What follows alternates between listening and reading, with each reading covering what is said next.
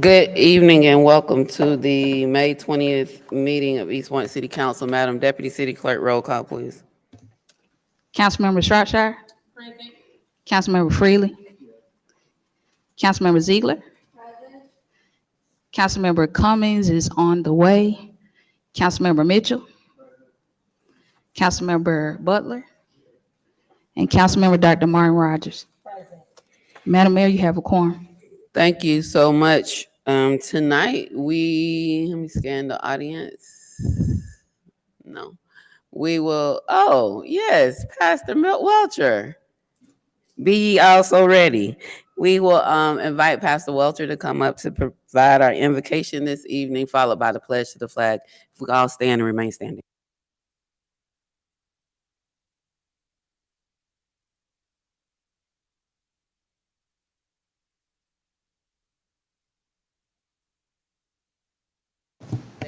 Amen. Greetings and blessings to all. Let us pray. Lord, we bless you and thank you for the privilege of serving. Thank you for this space and time. Thank you for the health and strength you have given us, and we give it all back to you. We ask that you will forgive us for every way that we've missed the mark, for any ways that we have failed to be the leaders you've called us to be. And we pray your will be done in this meeting, your will be done in the families represented by those present. We pray your will is done in our integrity and our excellence and our planning, our discipline, and all that we do, Lord. We pray that we are excellent servants in leading and giving to your people. We bless your land. We bless your people. We thank you for the privilege. It's in Jesus' name we pray. Amen.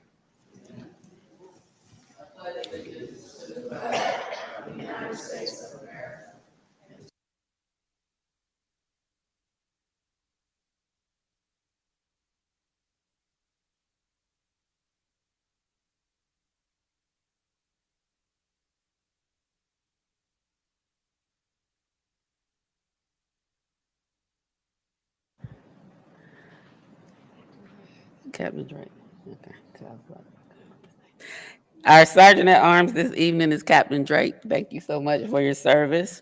We will now move to presentations and announcements. But before we do that, I would like to share with a heavy heart with our community, with those of you here tonight watching virtually and the community at large, that Fitzgerald Smith Jr., a very devoted East Point resident and public servant, community servant, transitioned from labor to rest on this past Saturday.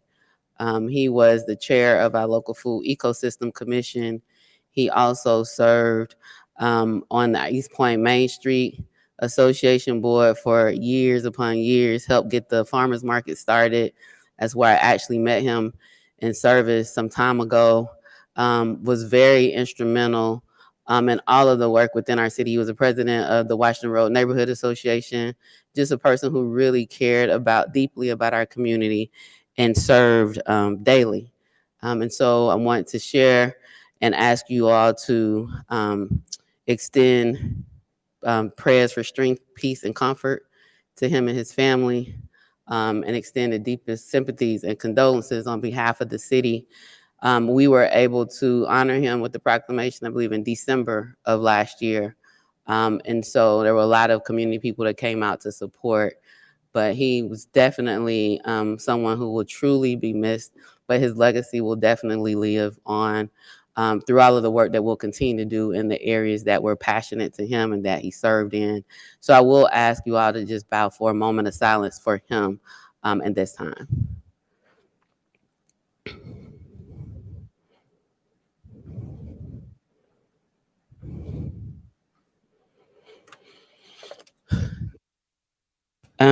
We will now have our first presentation by Anaya Baptiste, Morehouse School of Medicine program coordinator, to present the Photo Voice program.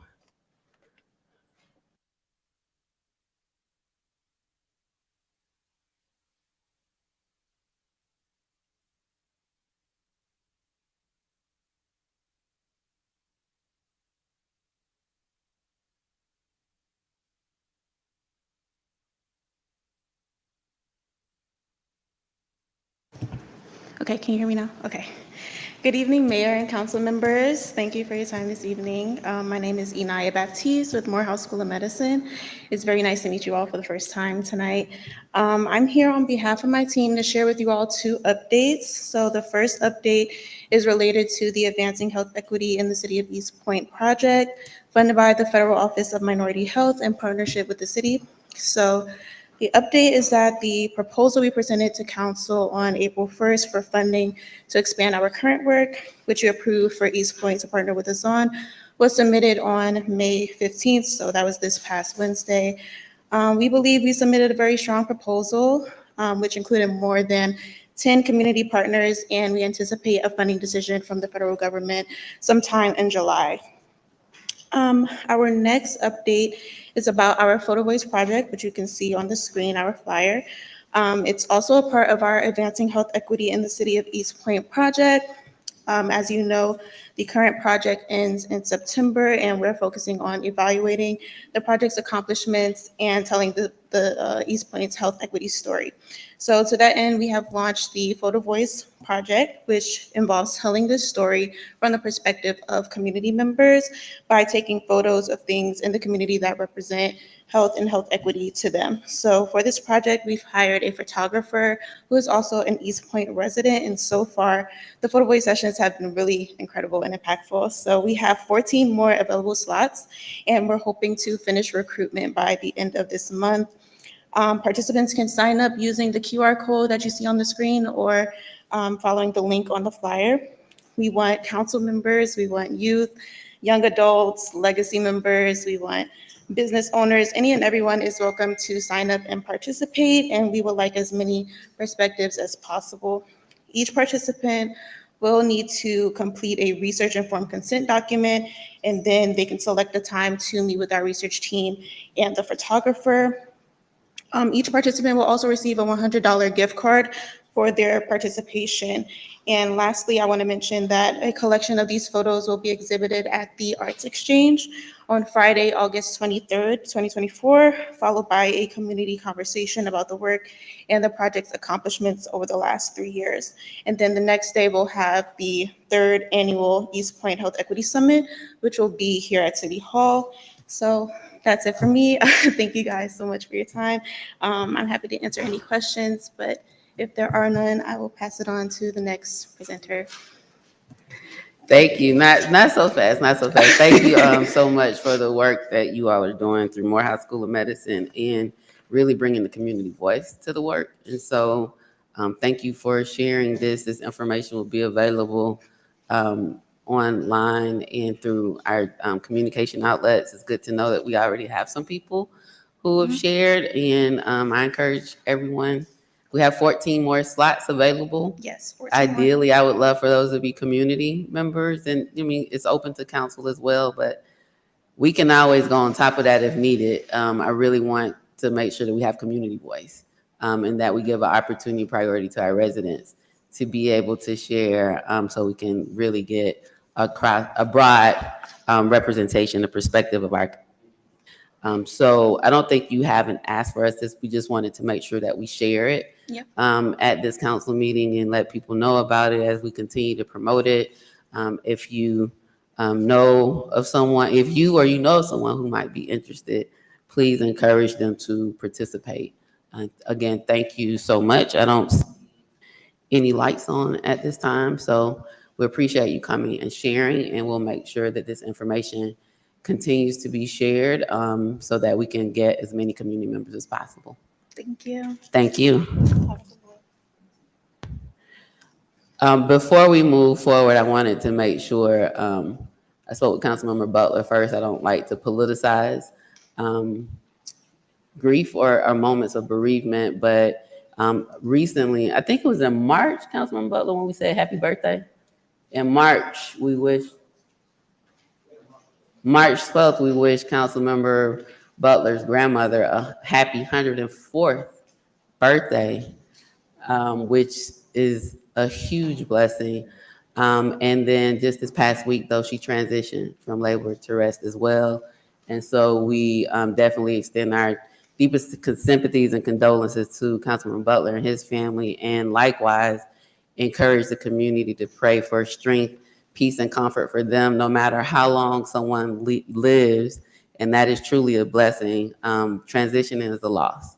And we want to make sure that we are supportive of Councilman Butler and his family during this difficult time. And so please pray for strength, peace, and comfort for them on the recent transitioning of his grandmother, who lived a ripe 104 years old.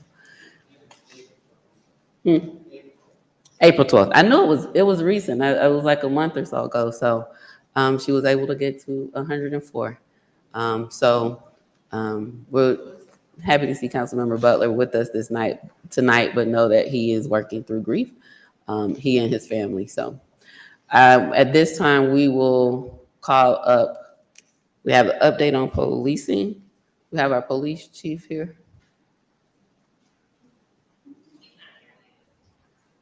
He's not here yet. So we will go to the fire station update on fire stations 3 and 5. Mr. Interim City Manager, do we have updates? So the last time this was presented, we're supposed to be getting data and provided information on response time, as well as timelines, and where we are on those stations 3 and 5. I'll turn it over to Councilmember Martin Rogers to open up, and then I'll turn it over to you, Mr. Brown, before our police chief speaks. Yes, thank you, Madam Mayor. And basically, it's what Madam Mayor said. Ward D has suffered a tremendous loss with the loss of Fire Station number 3, Camp Creek. I believe that some police officers are housed off Washington Road. However, firemen are housed off Washington Road, but the fire chief did come before us in January. He stated that within 180 days, we would have some information as far as response time and as far as the repair of that fire station. A home in my community suffered a fire, and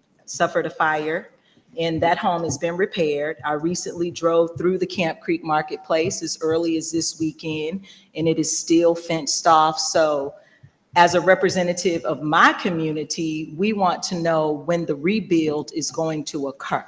So I see that Chief has a presentation here, so I'd like us to dive into that. But, you know, it's time for the rebuild. The fire occurred almost a year, and what month are we in? A year and 5 months ago, and we're waiting on a repair. So thank you so much. Mr. Brown? Yes, Madam Mayor and members of the council. I wasn't here in January. I do understand that the chief was required to come and do an update, and I'm hopeful that Chief Thornton will be able to allay your concerns and update the council as appropriate. So, Chief Thornton. Hi, Madam Mayor and Council. I'm here today to provide an update on Fire Station 3 and 5 and some additional news on top of that, including response times. So first, I'll start with the fire station is being renovated as we speak currently. Greenheart Enterprises LLC is the company that we selected to do the renovations. The renovations to the living quarters have been going on. They're almost finished. We should be back in June, no later than July. Also, the cement block was ordered, and they're doing that now. If you pass by, you'll actually see the work in progress. The electrical was hooked up on last week, so we have to tie in, and everything is going through the city's permit process. We've already applied for a building permit. And then as it relates to Fire Station 5, we did a design that had to be approved. We approved the new design of Fire Station 5, which is located on Washington Road. That fire station currently, we're waiting on what's called the MEP. That's mechanical, electrical, and plumbing plans. Those will be due in June. Once we get that, the next step is to provide it to the city. That's going to the community and development, planning and community development department for approval. Now, like Dr. Martin stated, we do have a trailer out at Fire Station 5. They're living in the back of the trailer. They're living in the back of the station. The picture that you see is the living quarters. That's the kitchen as well as the living room. That's one of the bedrooms. I'll say what you see the actual trailer. That's the trailer that we rented. and you'll see the fire truck is inside of the station. So no, they're not utilizing the station itself. They're actually living in a trailer that we purchased. Now, as it relates to the response times, that was a big issue the last time I was here, which was I came in January and February. We talked about the response times. The response times, the national average for the United States is 5 minutes and 20 seconds. That's the national average. The national average for EMS is 12 minutes. As it relates to the city of East Point, last year, we ran 2,111 fire calls. We ran 7,216 emergency medical calls for a total of 9,327. As it relates to this year, from January to April, we've run a total of 3,261 calls, which puts us on average to run over 10,000 calls this year. Now that's with 3 fire stations. Keep in mind, out of the 3,216, we've met the national and state average 3,147 times. That's unheard of for a department our size. Then, we're all graded by what's called the ISO. For those of you all that don't understand that, the ISO is a company that grades every fire department in the United States of America. Now, they do underwriting for insurance companies. And what they do is provide a grading system to determine what your insurance rating is going to be. Now, the way the grading system works is similar to school. So 1 is the best you can get. That means your department is top notch. 10 is the worst you can get, which means your department is failing. Put it in real layman's terms. If you have a 10, you might pay, I'll just use a number, $5,000 a year for insurance. You have a 5, you might pay $3,000 a year. You have a 1, it might be $1,000. Now, it's 9 cities in Fulton County that make up South Fulton County, 9 cities, including East Point. College Park currently has a 2. Hayfield has a 2. Union City has a 2. City of South Fulton has a 3. Palmetto has a 3. Fairburn has a 1, but they'll be tested again this year. Atlanta, they have a 1. They'll be tested. They're waiting on their results right now as we speak. Chattahoochee Hill has a 4. Currently, there are 700 fire department publications in the state of Georgia. 700. Of the 700, there are only 24 ones. City of East Point maintains a 1. So we're one of the best fire departments in the state of Georgia.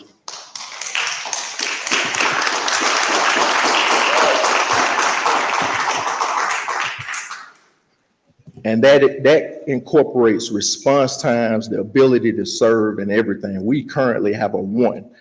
And this was effective. It takes effect, and I'll pass these out. It took effect April the 1st of this year. So do we have the updated timeline on the fire stations 3 and 5? I know Yes. I stepped out and I'm not sure if that was. We'll be back in. in fire station number 3 in June, no later than July. Of this year? Yes. And what's the timeline on fire station number 5? Fire station 5, we're in the MEP process, which is mechanical, electrical, and plumbing plans. We can't go back in until we get those and send it through the city for review. It has to be reviewed through the city. It has to go through a process.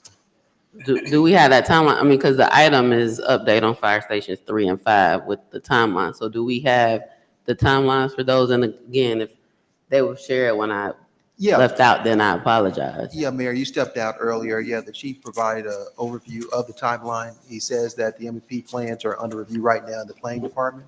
And once they are reviewed and approved by the department, then they'll be moving into bid and then construction. So once they. Right, do we have a timeline? So timeline indicates dates, right? Like, so this should be maybe 30, 60 days, this would be 9 days. This is projective and tentative. For fire station 3, we should be in within the next 30 to 60 days. For fire station 5, it'll probably be the first quarter of 25. first quarter of 2025. So between Yes. by March Yes. of 2025. For Fire Station 5. Okay, and 5 is the one for, we're talking the number, so if we can just make sure that the residents are clear which numbers, which is Fire Yes. Station 2. Fire Station 5 is the one that I showed on the picture where the trailer is behind it, housed on Washington Road, 3949. Fire Station 3 is 3800 North Commerce. So once we get back in 5, which is in the first quarter of 2025, there will be 2 stations out at Ward D. And the Fire Station 5, that's by Hammer Show, like the street that you turn to go to Correct. Brookview. Yes, ma'am. Okay. Councilmember Martin Rogers. And thank you so much for your presentation and congratulations on that award. However, I represent Ward D, and what the question is for the ward, and the constant question that I'm getting when I have community gatherings, is how did we get here? Like, we completely lost a fire station. We have firemen that are housed. I mean, I know that they are in trailers, but they've been in trailers for quite some time. They are in trailers in a building that you say isn't being used. However, I don't know how I would feel as a grown man standing 6 feet tall, being confined to a trailer. I don't know if I wouldn't utilize that, the abandoned or the non-functioning fire station. But let me go ahead and get to what I'd like to get to, and that is, you advised the interim city manager in an email that from your assessment, the fire started in the truck parked in the bay. As a resident, I completed open records request after request because the incident, it was kept quiet. I think there was a blurb in the news media, but as far as a resident at the time living in the community, I had no knowledge that the fire station was a complete loss.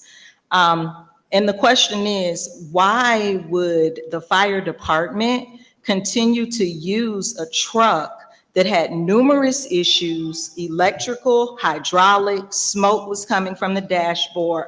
All of this is heavily documented in the documents that I review as a resident and as a council person.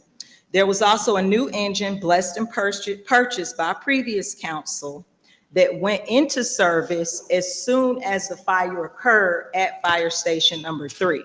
So I guess my question tonight is, why was the old truck continuously being used that caused this fire at the fire station? Like, I am still trying to process that myself. So what better person to ask than the fire chief? The truck that was being used should have been used as a stand-in truck, which it was, but it had numerous mechanical problems, and you had a new fire truck. Why wasn't that truck put into service? The reason that truck was in service, the one that we actually used, because it was checked out and there was nothing wrong with it as it relates to driving it. Then number 2, you're correct. We did have a brand new fire truck, but that couldn't go in service. There were 2 reasons it couldn't go in service. Number 1, we didn't have any of the equipment. It was all on back order. Number 2, it was nowhere for them to sit. The seats were on back order. So we wouldn't have been able to utilize it because they couldn't sit down. So that's why it wasn't being utilized. All right, so why would council, or why would the city purchase a truck and seats were on back order and equipment was on back order? Like, is that something that is normal? And that question could go to the city manager. Are fire trucks purchased with seats and equipment on back order? You know, I don't know the actual answer to that question, because I know that, you know, these purchasing these type of capital assets, there are long lead times on them, council member. So I would have to find out exactly what we're talking about here. For example, if we wanted to order bullets, for example, it could be 18 months to get bullets in for our police department. And these type of items have long lead time. So I'll have to look into it and let you know. I just don't have an answer for you tonight. All right, well, I'm gonna digress. I look forward to the timeline coming before us, but then my next question would be, if we were waiting on all of those things to come in, the fire truck went into service immediately when the fire truck burned down. So Were we waiting on items from a back order in seats? Because shortly after that fire department burned down, the new truck went into service, what, a day later? Ma'am, we got the seats. The seats came in. So we got the seats and all the equipment. And if you Alright. go back to when it first happened, when we bought the truck for $600,000. That included all the equipment, the seats, and the truck, the apparatus. But we were told that the hose, the tools were all on back order, as well as the seats. So we couldn't put anybody in a situation where they would have to stand up to go to a call. So it was my judgment to keep the other truck in service. The other truck was checked out and it wasn't an issue. What happened was they received a call to go on a fire. They went to crank the truck. The truck did not crank. So they did what they were supposed to do. They contacted the maintenance department. Once our maintenance department said that they would come, the truck caught on fire in the station. That's all that happened. Thank you so much. What I would like to know, Mr. City Manager, and if you could work with the fire chief, I would like to know the total loss of the fire station. And this is going to include the gear, bunker pants, coats, boots, helmets, face shield, personal effects. What was the total loss of that fire station? And thank you so much, Chief, for your presentation. No problem. Thank you all. Councilmember Butler.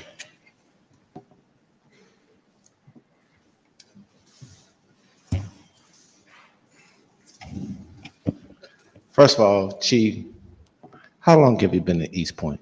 I've been in East Point my whole life, born and raised. Is it fair to say that you love East Point? Definitely. My parents, my brother, sister, cousins, aunts, uncle, we all born and raised East Point, graduated from Tri-Cities High School. How long have you been the fire chief? I've been the fire chief since 2019, and I've been in the city 29 years. First of all, thank you for your service. Thank you for your love for your people from whom you've grown with.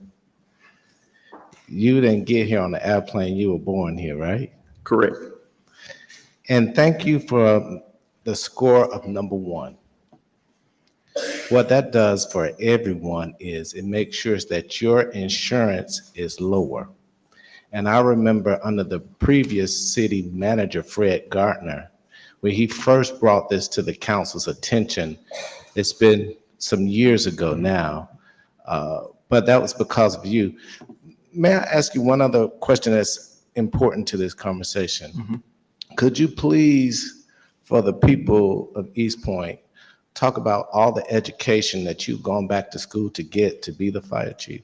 Yeah, so my education level is, I have an associate's degree in fire science. I have a bachelor's degree in fire administration, and I'm currently finishing my master's in emergency services management. I'm one of 1,833 chief fire officers in the world. I'm the first to hold that in the city of East Point. I'm also certified as a fire chief. I'm also certified as a police officer. I'm certified as a paramedic, a fire inspector, a fire investigator. I'm level 1 and 2 fire investigator and inspector, and a lot more. Thank you so much, Chief, and I'm happy that you're our fire chief. Thank you.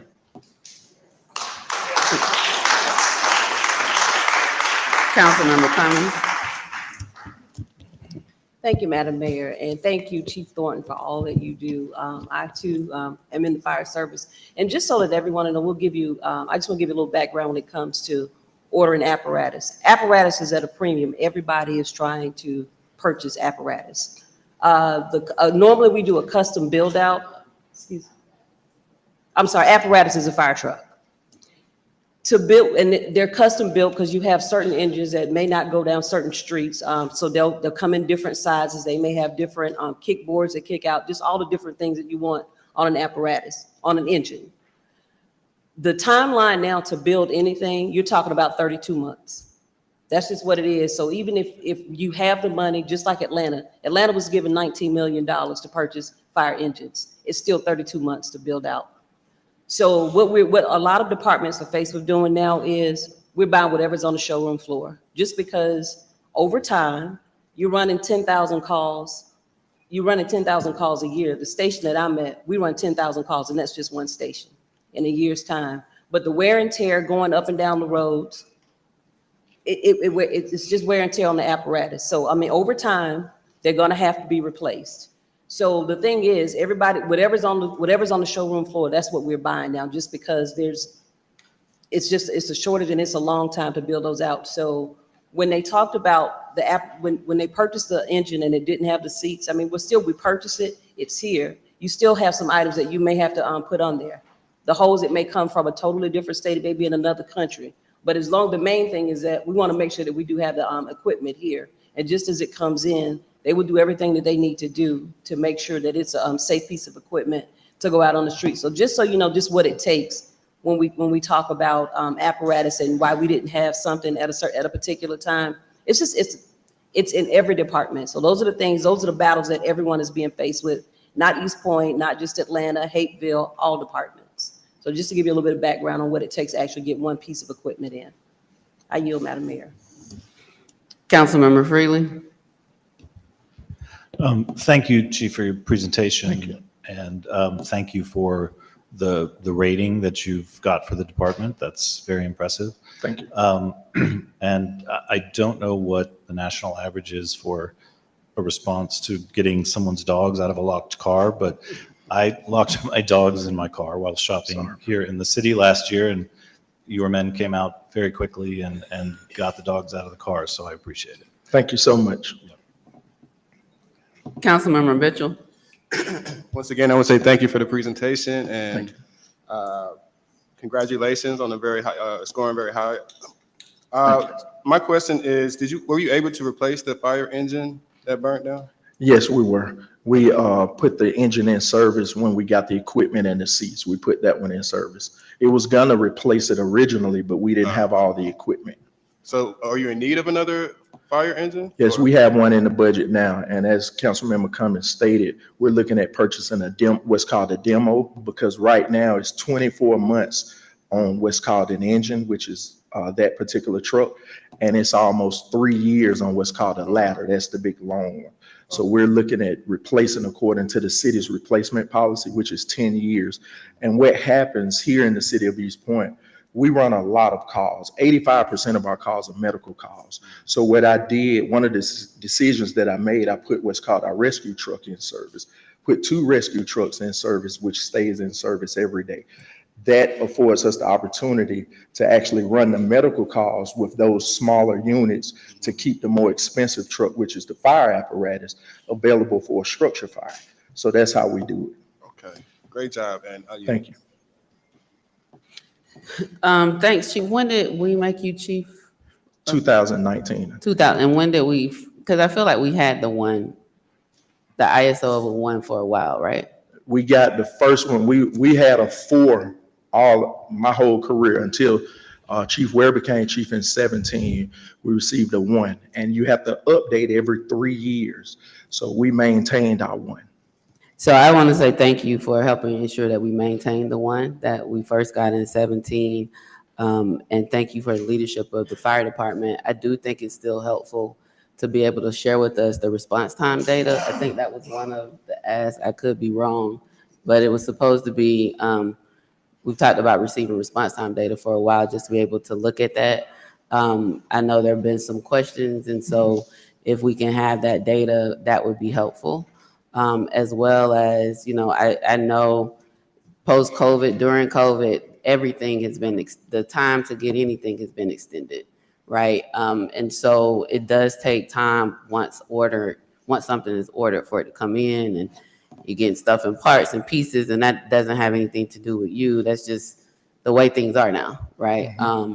And so, but as it relates to, those fire stations becoming active, like, you're doing a lot of work. And I think if you share a timeline of what that work is, it would be helpful to make sure that we're aware of what's happening, right? And so it's good to know that Fire Station 3, which is Camp Creek, should be back up in June or July. And that we are in, you said the ME something, the phase for Fire Station number 5 I think if you could just share that by email with us, that would just be helpful so that we'll be aware of the work that's happening. And that we know you're doing the work, but that would just help us kind of like understand what's going on, what's the projections, right? And then those things change. And that's not within your control either, right? There are a lot of moving parts. I just think that would be helpful, as well as the response time data. But thank you so much for ensuring that we maintain the one. I know our residents appreciate that as it relates to insurance for their homes, but also just ensuring that we have a fire department that is running at a high level of excellence and service. So thank you for your leadership. I don't see anyone else in at this point, so thank you so much, Chief. We will, I don't know if Chief Buchanan is here. So we'll go back to the update on policing. Thank you. You're welcome.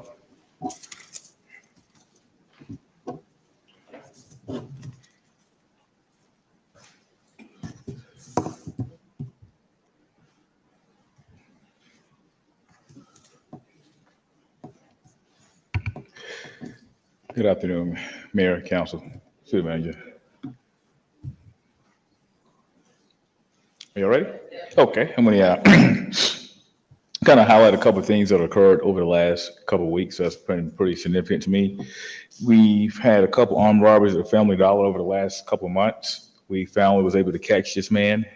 He committed between Atlanta and us 6 armed robberies at the Family Dollar and Dollar General. So we was able to get him on Friday when he committed armed robbery. We was right there. We followed him to Atlanta and was able to catch him. We also cleared up 3 of Atlanta's cases as well. So we're trying to keep him in jail. That's very important. So we're working together on that. Shooting on Virginia Avenue, we arrested him pretty much in 24 hours.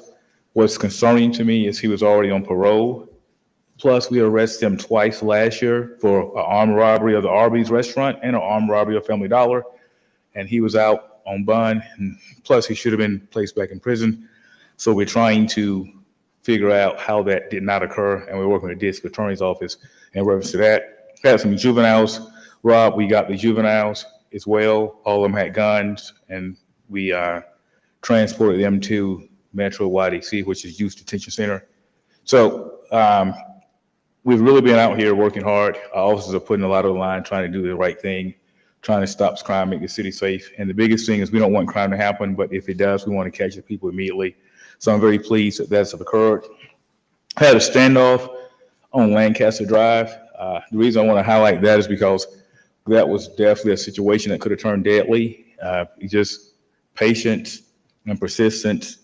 And we can't always say that's going to happen, but in this case, we had a lot of patience and persistence, and the gunman turned himself in. So we were very pleased about that. He had pointed a rifle at the officer, and I'm very pleased that he was going through a mental episode, that he's alive. So, and the officer is also alive. So we're very pleased about those situations.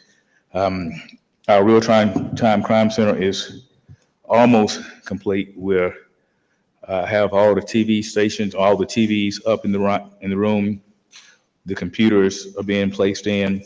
So hopefully by June 15th, we should be up and running. That's what I'm looking forward to. Councilman Friedley, I guess when they went to Washington, D.C. about the Department of Justice, we're shooting our Tri-City videos. We just finished with Killer Mike. So he was explaining to me that he had some gun safety tips. So we'll include this from the Department of Justice as well to make sure that we're putting the right message out there about gun safety. That's our number one goal, is prevention. That's the best. Sometimes intervention is prevention. So that's all I have in terms of my update. Councilmember Butler. Madam Mayor, if it pleases you and the council, can we have him talk about his 75 public safety retirement? Should we do that now? Because it's an agenda item and we're going to have to possibly take action on it, I don't think we can. That would be moving a lot of things around. Chief, how long can you be with us tonight? I can be with you all as long as you all want me to. Because that would require amending the agenda to move it up. And we haven't. It's at your pleasure. Yeah, I appreciate what you're trying to do. I just think Attorney Hartley, from a agenda perspective, we haven't approved the agenda yet.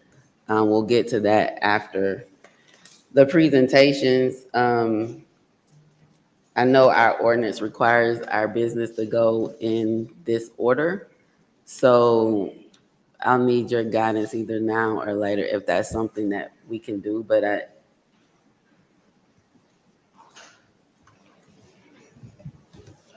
Madam Mayor, you would need to amend your agenda in order to do it. If you moved it up, you could vote on that as part of the approval of the agenda.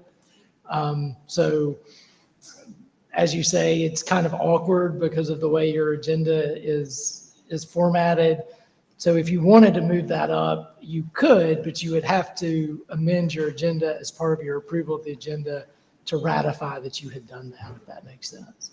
and even though having agenda items prior to the other items, so the ordinance says the order of business, Correct. right? So that would still be okay even if we go outside the ordinance. Yes, ma'am. You would rectify it by ratifying it as an amendment to your agenda. Okay, all righty. Councilmember Butler. Councilmember Martin Rogers. Thank you, Chief, so much for your presentation. And I know I've had quite a lot of asks when you've come before us with your public safety update. So I have one more ask. I know that we talked about interns for individuals that may be in crises. So I'd like an update. Well, that was something that the mayor asked about, but if you could provide us something brief as it relates to that. But also, I have completed some research on Dunwoody and Brookhaven, and I was wondering if we could incorporate some of these housing initiatives. This was on the work session agenda for last month, but there are quite a few housing initiatives as it relates to these two police departments specifically. I know in Dunwoody, they give officers a certain amount of money per month to go towards their housing expense if they reside in the city of Dunwoody. And another initiative was a housing allowance in Brookhaven, upwards to $1,000. Could you please, I guess that's just something for us to think about collectively as we're looking into our next budget season and how to retain our officers in addition to that salary scale that was discussed a little bit last week in the work session. So, just real quick, a lot of agencies right now are still fighting for officers. So it's a very competitive market, and we're trying to figure out what to do to maintain and keep officers. As you know, salaries are increasing. I spoke to the deputy city manager about STEP programs because we have pretty much done everything with exception of housing and steps. So we're looking at, I think, July, starting a STEP program or having an evaluation for a STEP program so we can make sure we maintain competitive. A lot of cities want their officers to live in the city. It just make the city safer. It's a better look.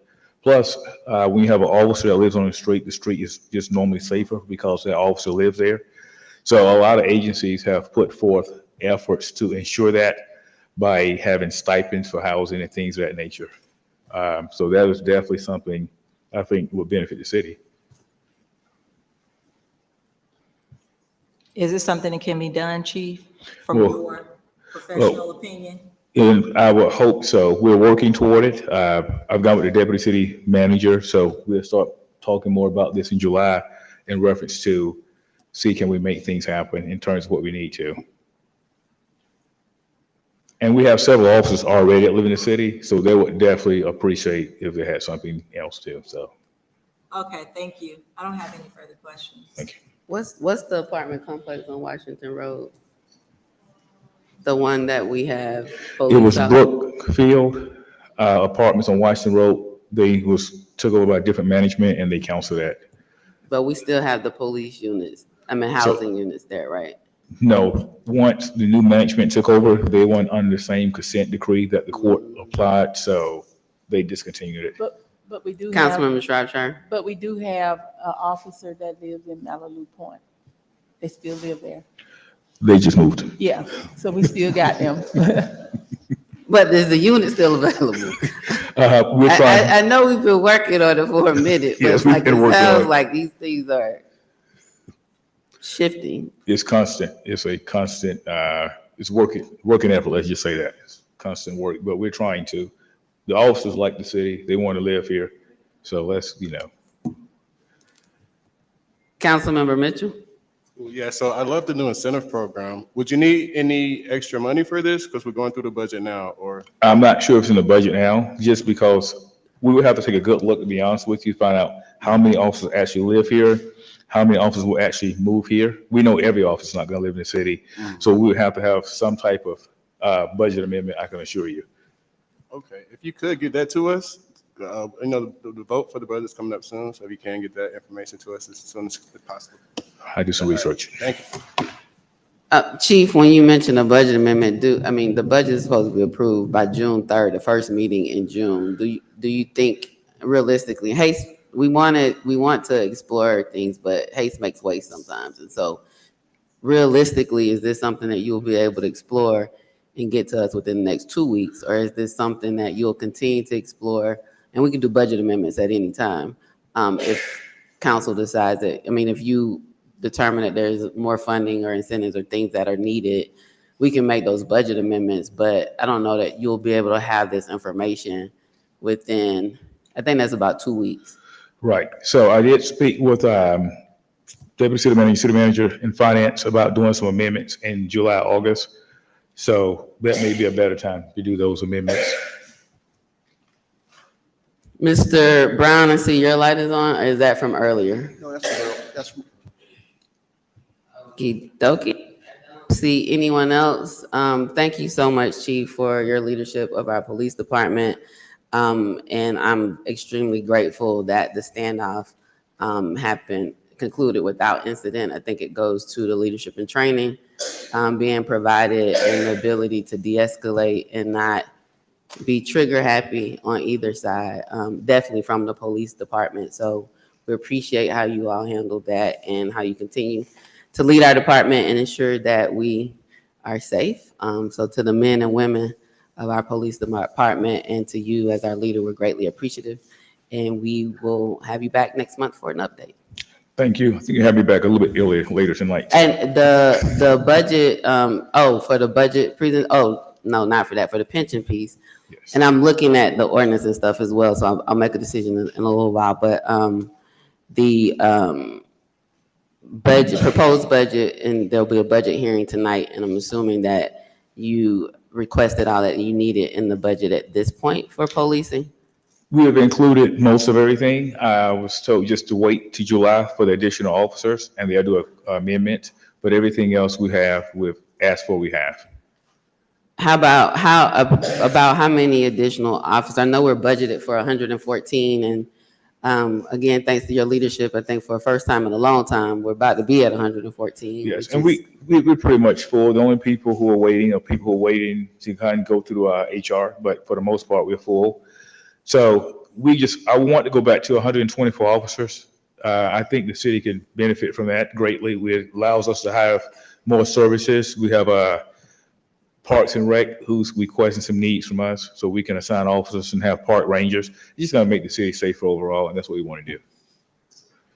And then, so that's just 10 additional officers. Yes. And as it relates to the alternatives to court or the diversion, engaging social workers or the interns, have you all been able to look into that? So we're trying to get with Georgia State about this because they have volunteers. So we're definitely looking into that, especially after, the past week where we had the mental patient. We definitely going to have some kind of resources to deal with this. Even though our officers are what they call crisis intervention certified, we need professionals who have degrees in this area. Yeah, and I think when we've been talking about it for a while, and I think there was also conversations around maybe looking at ways to collaborate or partner with the Tri-Cities around providing, other places like LA and other bigger, they have crisis response teams that come and respond, that have those trained professionals as a part of that team when people are experiencing mental health issues or other issues. And, having those conversations with College Park and Hayfield, since we're so close together and they're a little bit smaller than us, but we might be able to leverage that and continue those conversations around that piece. I do think though, 10 additional officers, I'm hopeful we don't have to wait for a budget amendment on that. That should be something that we can include in the first budget, but we'll have the budget presentation tonight and we'll have those discussions then. But I know the housing and other things like that, we might need more time to explore, but 10 additional officers, if that's what our police chief feels we need in order to continue to ensure the safety of our residents, I think that's something we should be able to hopefully address in the first approval of the budget and not have to wait for an amendment for that. But thank you so much, Chief. Thank you all very much. Appreciate you.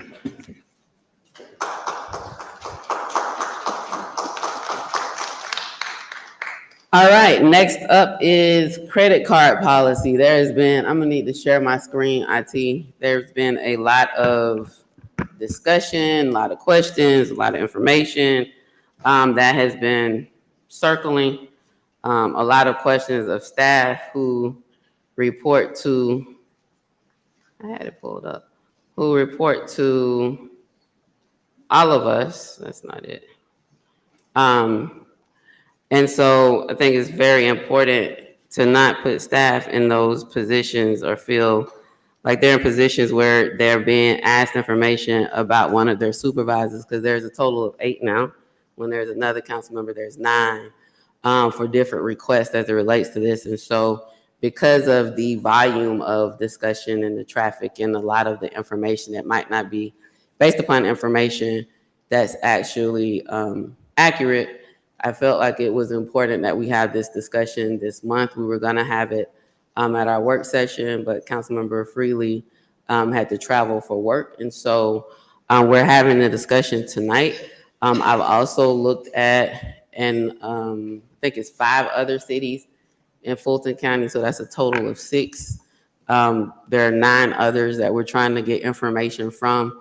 I think it would be prudent to have our legal department actually look at these policies in comparison of what other cities are doing. What the city of East Point has is not drastically different from the other 5 that I've looked at. But again, I'm waiting for the other 9 so that we'll have all 15 cities in Fulton County.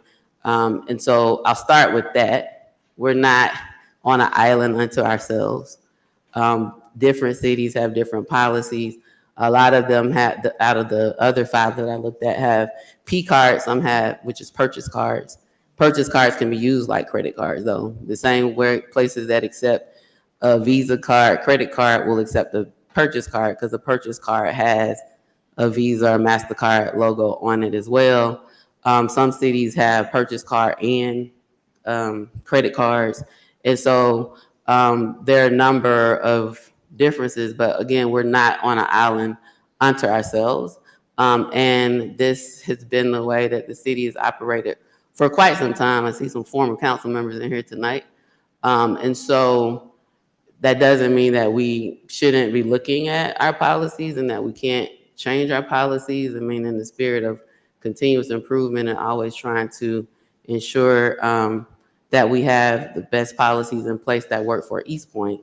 But I think it's important that we have a public discussion about this and make some decisions as a council so that our staff are not put in the middle of fielding different requests from different supervisors about other supervisors, or a lot of the requests that are coming in from the public. All of the policies I looked at indicate that the credit card or purchase card records are available per Georgia statute, will be made available to the public. They don't talk about any information posting on the website or posting on social media or things of that nature, but there are resources like OpenGov and other tools that the city has been considering that will provide information and make it more accessible. Talk to the interim city manager about OpenGov, and there may be some different limitations or advantages from having a credit card to a purchase card. But definitely it's important that we have this public discussion on the record and that we are able to decide as a council what next steps we want our staff to take as it relates to looking at the credit card policy. So what I have up on the screen, trying to scroll down, is, I don't know why it's doing that. our current East Point credit card policy, which is a total of 12 pages. There's policy information on the first, was it 3 or 4 pages? It then goes into our credit card user agreement, the request for a credit card form. If there's not a receipt provided for a credit card charge, this is a form that requires statement of missing documentation for credit card.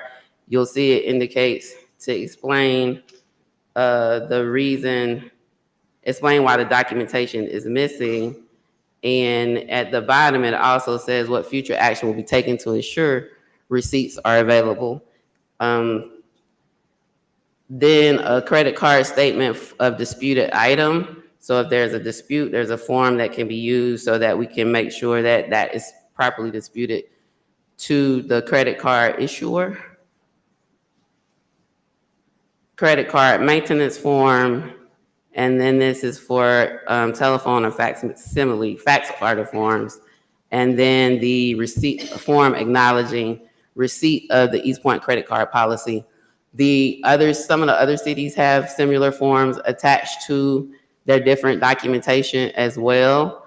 But again, I will say that out of the 5 reviewed so far, the majority, 4 of them have P cards, and then 1 does P cards and credit cards. So that's what I wanted to open the discussion up about. I'm sure we should have some comments from other council members tonight. So I will go to Councilmember Freely. Thank you, Madam Mayor, and thanks for delaying this item until I could be here. I actually just wanted to ask some questions, I think, of the interim city manager or perhaps the deputy city clerks. I know that the clerk's office handles the city council credit card statements and things. And all of my questions are related to council credit cards, not staff cards. So first question, this policy applies to council as well as staff, correct? That's correct. And council, we all sign that acknowledgement that the mayor just showed? I'm not aware of any. All of you predate me, so I haven't seen any of them. Okay, from the council. clerk could answer. So when council does get the credit card, they are supposed to sign off on it. I haven't reviewed the files lately, but that's typically the process. Okay, thank you. So on item A, the credit card is to be used for city purchases only. How is that verified or enforced when it comes to council purchases? I don't review the council members' credit card statements. So who does? City clerk's office. So Madam City Clerk, how is item A enforced or reviewed? So pretty much the process is once the credit cards come in, typically someone from the clerk's office will send the council member an email and say, here's a copy of your statements, please provide the receipts for it. Once we get the receipts back, then we process it. That's pretty much the process that we follow. Okay, so you're just assuming in good faith that those purchases are all city business? Yes, once we get the receipts. And so, let's see, item D, cardholders should exhaust all other methods of procurement before using the credit card, i.e. purchase orders or invoicing. Interim city manager, how is item D ensured or enforced? Well, let me just respond this way. Item number D is, what it's saying is we should use our existing systems. However, we're in the 21st century. A lot of these vendors that we use, they require us to use credit cards. So we're seeing an increasing amount of credit card usage here and everywhere. Some folks won't even take a PO from us or a purchase order, which is like a small contract where we give a number out to a vendor and then we pay them on a purchase order after they submit an invoice to us. But That's not the case most days. If most vendors will not go through that process, they'll either ask for a credit card number or a check, so. Okay, so you're saying that we don't really observe item D for practical purposes? We do, but there's times where we won't be able to do it. We won't be able to do it. Okay. And so item E, cardholder must be able to justify that the use of the credit card was necessary and official city business purpose. How is item E enforced or ensured? Yeah, so the supervisor reviews the credit card statement up so they can ensure that the purchase that was made in accordance with our policies. For example, if employee would go to, No, I'm only talking about council. I mean, that's the council should follow this policy. And so I'm not certain, but because I don't police the council. Madam Deputy City Clerk, how do we enforce or ensure item E?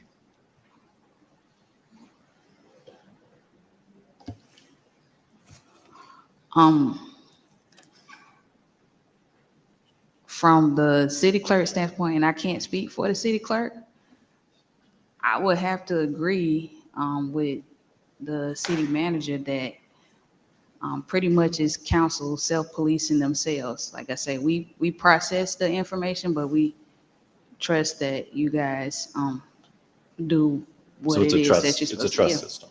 Yeah. Okay. And so the lost receipt form, which is part of this, interim city manager, do you have any sense of, again, only for council, how often is that lost receipt form used? I mean, it actually happens quite often, honestly.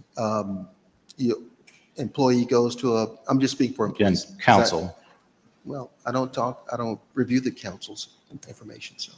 Okay. Madam Deputy City Clerk, do you have an idea of, as it relates to the council, once you send out the credit card statements and ask for the receipts, how often do you get the receipts or have to use this form?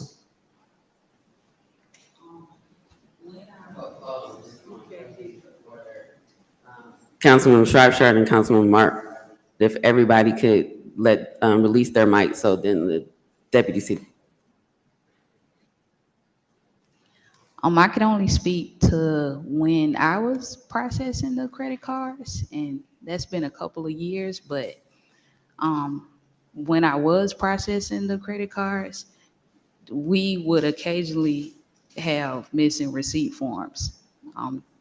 That would, I mean, in some cases, council may have lost a receipt or, it may be misplaced, but if we don't have it, we do turn it in the missing receipt form at the time that we process the requisition. Okay, thank you. It's just my personal opinion that I don't even think that we should have these credit cards. I think that we should have at most a travel card for purposes of travel only.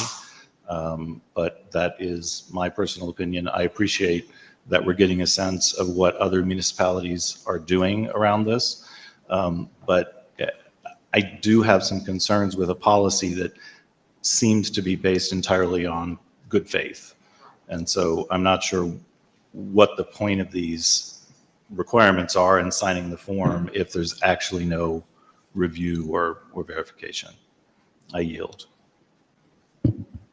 Councilmember Shropshire and then Councilmember Martin Rogers, and others can chime in now. That I think we're in the point where we can have others that I can put in order. Thank you. And to clear some of this notion up, of the perception that people are doing something illegal or unethical. So usually when you use your credit card, you first have it shipped to the city. And it is related to whatever event or anything that you have going on. So, and I'm going to use myself as an example because we know what this is centered around. So for me, I do several things.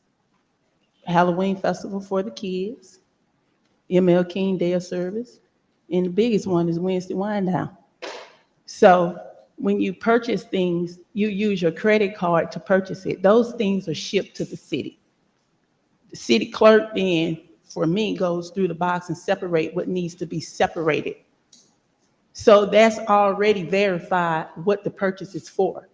Because at that point, then you provide the receipt, and I use Amazon. So they already have the information that's shipped here. That's documented that that item was used for city business. So whatever you're using it for, whatever you're doing. So let's just be real and stop the shenanigans up here. With what's going on. If somebody, the city clerk, once you provide a receipt, you're saying that it's already been said you used it for city business. That's what the credit card says for. I don't think anybody up here is using it outside for their personal use. I mean, come on, let's be real. So I'm going to yield because I know I'm going to have to come back and speak again, so I'll wait. Councilman Martin Rogers. Thank you, Madam Mayor. And I just want to point out that, you know, I briefly, I don't have all of the policy, but I do have the first 4 pages. But number one, council is a self-policing. And self-policing means act or action of supervising the activities or policies of one's own group in order to prevent or detect and address violations of rules and regulations without enforcement. But I want to go back to our own credit card policy.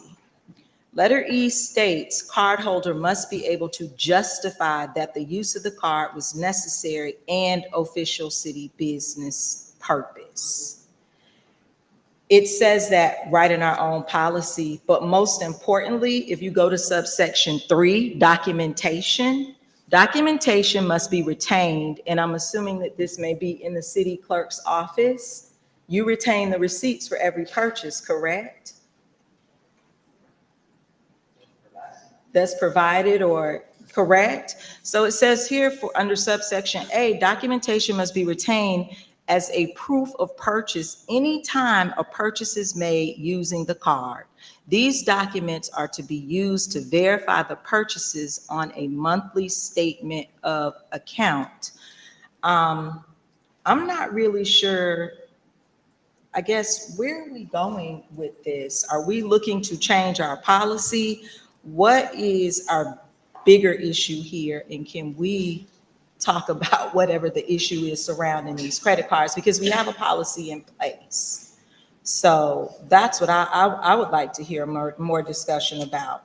The policy is here. The policy is clear. I guess it's safe to assume that when purchases are made, the city clerk is keeping a running record of it.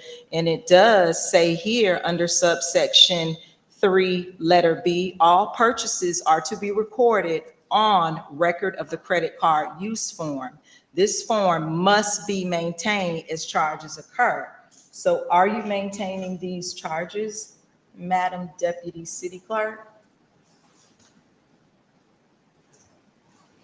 So, like I said, once a council member makes a purchase, if we do not have the receipts, some council members will go ahead and send their receipts in as soon as they make the purchase. Once we get the credit card bill in, if we don't have the receipts, we ask for the receipts. So we do keep a record of the receipts that are turned in. And to piggyback on what you're saying, isn't it customary that doesn't everyone just submit their receipts automatically?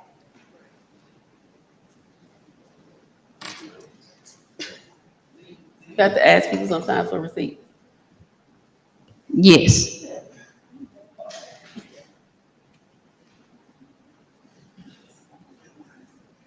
Councilmember Mitchell, then Councilmember Ziegler. Yeah, to the same effect of Councilwoman Rogers, I think the bigger issue here is we're abusing the missing receipt form. And if we can come up with a policy on council, because when the person in question, when I did ask for the receipts, no receipts are there. I mean, there are receipts, but there's a lot of missing receipts forms for Amazon purchases, things of that nature. So even on the form, it asks you description of the items purchased, explain why the documentation is missing and what future actions will be taken to ensure this won't happen again. All of that's left blank.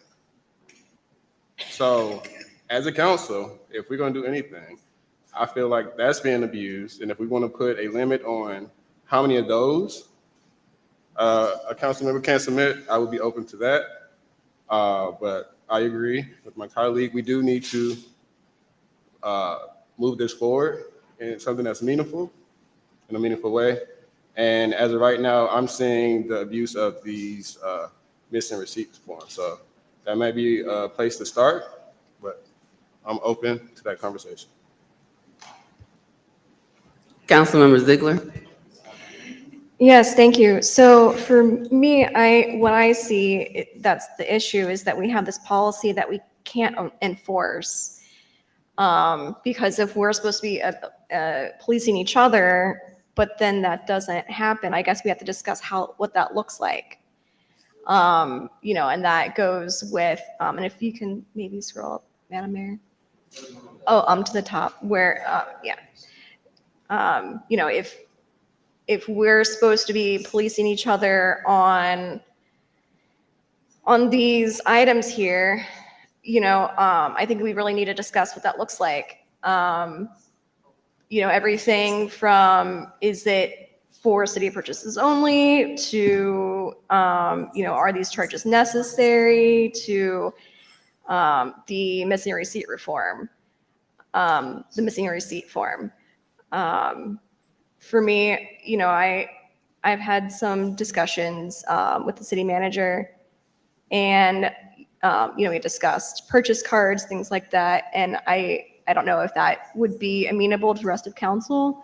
But right now I feel like what we're doing isn't quite working. And for me, I feel like the purchase cards may be the answer to at least part of what we're struggling with. So I don't see anybody chiming in right now, so I'll slide in until someone else chimes in. So I have Fairburn, Hapeville, Palmetto, Johns Creek, and the city of South Fulton so far. All of them pretty much allow transactions that are not for personal use, but are related to such officials' public duty. They also do not restrict it to just travel. And in fact, in the city of South Fulton's policy, under allowable purchases, says point of sale single vendor purchases as allowable by individual P card limits. So again, a P card can be used wherever credit cards are accepted. There's really no difference as it relates to being able to where you can use it.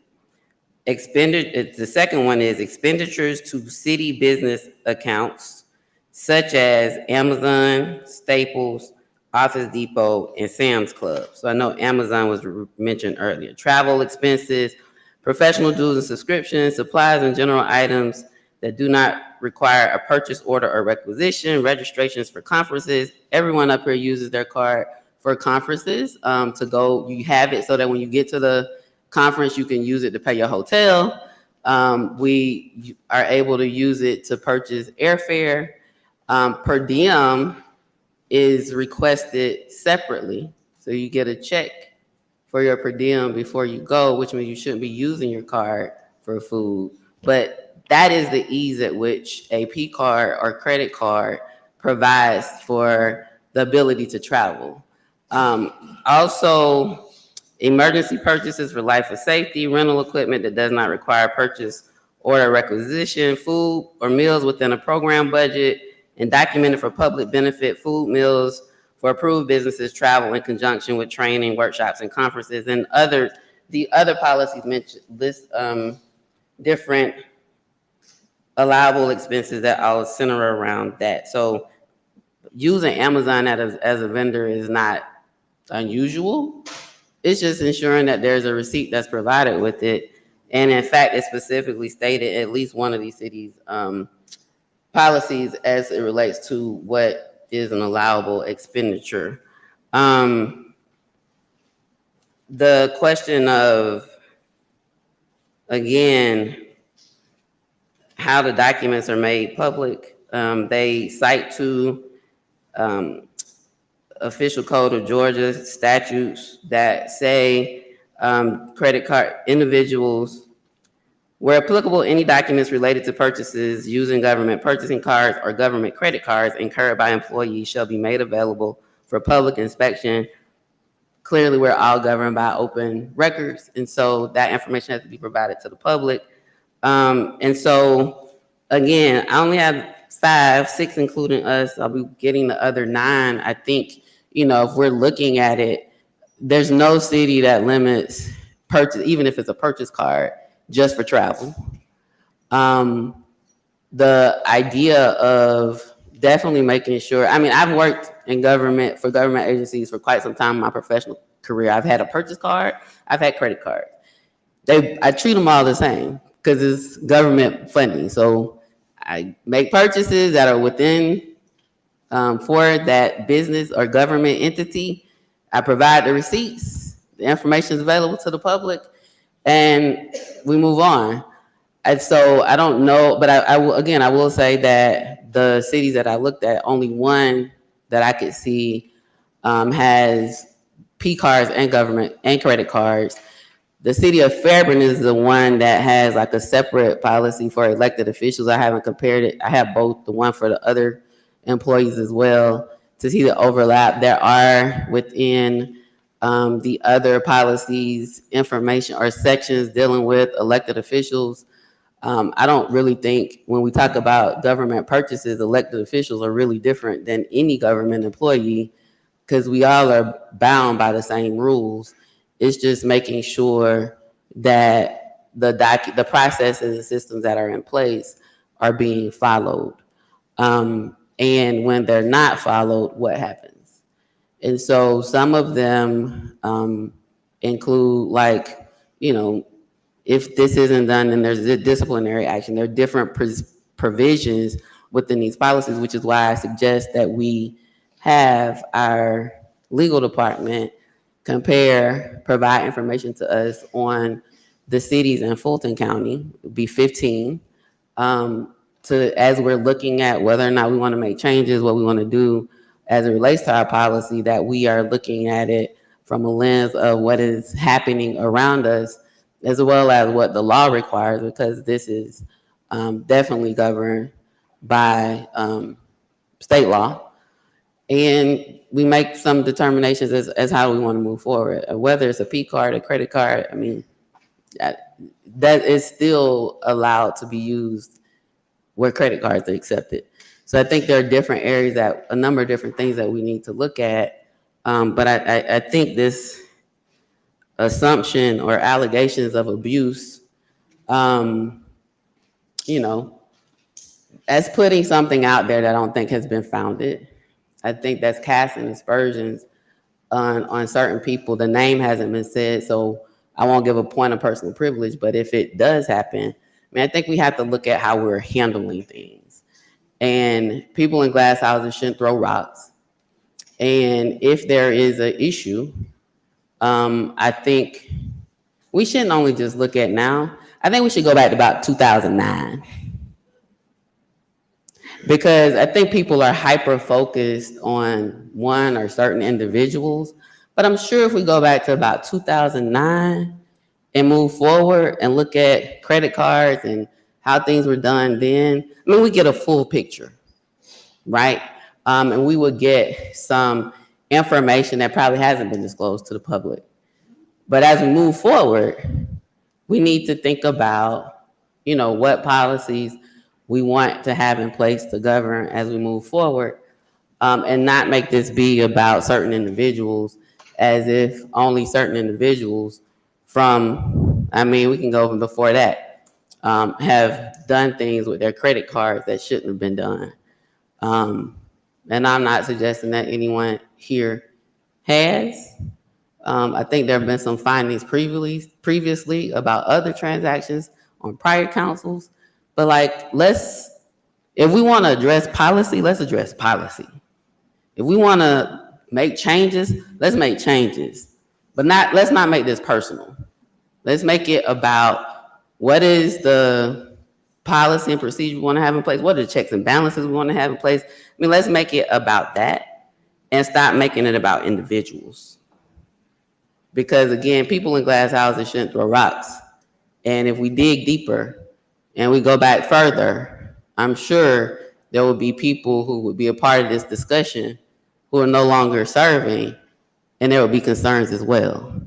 So I'm open to improving our policies, enhancing our policies. Again, I think we should have legal look at the cities within Fulton County. That would be 15, that includes Atlanta. Even look at the county's policy, because we are in Fulton County. So that would be 16 if we include the county's credit card policy, and look at what they have. We may, as we think about amending or making changes to our policy, to make sure there's proper checks and balances, to make sure, you know, that we create, ensure that there are not opportunities for anyone to, you know, misuse the policy or whatever. I think we start with that. And also, again, acknowledge that we're not on an island unto ourselves. Our policy is not so different that, you know, we're the only people in the county out of 15 cities and plus the county that are doing things this way. That's not true. But we can make improvements. And so, Councilmember Mitchell, Councilmember Freely. I just want to say, unfortunately, we're not picking on anyone. We're not singling anyone out. Unfortunately, it is certain members or a member that is abusing, as I said it earlier, this missing receipt form. If everything was supposed to go as it is per our code of conduct and in our charter, if documentation was presented and it was correct and everything was justified to be city business, this would not be an issue. But the fact is, when you don't provide the documentation, and you're the only one that's abusing this policy, and there's so many charges every month, people begin to ask questions. I gave a suggestion earlier, maybe we can put a limit on how many times a person can use a missing receipt form before there's some type of repercussion. I'm not sure, I guess we have to check with legal. But I think the bigger issue is, how are we going to enforce these policies? But I yield at this time. Councilmember Freely. Yeah, I just want to be clear regarding your comments, Madam Mayor. All of my questions, which I think everyone in this room heard, were about the policy. I made no assumptions. I made no accusations. I asked point by point about the policy and how it's enforced. So I was not casting any aspersions. I have named no one. I am not interested in naming anyone. I'm interested in ensuring that we have a policy that is enforceable and that allows for transparency for the public, because this is discretionary spending of taxpayer dollars for the most part. So I'm not here to cast aspersions or make accusations. I addressed the policy and I asked questions of staff. Thank you. Councilmember Freely, you didn't suggest that anyone has abused the policy, but a council member up here has. And so my comments were made as my comments to address all of the comments that have been made prior to me speaking. So that didn't come from you, so then that wouldn't be applicable to you. There has been an allegation that a council member is abusing their credit card. So that's where all the totality of my statements came from, to address everything that had been said previously.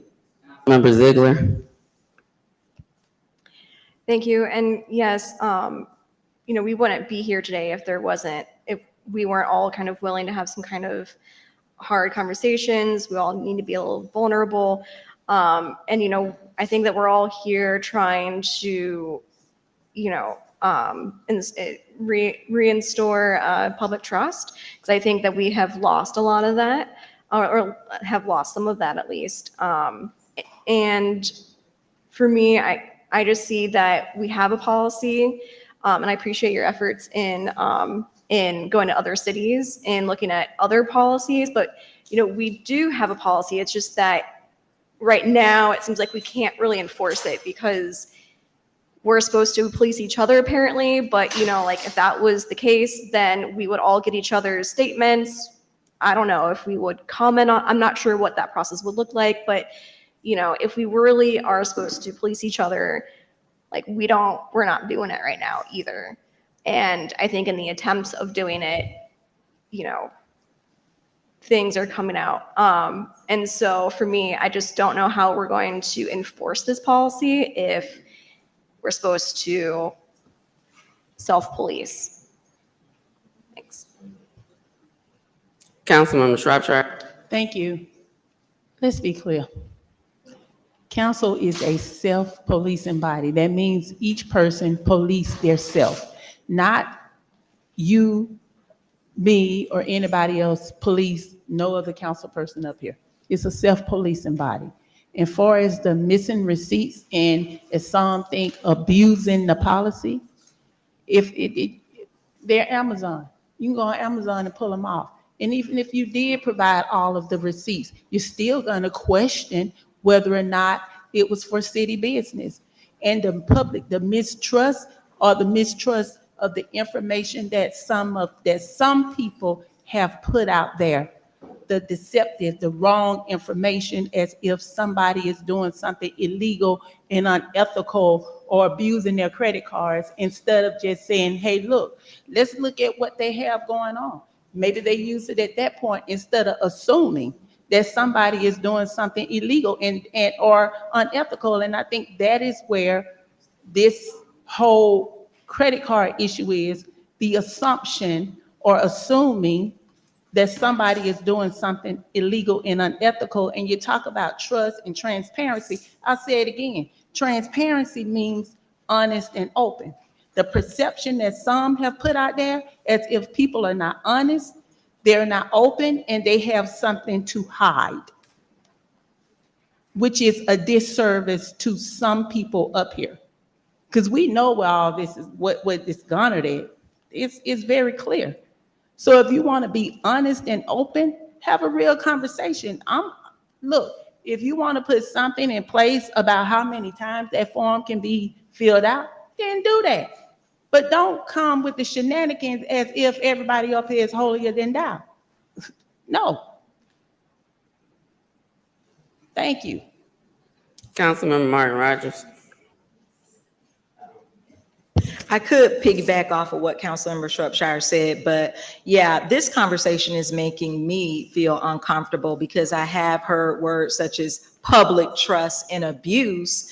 I mean, and I do feel now, as the mayor stated, let's look at the totality of the policy. Let's get our interim city attorney to look at what is happening across the board in all cities as far as their policies are concerned. And then maybe we can tighten where we are, where there's a gap in our own systems. But to sit here and cast out, abuse of what? Someone is abusing their car. Well, now I'm wondering, well, who's abusing their car? Like, I'm sure people are watching, are wondering who is abusing their card. Like, let's start to have those conversations about how we move forward if there is an issue with the credit card policy. But to cast blanketed statements out there for social media, which I'm sure is on fire right now, who's abusing their car, I think that that's unfair to everyone sitting up here to cast doubt or to plant seeds of doubt. So I want to know, how do we move forward if we feel that our policy needs to be tightened? Interim city attorney. Before we turn it over to the interim city attorney, because again, I don't think there's an answer tonight. Okay, thank you. I will Madam say, Mayor. out of the 5 cities that I have outside of East Point, and even East Point has provisions for violations, but our policy talks about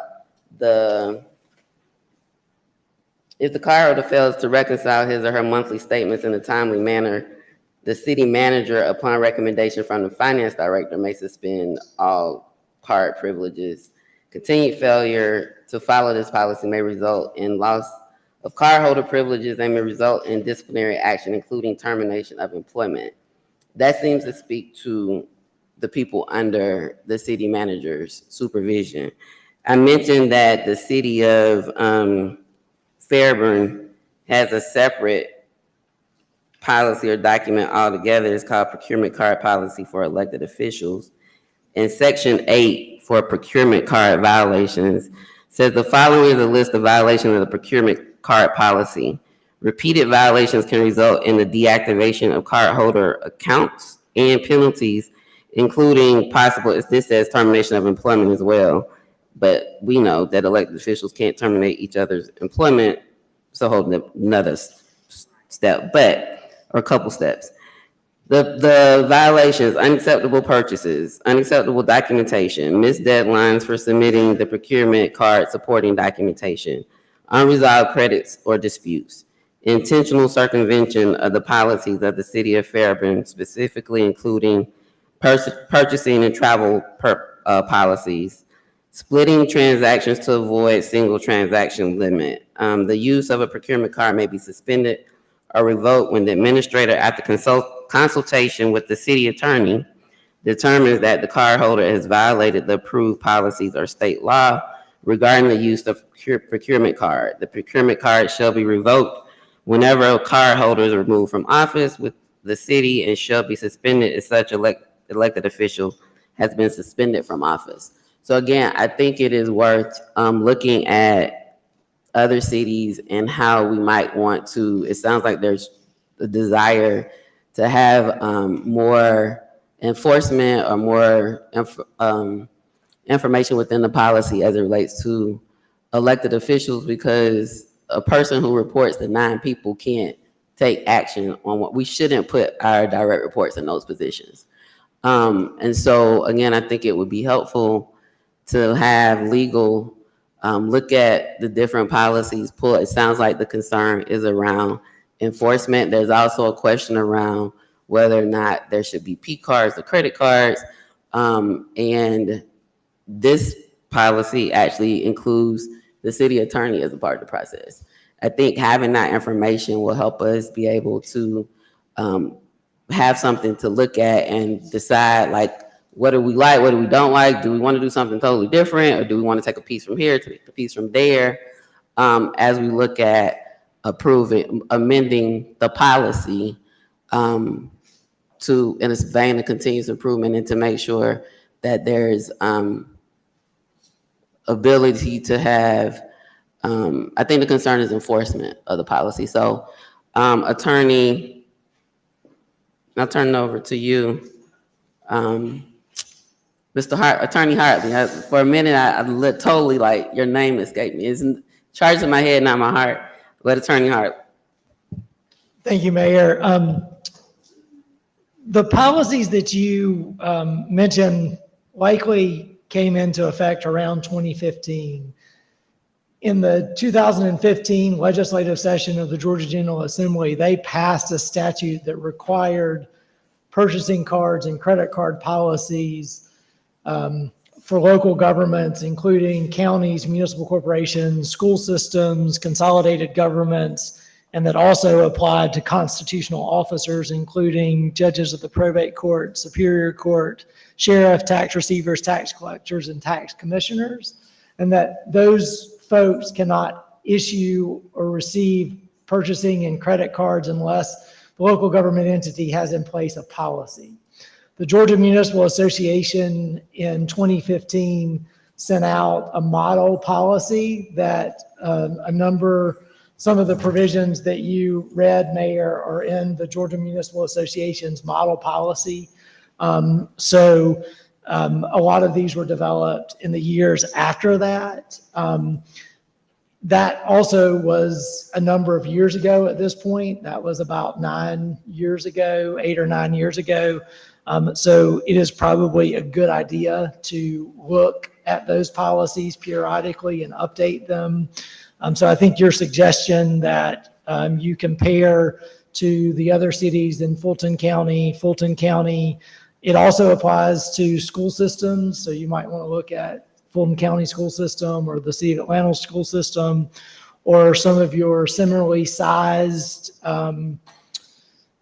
cities in the metro Atlanta area, or cities that have municipal utilities like East Point does. There are a number of MEAG or MGAG cities in the metro Atlanta area. So you might want to look at some of those cities that kind of compare to you both on population size, budget size, the fact that you have utilities, and kind of see what their policies are, and update those. Certainly, Attorney Wiggins and I will be happy to work with you and your staff to kind of compare policies and put together some recommendations and best practices, if that is the desire of council. All right, so we've heard from everyone. We've heard from the city attorney. Is everyone okay with them comparing policies and maybe bringing something back to us at our June work session? At least whatever you have at that point. I know it's potentially 16 different entities. Like I said, I have 5 that I could forward to you all. Is everyone okay with Councilmember Cummings? Thank you, Madam Mayor. I think it's good if we have the city attorney to look at other cities' policies, but I think it also be a good idea, if there are any concerns that members here on council have, maybe we can put some suggestions together as well for what we'd like to see if we feel that there are some, I mean, if it's something that people have concerns about. And like I said, we not pointing out anybody in particular, but if there's some things, if our policy needs to be shored up some, then let's put our suggestions in there, because we can go back and forth on this all night. And we want to keep moving along. So I think it would be good if we could add some, some things that we think that we'd like to see moving forward in the policy. I yield. Councilmember Mitchell. I was gonna ask, do we have like an enforcement statute in here? Like, so say, is there, I wasn't able to scroll, I can't scroll to the bottom, but I know. Yeah, there's a section. I'll scroll down. It says violations. Hold on.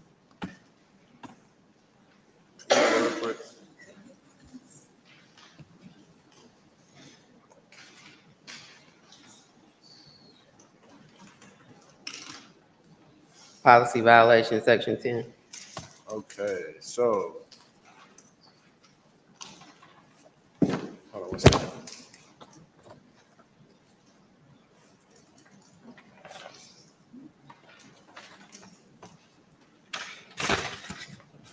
Oh, policy 10, I'm reading the wrong one. So is this the one? Okay, so can we have the same thing? I guess the only difference would be if we couldn't terminate it wouldn't be a termination of employment. However, I feel like we need a statute like this to actually enforce our policies. I mean, I think for elected officials, as legal is looking at it, they also have to look at it in conjunction with the ethics ordinance and the triggers that provides to be able to give council the ability to invoke certain disciplinary action. And so I don't know that at an elected official level, I know you can't get determination because there's an ethics procedure and process that has to be followed, and there's only certain things that we have the ability to terminate for. But I think looking at how you get to, I guess, the maximum that the council can do, and how that interplays with the ethics ordinance. Because right now we just have a bunch of policies and no repercussions if those policies aren't followed. So it's kind of like not a very good threat, especially if we're expecting, us to act in good faith and police ourselves. So we have, no way to enforce this stuff. So if we can, something similar, maybe that's in section 10. Like I said, you can look into the legalities of that, but that would be helpful, some type of enforcement statute. But thank you. Oh, the community is saying they can't hear. You need to speak into the mic. Oh, sorry.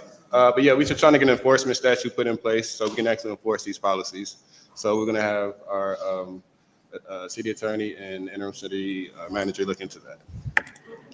I again, as it relates to enforcement, as to council members, elected officials, there's an ethics ordinance that has been adopted and required to be adopted in all cities that provides a way to address elected officials. So to say that we have policies and we have no enforcement, I don't think that that's necessarily true. This policy would not apply because the city manager cannot terminate a elected official. But I think as we're looking at this, that is important that legal looks at it in conjunction with the ethics ordinance. And if there's a desire, like, and make clear, like, how council can, reprimand. I think there's, and it goes up to, I don't know if it's termination, but there are different things that we can do as it relates to elected officials through ethics proceedings and violations by elected officials that way. So I think as we're looking at this from an elected official perspective, it is more than just a policy, because there are legal statutory provisions that give this council the authority to be able to take certain action amongst other elected officials. And I'm not saying we shouldn't look at enforcement. We have to look at it in conjunction with that, because elected officials are different. Nobody can terminate us. Not just come in and say you're terminated. It's either, recall process. There are a number of different avenues or different statutory provisions that apply to elected officials. And I'm just saying, as we're looking at this and as you all are looking at the other cities, and Councilmember Cummings, that is definitely an intent. The only reason why I'm suggesting that we look at other cities is so that it gives us something to think through. It doesn't prevent council members from making recommendations or making any suggestions. It wasn't for that at all. It was to have that prepared so that as we are thinking about what we may want to do, how we may want to change the policy, or if there's something that's missing and want to come up with something different, at least we're being informed as we're making these decisions to make the best decision possible with the most information we have at the time. And so it sounds like, Attorney Hartley, that there is consensus amongst having legal look at the other cities, in particular, purchase card versus credit card, I think is one area that I've heard a lot. What the allowable uses are, I mean, all of them list like, these are things that you can't use it for. Some say what you can, which is generally city business. Do we want to tweak that as it relates to our policy as well? And then enforcement is a concern. And what happens if the policy is violated? And what can we do regarding enforcement for elected officials, given the other statutory provisions that apply to elected officials, i.e. ethics ordinances and other provisions that allow council to take action against other council members. All right, let's see. I don't see any other lights. And so Attorney Hartley, ideally, if Madam Deputy City Clerk, if we can put this on the June 10th work session, and even if we can just get an update from legal as to where we are. Again, if council members have suggestions or thinking of ideas or have something that we want to discuss, we can discuss that at the June 10th meeting as well. If you all get that information compiled prior to the June 10th meeting, if you could share that to us in advance of the meeting, that would be great. But I know there's a lot of requests of legal. So at a minimum of update on where you are, maximum would be getting the information prior to the meeting, so then we can have that as a part of our discussion.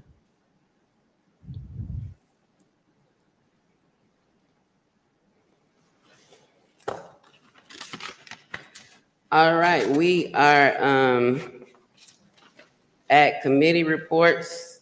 The HR committee has met and is looking at our evaluation processes. The Budget and Finance Committee has met. I think we have a meeting tomorrow, our monthly meeting tomorrow.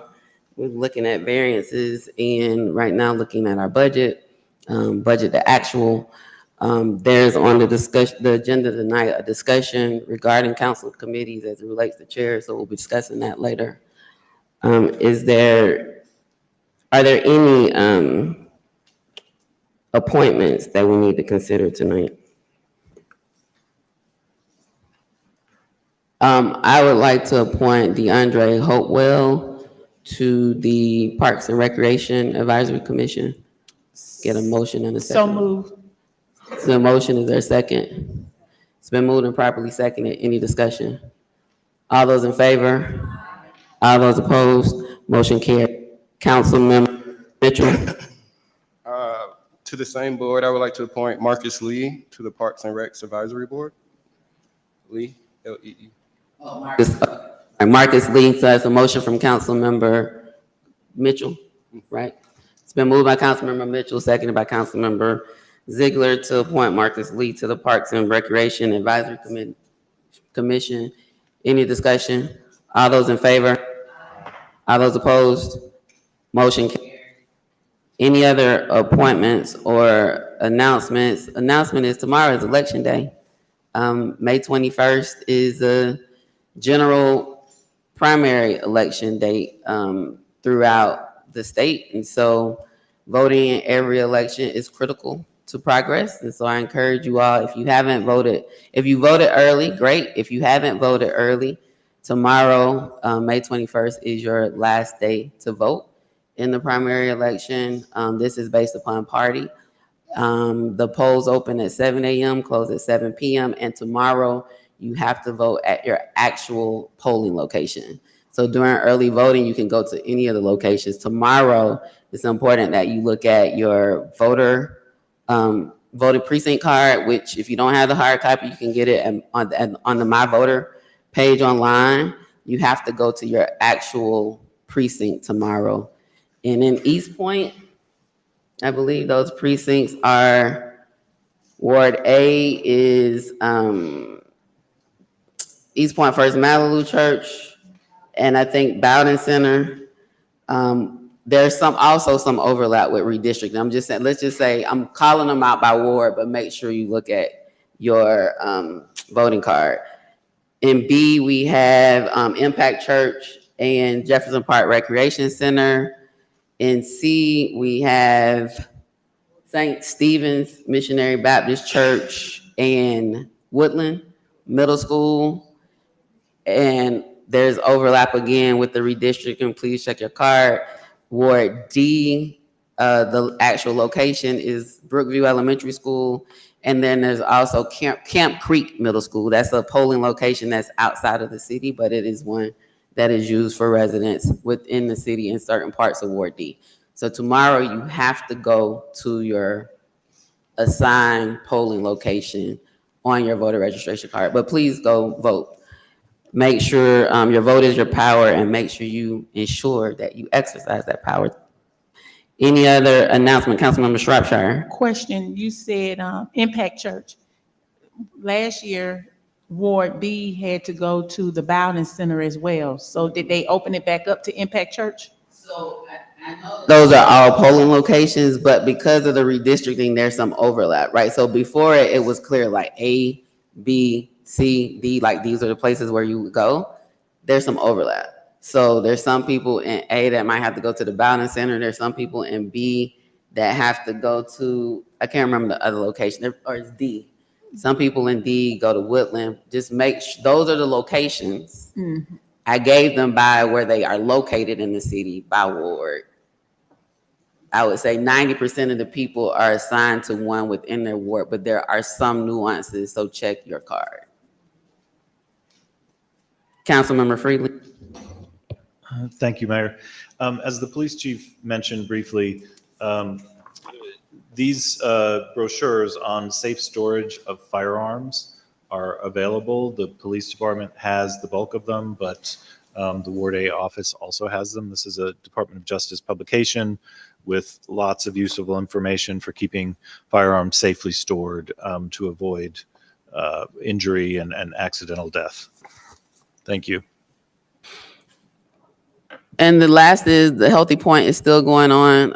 Enrollment is open, even though, of course, we are some weeks into it. There's still an opportunity to take advantage of the number of free activities that are being offered. We are requesting more money in the 2024 budget to be able to provide the Healthy Point year-round or longer, to match that with the sponsorship that we receive, and we've received probably upwards of $15,000-$20,000 in sponsorship. So to be able to leverage that to continue to provide programming year-round, but it is ongoing. You can enroll even up until the last day. You'll just miss a lot of the activities if you wait that late.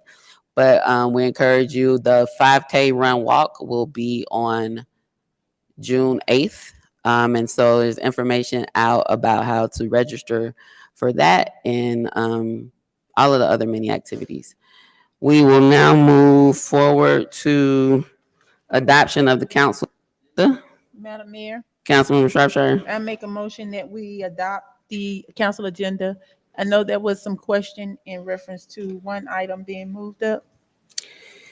Yeah, I just think because we've had the public waiting for so long, and we have proposed budget, the public hearing for the proposed budget, the compensation. Where is it? What we could do is move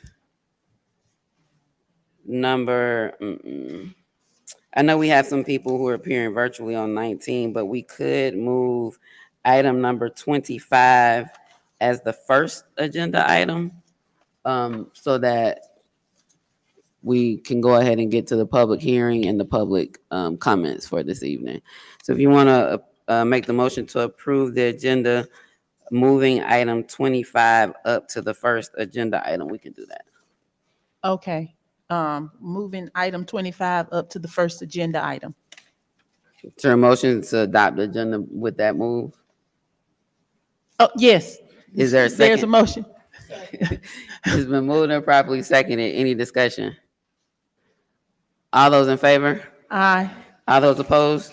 Motion carries. I'm making a note on my agenda, but Madam Deputy City Clerk, when we get to agenda items, please remind me if I forget.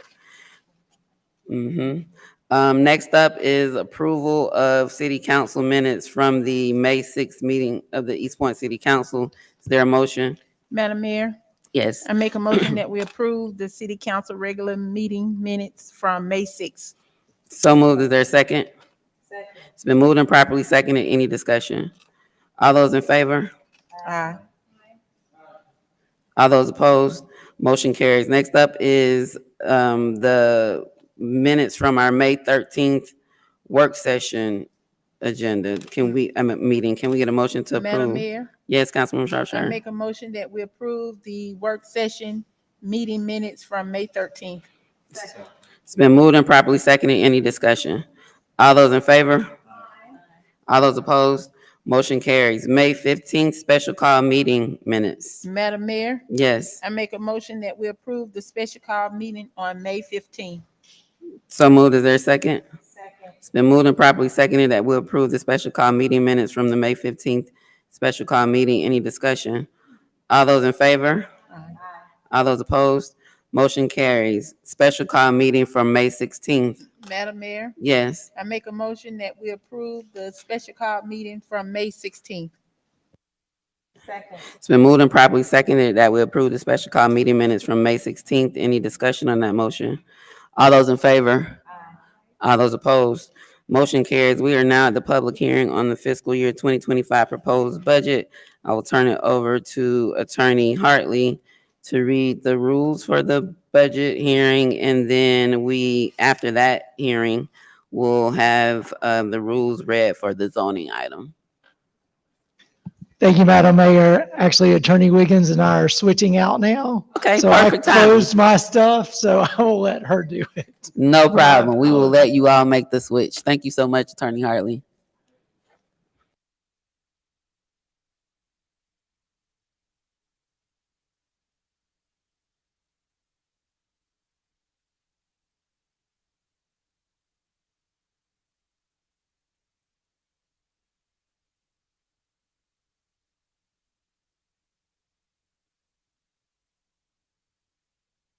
You need to press your mic. Pulling up our budget hearing rules, I take it they're different from the ZPL rules, so give me 1 second.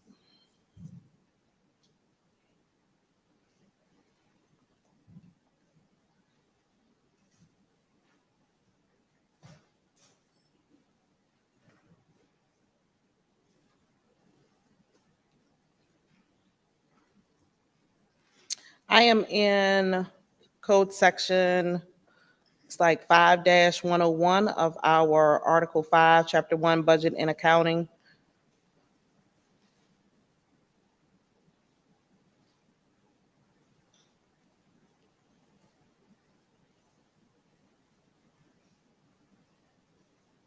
Well, Madam Mayor, I don't see the hearing language in here. Is it the And, same one that we use for zoning? It's the one that we have in our rules of council. I believe that's Okay. where it is.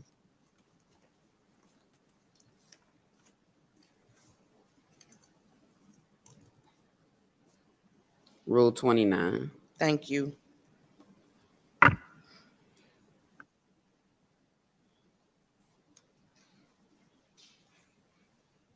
All righty, I'm ready. Thank you for that.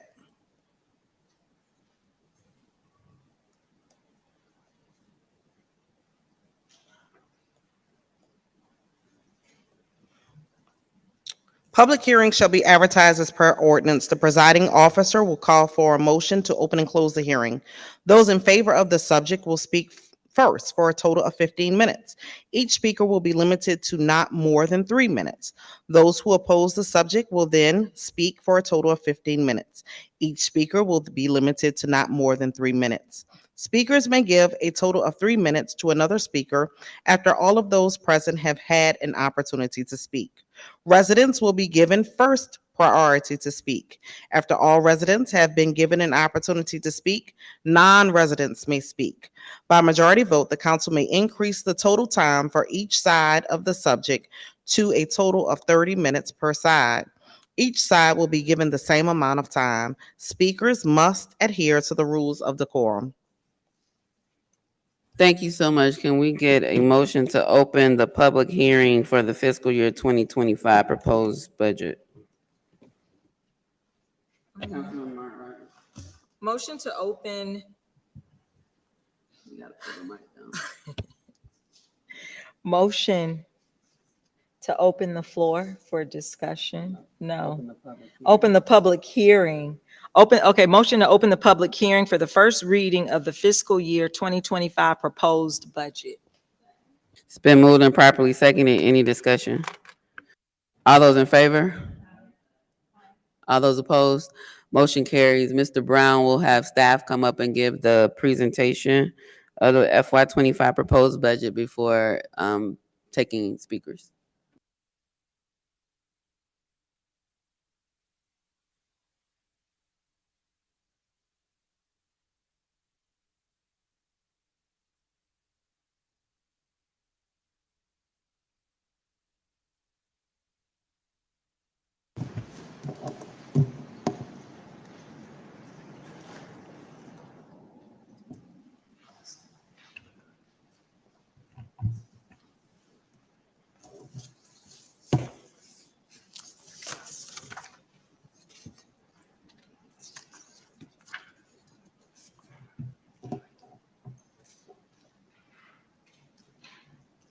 I think we're ready, right?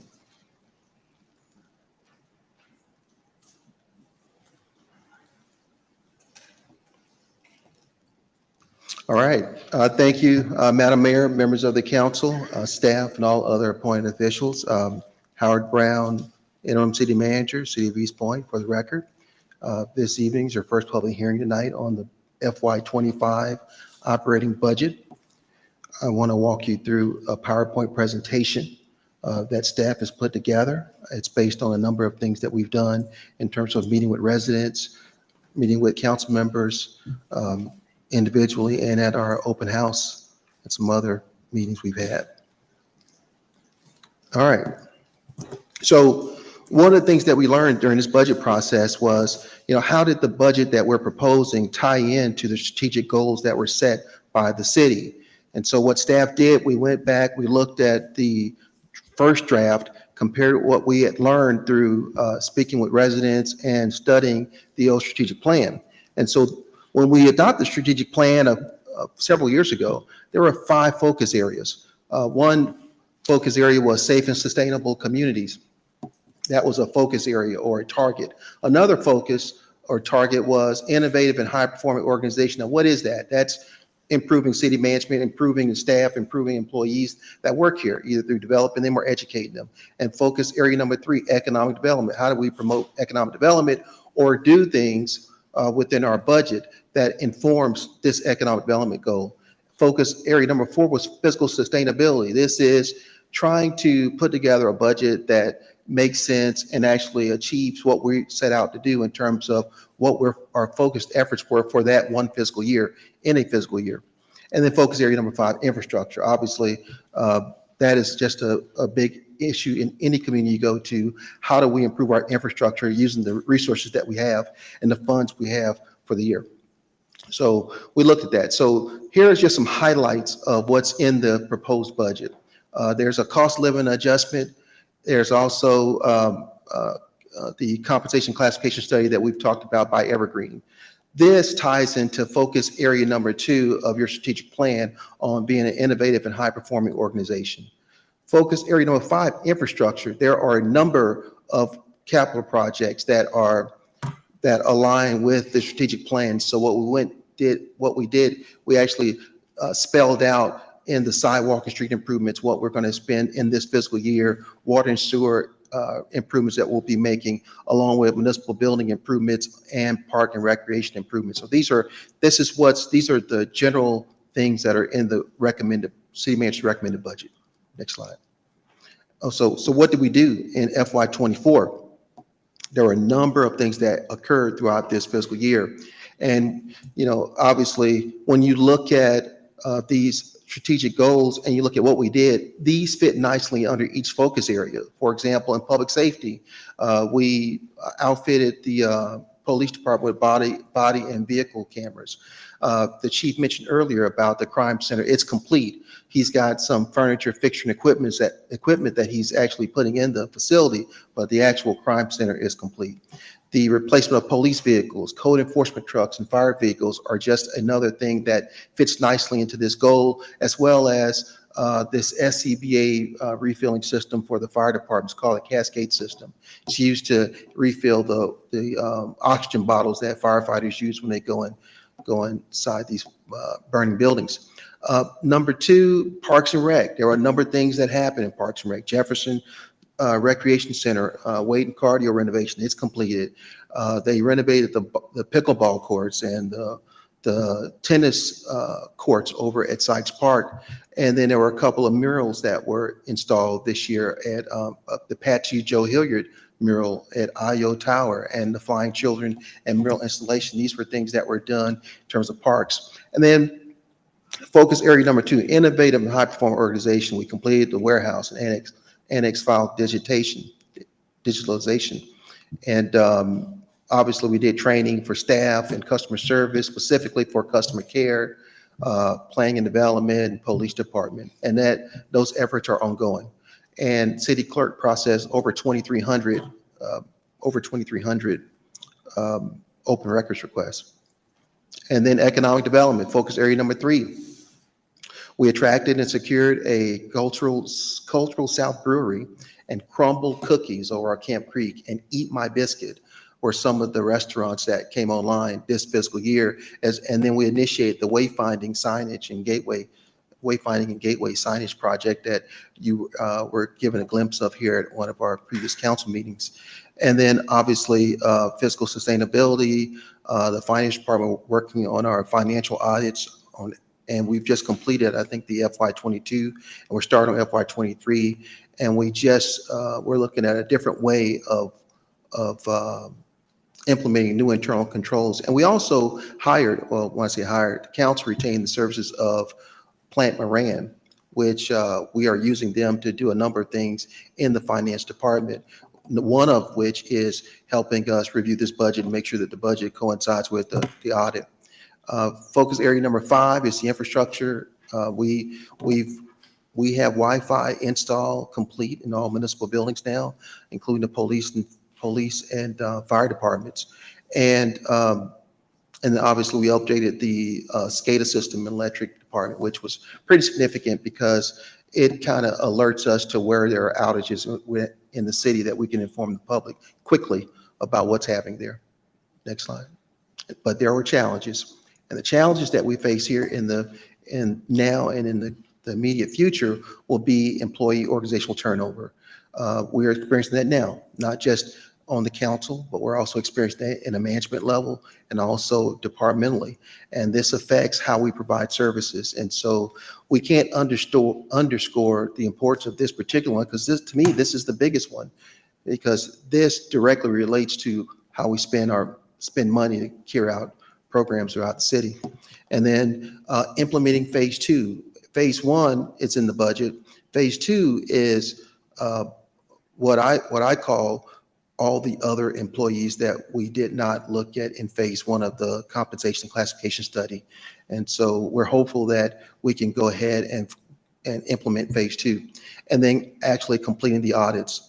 It's so important that those audits get completed on time, because if they're not, there are a number of things that are going to affect how we bond finance the aquatic center, the City Hall auditorium. So adopting this budget is critical because that's needed for the audit, and obviously completing the audit, all of which are very important and of high priority in order for us to actually get the municipal bond financing we need to do those other projects I just mentioned. And then we're always challenged with trying to just deal with municipal infrastructure. This building is relatively new, but there are a number of assets that you own right now that are being maintained, but not being maintained. So we're putting out a lot of fires, and there's no real programming on how we're going to do the maintenance of these older buildings that we have.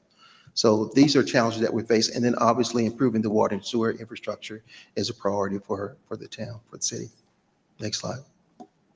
Now this is an organizational chart of it's really not it's an organizational chart, but it's really like a functional chart, which it tells you how we see the city in terms of the departments, how it operates underneath the mayor and council.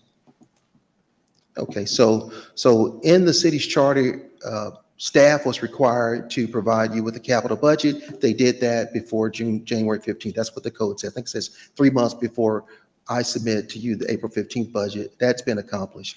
So April 15th, charter requires that the city manager provides a recommended budget to this council, and the council at that point will take action on it, amend it, make changes, or approve it.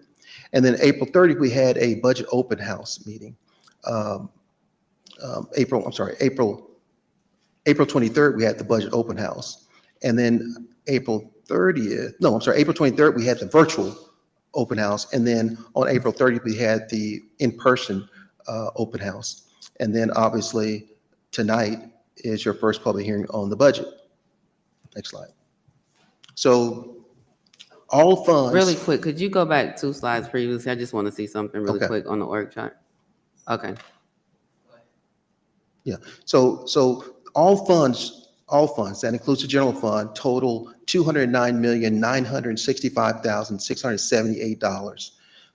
That is what we project that revenue will be based on, our taxes, on how they come in. Our most flexible fund, and the largest fund that we use, where we actually spend most of the funding that we receive gets transferred into the general fund at some point, and that's where it's our most flexible fund, and that's the fund that we use to actually fund operations, called the general fund. That is $72 million, $72,085,983. So that is our general fund. And then obviously, all funds make up condemned funds, E911 funds, restricted grants, police grants, the corridors TAD, hotel motel tax makes up about 5.68, urban redevelopment agent $201,000, CIP was 8.1 million, T-SPLOS about 14.3 million, and then the 50 Worst fund is about $461,000, a little less than $500,000. And then our debt service payment, or what we budget to make debt service payment for our City Hall projects, about $846,000. Water and sewer fund is $35 million, electric fund, $47 million, stormwater is about $3.6 million, and solid waste funds round out about $6.5 million.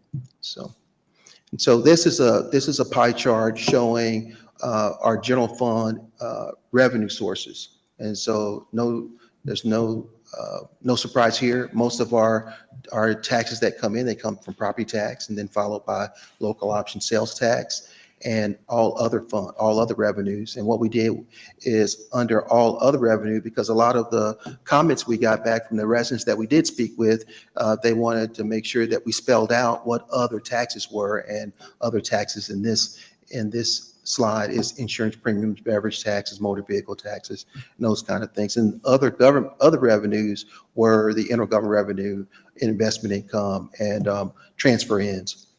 Next slide. And so this is how we are spending the money this fiscal year. No surprise to you, our largest expense for this budget year will be in the police department, and which is not uncommon. You might see in most cities that have police and fire less than 50%. If you're doing less than 50%, you're doing pretty good. But if you total police and fire, you're doing good in terms of what you're budgeting for and what you're spending for in that area. So I would say less than 50%. That should be okay. So this is just shows general fund expenditures for FY25 budget. Next slide. So then capital budget priorities. So a lot of this is probably a refresher for you because you live it. And these are things that you see time and time again. I've been to a couple of community meetings, and I know exactly what I've heard in the small amount of time I've been here about sidewalk improvements, substandard housing, blighted buildings, these kinds of things, and the water and sewer infrastructure. These are things that the staff has paid attention to, and that we're making sure that we recommend funding for. Next slide. So this is the capital project highlights. So when you look at which department and how much we plan on spending, if you look in public service, we plan on spending about $21 million in T-SPLOST, building and grounds, roads and drainage. This is a breakdown by department. Then public utilities, about $18.8 million in water resources, electric, stormwater, and solid waste. Police, public safety, police and fire combined is 1.4. When we look at parks departments, about 1.3.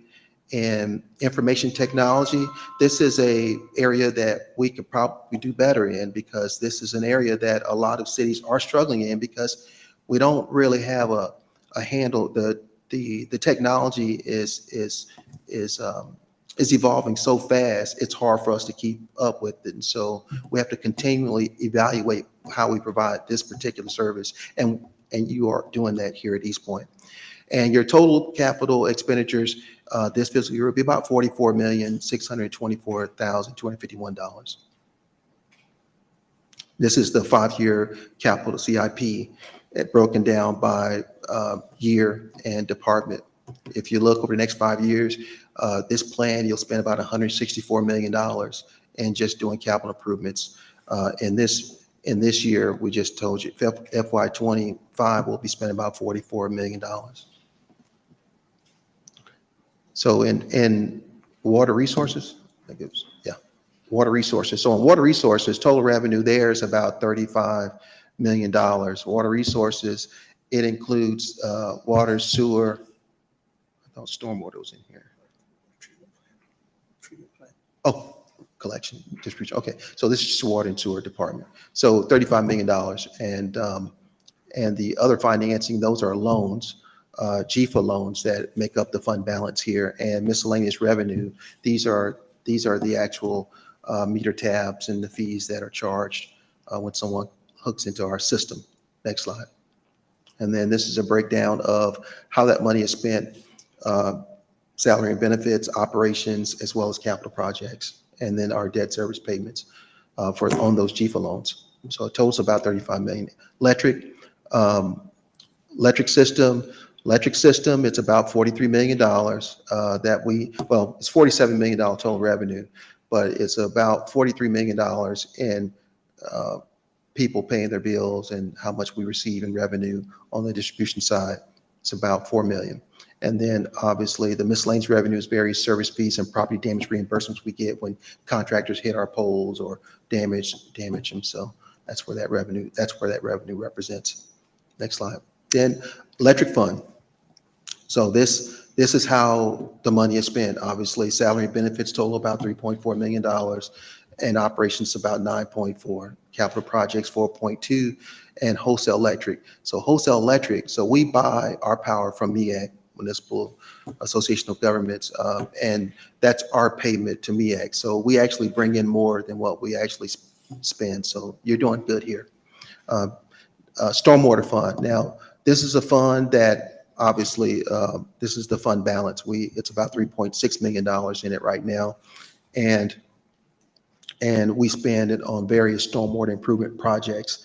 This not just repurposing or rebuilding catch basins and drainage structures, but this could also include certain road improvements because the water actually traverses over the ground, and these funds could be eligible to be used on certain road improvements. Next slide. And solid waste fund. So the solid waste fund is different. Some of us call it sanitation. It generates about $6.5 million.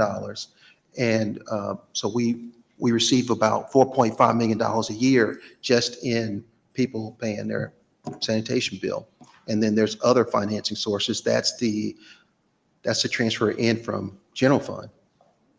Right. Okay. Yeah.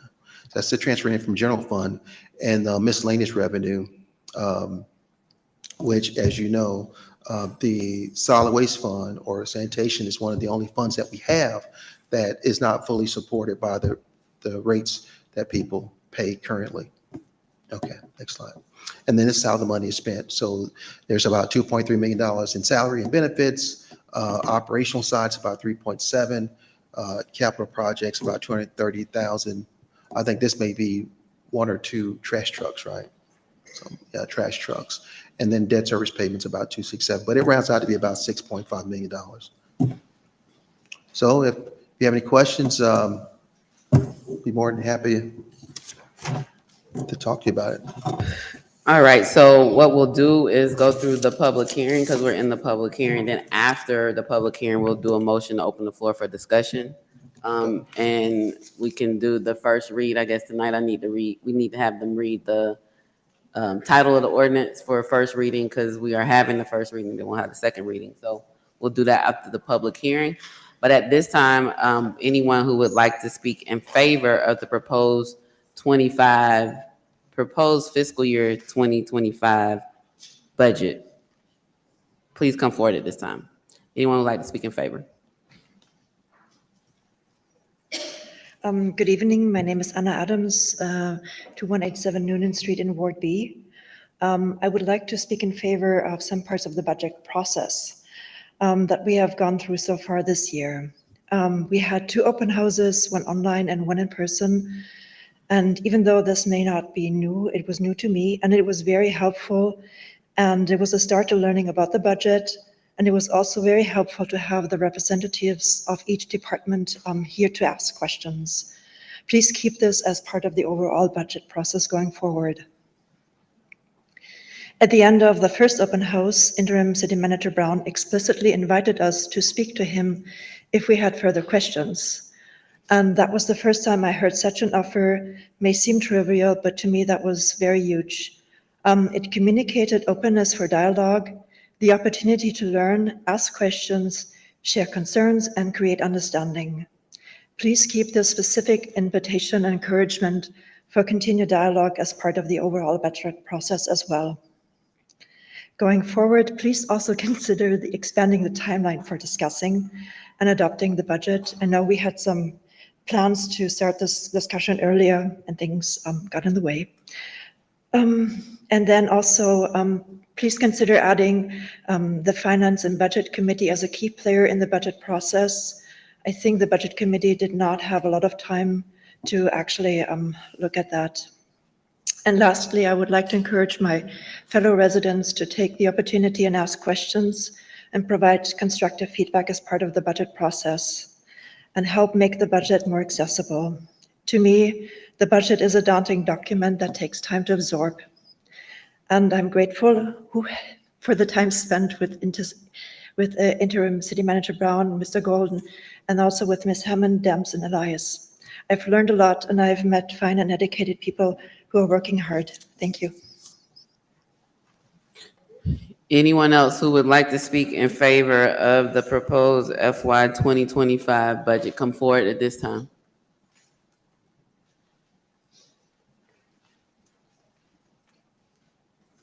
Good evening, everyone.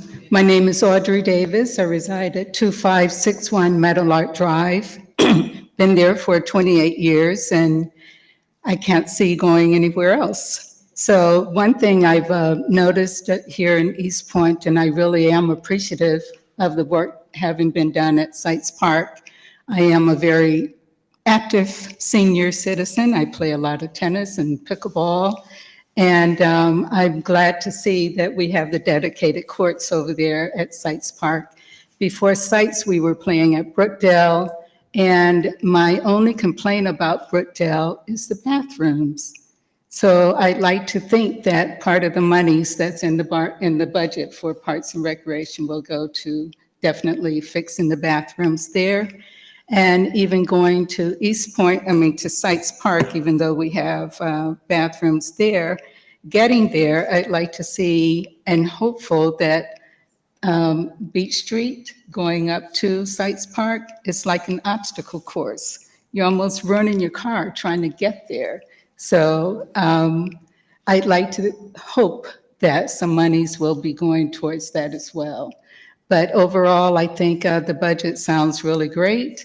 And I'm certainly in support of it, and anything I can do to rally my community as well, you got it. Thank you. Anyone else like to speak in favor? Come up this. Hi, my name is Nicole Green. I'm in favor of the budget, and I really like the fact that you all took time to think about Parks and Rec, like where's she at?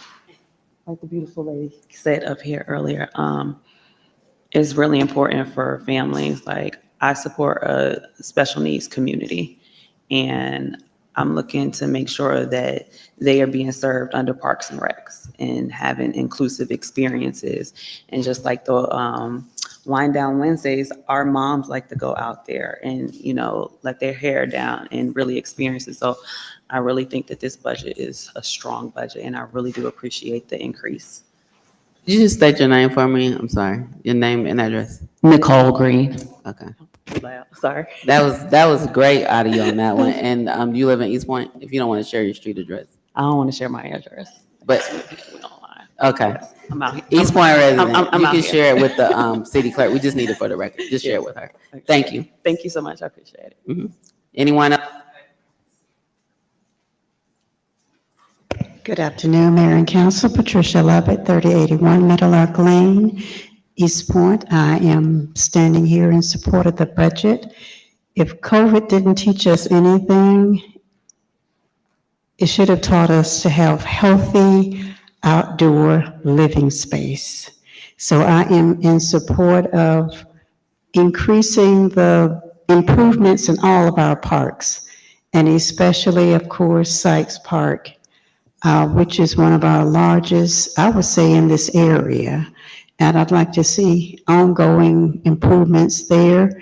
And I'd like to see the Wind Down Wednesday continue, because there again, like I said, outdoors is where we need to put a lot of focus and emphasis and get people out of homes and apartments and get to know each other and spend more time with each other. So thank you.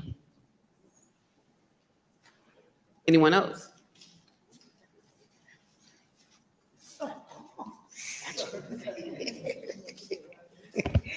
Good evening, Marie Terry, 2055 Sim Road. So I want to let you know I really enjoyed myself with your city manager, Mr. Brown, with Shannon Golden, with Miss Cynthia, because they invited me out so we can talk about the budget. I approved that budget, and that was great. I really enjoyed that time. And I hope that all residents would get involved to learn more about the budget. That's why don't we ask so many questions. But yes, thank you, City Manager. Thank you, Shannon. Thank you, Cynthia. We had a ball, y'all. We imagine. Anybody else who want to speak in favor? Good evening, Madam Mayor, Council. Rome Harrison, Carmel Circle, East Point. The first chart that he showed, I must have missed something. Total revenues, total expenses, exact same numbers. I must have missed something. So you're going to spend every dime that you made. What about the unintended consequences and expenses?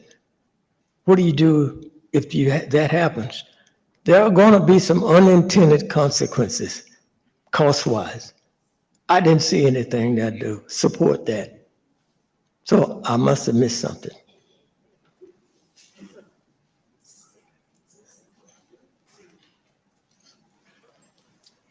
Good evening, everyone. My name is Jackie George. I live at 2357 Ridgecrest Lane, East Point, Georgia.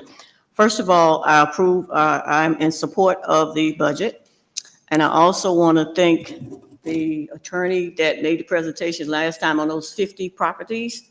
And even though you got some people question your pictures that you put up, I apologize for them, for being rude. The other thing that I would like to do is I'm in support of Wine Dine Wednesday. I think it's a good time for individuals to get out with their families and just enjoy themselves. And those people that don't like it, stay at home. And the other thing that I would like to think is when I was here last time, I spoke with the lady, I'm sorry, please forgive me for not remembering your name, but with the water, yes. Edmonds? Yes, Miss Edmonds, I spoke with her about a problem that I was having with my fire hydrant. And it kind of frightened me because that night when I got home, they were out at my house that night checking that fire hydrant. So they are working on it. So I really appreciate that the staff at the City of East Point are ladies and men of their words. So thank you, City of East Point. The only thing I would like to say is that we all need to work together and be respectful of each other. We all have our own opinions, and that's fine. But I'm old school. I think sometimes we don't need to put our dirty laundry out in public. Discuss that at home. Because sometimes I feel I'm embarrassed for some of the members on the council, the way they're treating other council members. I don't think it's necessary. And I'm a little embarrassed. And, some people say, well, I don't need to be validated by anyone by what I say. I'm speaking from my heart. I've been at East Point since 1983. And I'll say one thing, I did receive a robocall, and it upset me because this lady identified herself. She told me that she was 70 years old, that she lived in East Point, and that she wanted East Point to go back the way it was when she was born. That meant back in the 50s. And that meant that this city council will look very different than the way it looks now. So I think we need to be aware of what's going on and how some people feel in the City of East Point and what the true agenda is, not the hidden one, but what the true agenda is. Thank you. Anyone else like to speak in favor?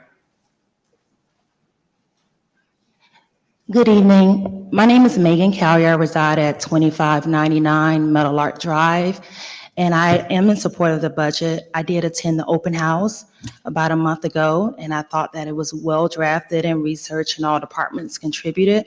And I'm also in support of Wine Down Wednesday. As a millennial in Atlanta, a lot of my friends and coworkers have found out where East Point is, and it has been a big deal. And every month when it comes out, they're excited to come to our city, and I think it's a great way to promote the City of East Point. Thank you.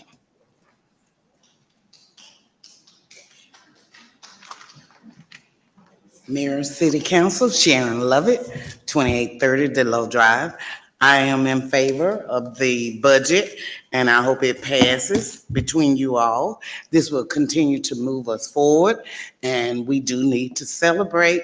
For the last 5 years, this will be the 6th year for the Wine Dine, and like I said before, everybody enjoys it. Thank you. Hello, my name is Tracy Love, and I reside at 2641 Plantation Drive. And I too encourage everyone to keep the Wednesday wind down in the budget. I live here and I was raised, and I remember when East Point was thriving and it was just a beautiful community.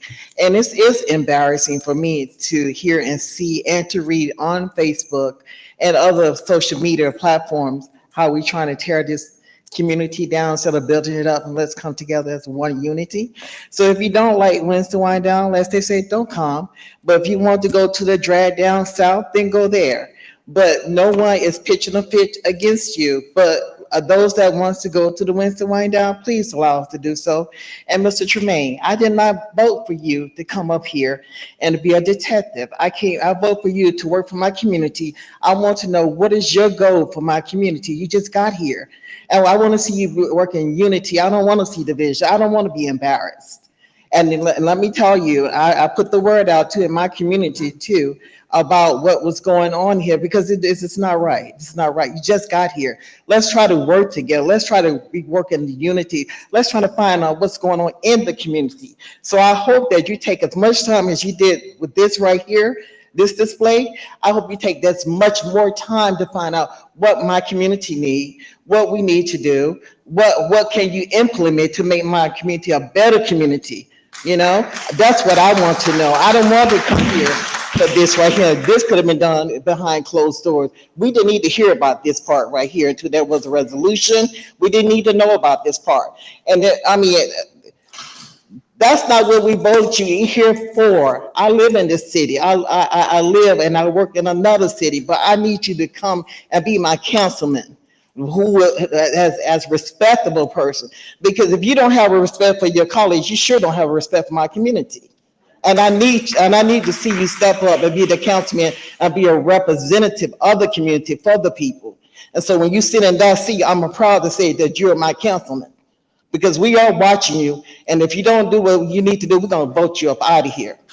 And Mr. Eric Finland, we don't want to hear about you calling our people representing dogs and thieves and crooks. Ms. Tracy, I apologize. This is the part on the budget. So I've Okay. given some leeway. Yes, ma'am. But But I just want there is a public comment section on the Yes, agenda. ma'am. But I just want everybody, if we can work this together, because we already see that people ran their campaigns on a certain thing and they're implementing it now, as we can see. And we don't need that, because our city is 78% Black. Did you sign up for public comments? Yes, I did. Can we table that part? We to can, I'll then, do that. And then Okay. any Okay. specifics on the budget that Okay. you want to add to your few last? Yes, few ma'am. seconds? And I do apologize. We No, just you- don't want to be embarrassed no more. I understand. And I was granting some leeway, but I figured you all are here. You probably also signed up for public comment. So it's budget time. I'm gonna have you come back though when your public comment time. Mhm. Good afternoon to everyone. My name is William H. Bryant. I live at 3146 Boulder Way here in East Point. It's an old saying that I didn't come here. I'm from here. I'm not from here, but I did come here. And I've been here since 1990 and I live here. And I do agree with the budget, and I also agree with everyone else by supporting the Wednesday wind down. And I hope you have a lovely evening. Anyone else who want to speak in favor of the proposed FY 2025 budget? Anyone else want to speak in favor? Anyone who want to speak in opposition of the proposed 2025 fiscal year budget, please come forward at this time. Good evening, I'm Jeffrey Hemming of 2197 Penrose Drive. I'm a little double-minded here. I speak in opposition, but not because of what the city manager and the city staff have proposed, but because I don't understand how you all, how your vision and priorities are reflected in the current budget. I shared with you on May 6th that there were 22 budget justifications in the budget book. 19 of them had outdated information. 0 justifications stated how they were advancing some of the strategic goals. And there were 3 departments that didn't have a justification at all, to include the mayor's office, the city council, and the office of the city manager. We've not yet seen those details be updated. Also, I'll just say, as my other neighbors have said, I am really grateful to Mr. Brown, the city manager, Mr. Golden, the Deputy Finance Director, Ms. Cynthia Heyman, the Interim Finance Director, Ms. Janisa Elias, the Assistant City Manager, and Ms. Sasha Demps, the Management Analyst. They spent about 2 hours with us on the budget and the questions that we had and provided us great detail. I emailed those same concerns to you all, and I didn't get one response from any of the elected officials, but I did get a response from the city manager. They went line by line to clarify the concerns I had. And tonight, some of what was presented was a direct reflection of that conversation we had. So I think the city staff is really being responsive to residents. They have now shared with us that we're focusing on focus areas 2 and 5. I support the focus on focus area 2 being an innovative and high performing city. The initiatives they've named, the 3% cost of living adjustment is great. The compensation and class study is great. However, there were pieces of the strategic plan that maybe this budget could address. For example, there were some elements around establishing clear, achievable, measurable expectations for all city employees. I don't know if we need some software to do that. I don't know if we need a program to do that, but I feel like that should be in reach. We need some critical key performance indicators for each of the departments. Again, I'm not sure how the budget could address that, but I think there's probably some creativity that could happen. And then lastly, I think that our city staff, Mr. Brown talked about the vacancies that are in each of the departments.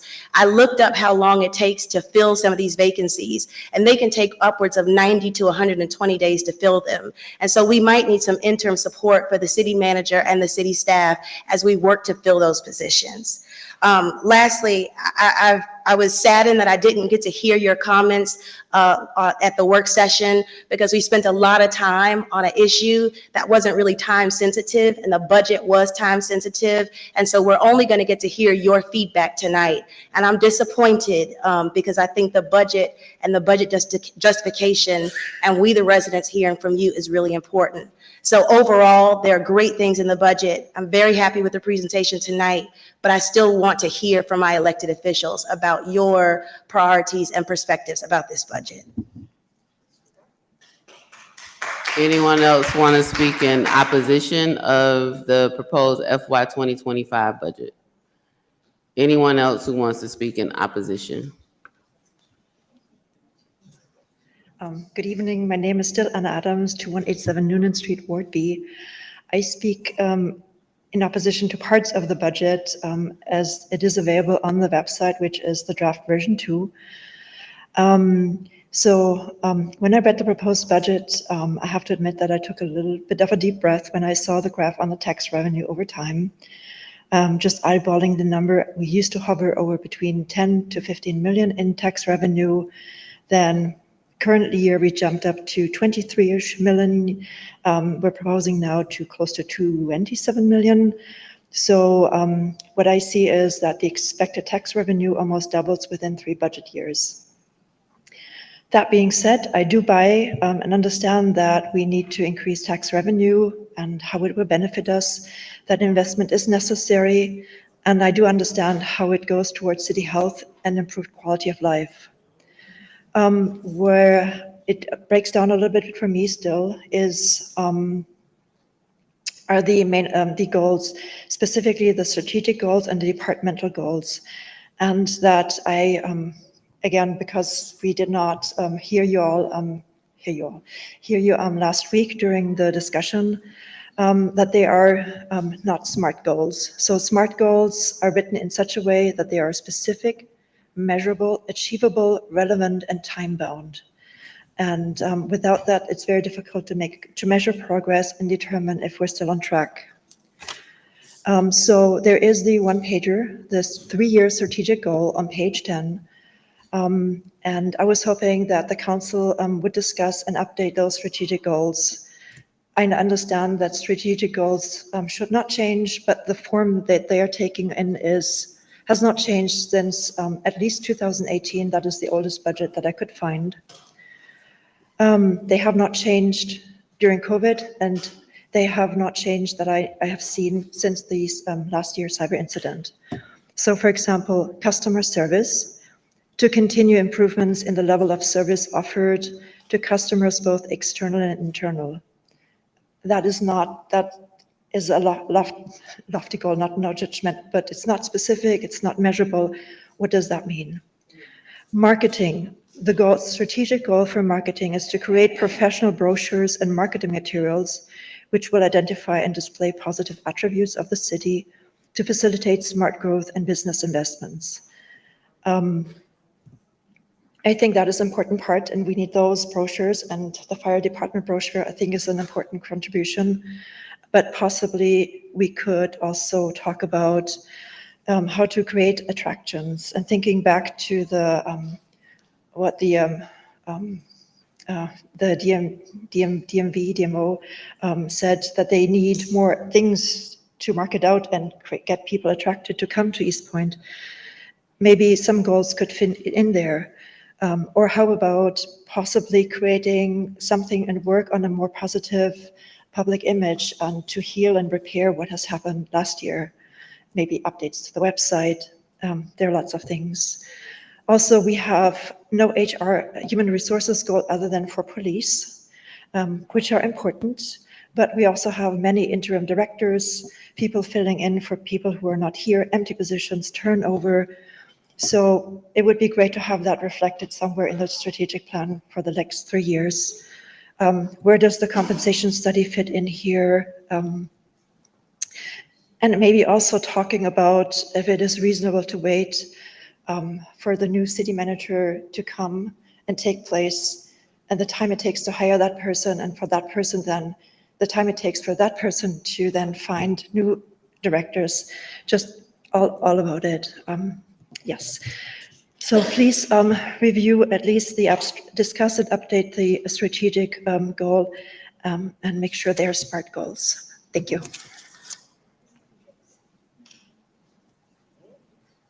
Anyone else who would like to speak in opposition to the proposed FY 2025 budget? Anyone else who would like to speak in opposition? Anyone else who would like to speak in opposition? Can I get a motion to close the public? Madam Mayor, I make the motion that we close the public hearing. Second. It's been moved and properly seconded. Any discussion? All those in favor? I need 5. All those in favor? All those opposed? Motion carries. The public hearing is now closed. If we can have a motion, let's go ahead and do the first reading before we do the discussion. Madam Mayor, can we have the discussion before the people leave? There's some important facts that need to be cleared up. I mean, we're getting into that part of it. I can't make people stay if they want to leave at this point. I mean, they're leaving even before we get into discussion. Having the first reading is just reading the title, and then we will go into the discussion. So it's probably a minute or less. I can't make people stay. There's a motion. There was a motion on the floor we already closed the public hearing. At this point, procedurally, we need to have the first reading. And I think it's important that we do that before we get into the discussion, because the discussion could be long. And so if you could share my screen, I'm gonna pull the ordinance up. Can we get the motion to have the first reading?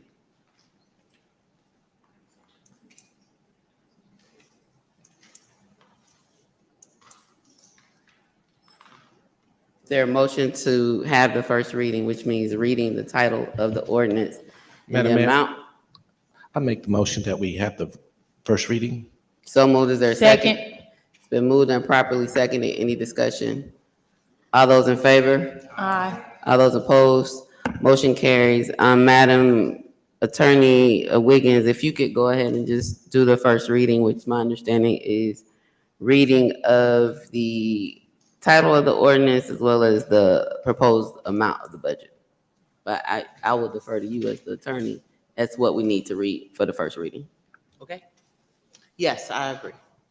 An ordinance by the City Council of the City of East Point, Georgia, to adopt a budget for the fiscal year ending June 30th, 2025, to provide for an effective date and for other purposes, be it ordained by the Mayor and Council of the City of East Point.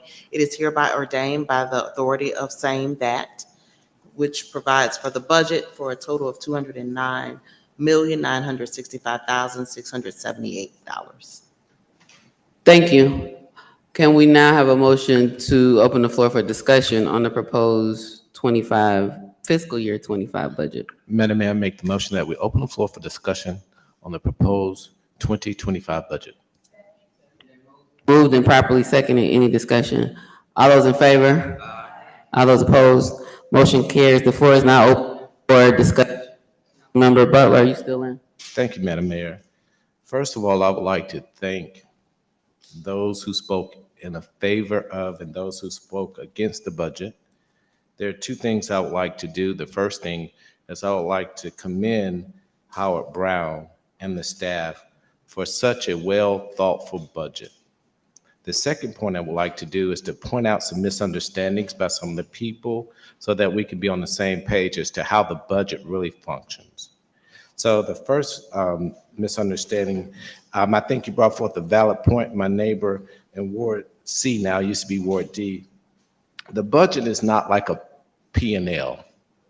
The budget for a municipality is based upon proposed income from taxes and What's other. P&L, Councilmember? Just for the public. That's Yes, ma'am.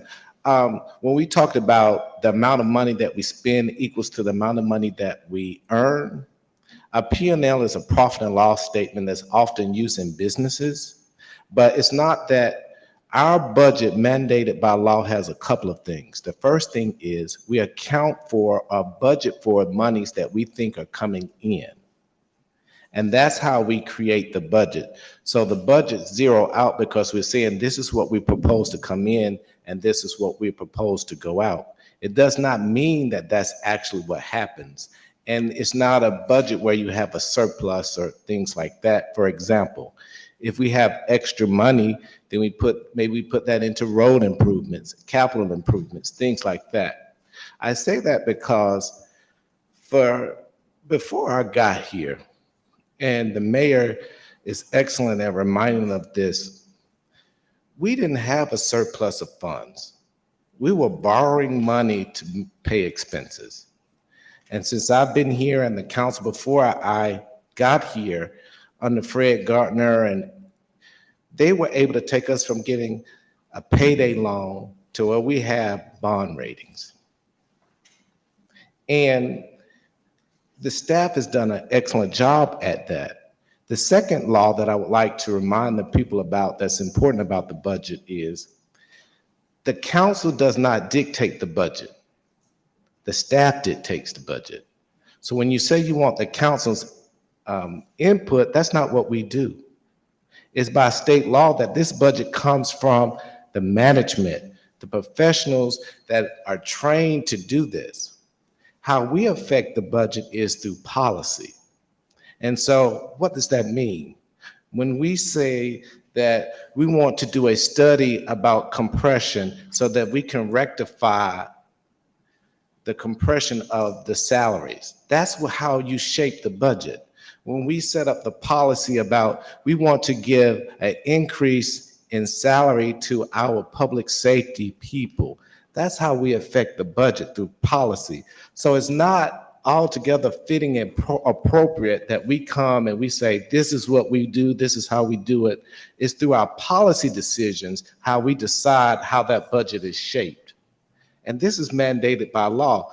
In fact, the city manager said in the very beginning, there are certain timetables which we must meet. So it's his job to provide a budget to the council by a certain date. And so I want to try to clear up some of those misunderstandings so that we can be on the same page in the fact that we are doing the best we can to set forth the policies which the residents say that are important to us. And let me say how that's meaningful. We have sidewalks that you can see. When I call about a pothole in the street, then Public Works and other departments go fill that pothole. That's the budget. It's operating through the policies that we profess. And so some of you, bless your heart, you ain't been here long enough to see the lean time. But we are going through a very good time in the city of East Point where we are trying to address these needs, and we're not operating from a thought of scarcity. We're operating from a thought of bounty. How do we pickleball courts? So I know it's fashionable and favorable to be to despair, and that word probably is too harsh. I don't want to say that, but it's your right to be concerned. But in order to know where you're going, you got to know where you came from. And we have come from a difficult place where you have leaders that are in place that are listening to your needs, they're setting up policies. I'll give you another good example. When we talk about the budget, before we had this new police chief, we were understaffed in police. We have maxed out with police. So 117 officers, and we're looking at ways to incentivize not only with salary, but with pension that we're going to address later today. So I thank you for your concern, and your concerns are valid. But what my attempt is to give you the appropriate information so that you understand how the budget really works. The budget mandated by law is brought to the council by the professionals. We affect the budget through policy. And we've done that in the numerous examples that I've given you tonight. Thank you very much. Anyone else in on discussion on the proposed FY25 budget? Yeah, I just had two questions. Is it possible to bring up the presentation again?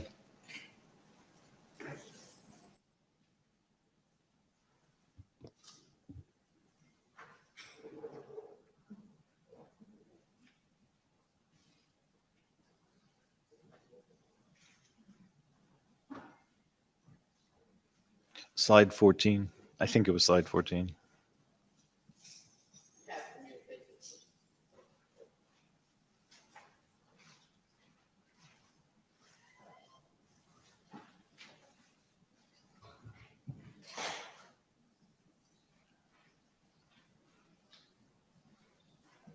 Yep, that was it. So my question is under the culture and recreation, which is sort of the third block down.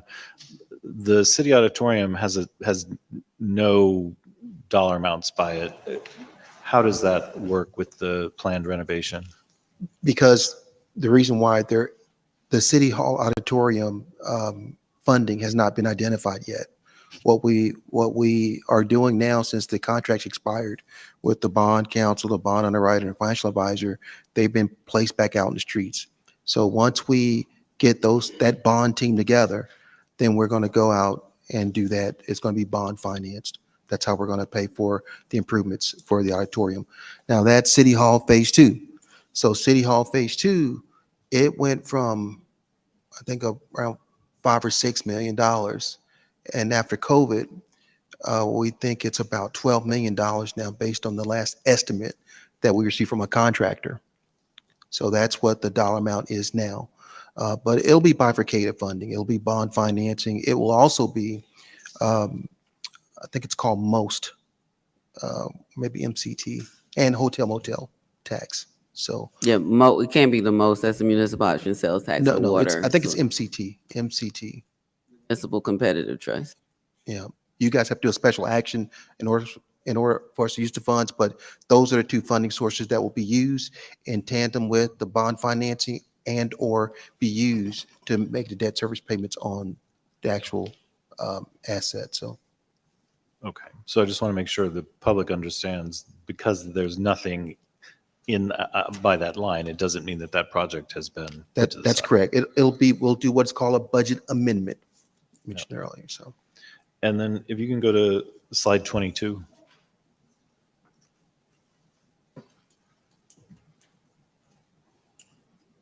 Yep. So I know, Mr. Brown, you mentioned that solid waste is the only area of the city that isn't sort of covering its own expenses.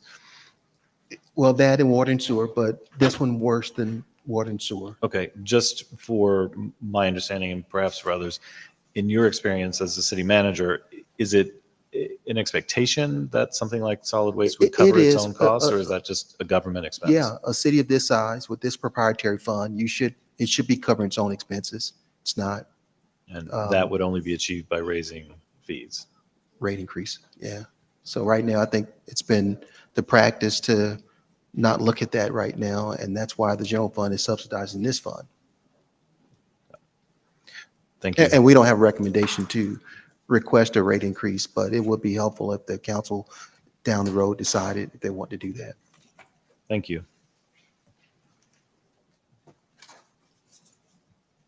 Councilmember Mitchell.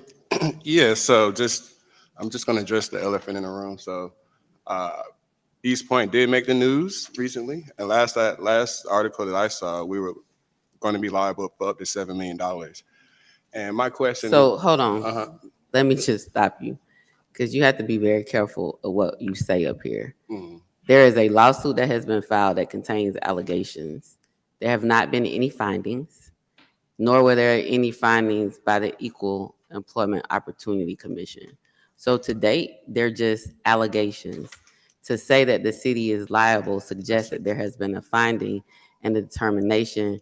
And I think in abundance of caution, especially as an elected official within the city, we must share with the community the facts as they stand right now, which are allegations with absolutely no findings that will go through the legal proceeding and be tried through that and not in the court of public opinion. So, and it's active and pending litigation, and our legal, the team or our city attorney, interim city attorney, has advised, and the statement that we have made to the public is that we do not comment on active litigation. So I'm going to share that before you make your statements, because again, it is active litigation. There are allegations, and the statement that has been made is, although the Equal Employment Opportunity Commission has not made any findings, nor has anyone else at this time, and a right to sue letter was issued without making findings to the employee who's making those allegations, we are not commenting on active litigation, as that will be determined through legal proceedings, not the court of public opinion. Okay, So I'm gonna let you go back into your statements. But again, you are an elected official, not a community advocate at this point. And I'm reminding you of what our legal team has already advised us and what we have shared with the community on this active litigation. Once again, so thank you. So it possibly could be liable, So with that being said, I made a statement at a community meeting this week, and I said I would do everything. Yes, I'm a detective. Yes, you put me here to track your taxpayer dollars. That's what I'm gonna. So I said I would do everything in my power to make sure that if a payment is made, or if we have to farm this out to somewhere else to do the legal work, there needs to be a cap on that. We need to account for this now, since we already know. We just can't pull $7 million out of our butt. So will this be on a burden on the taxpayers, is my question. If there is some type of payout, where would the money come from? And two, what type of limitations can we put on, like prices of lawyers and things of this nature? I guess that's. So I think all of those discussions are executive session, as this is, you're asking questions about active litigation for the city. And so we will have executive session tonight, and I'm sure our legal team will be making some presentations to us. But that is not a public discussion at this time on active litigation. City attorney, if I'm wrong, you can go ahead and correct me, but we will have executive session tonight. We are not having a discussion about active litigation. So as it goes back to the budget, I just asked the question of the city Okay. attorney. Hold on. Madam Mayor, I do intend to ask for an opportunity to present legal items in executive session. And so hopefully that can satisfy the council an opportunity to ask any questions. just in general, when payouts are made of that sort, what do those come from? Like, just a general question. And if that's something, can we account for in the budget? So Possible payout. I believe all the budgets I've looked at previously, and I haven't gone through page by page totally yet on this one. There are contingency fees in each, like a line item for contingencies in the departmental budgets, as well as there was one in the legal department. And so when the contingency, there was a question earlier about unintended consequences and how does the budget equal up, is because the departments have contingency fees or a line item for contingencies in the event that things rise. And I don't know what the percentages are, but there is a legal budget and there are contingencies in each department, including legal, is my understanding. I could be wrong. I see Mr. Golden shaking his head. Yes, city attorney and city manager. I don't know if you want to comment, but Obviously, it's whatever you want it to be, but we don't budget for lawsuits. I mean, Iris, maybe you can talk about risk management fund and those kinds of things. Yes, ma'am. Madam Mayor, members of council, we carry liability insurance for the city. And I'm sure the legal department will give you information on that, but we do have liability insurance. so Mr. Golden, you were nodding your head. Yeah, so let's talk about the $1.5 million from the PCA lawsuit where we prevailed and ended up having to pay that $1.5 million. Did that come from a contingency fee in the legal department, or how were those fees paid as it relates to a lawsuit that we prevailed in after defending ourselves and being over $1.5 million in legal fees? Forget what was being asked, the legal fees. You were nodding your head affirmatively when I mentioned contingency fees in department budgets. Yes, Madam Mayor, we do budget for contingencies. However, like you said, each department does have its own contingency as it relates to legal. I believe we have insurance, as well as we do use funds for legal purposes. Councilmember Mitchell. I yield. Thank you. Councilmember Ziegler. Thank you. So question, I believe Director Echeverria was up earlier this year asking about the water line insurance. And so I think that she was maybe waiting for a direction from us on how much the residents would be responsible for versus us. So, and I didn't see that in the budget. Do we know where we are on that? I wasn't at that meeting, or maybe I don't remember. Waterline insurance? Yeah, it was. Are you talking about the National Warranty Line Program from the National League of Cities? Probably. Yeah, that and whether or not we were gonna pay or have the residents pay. Okay, That's so Mhm. I'm well aware of the program.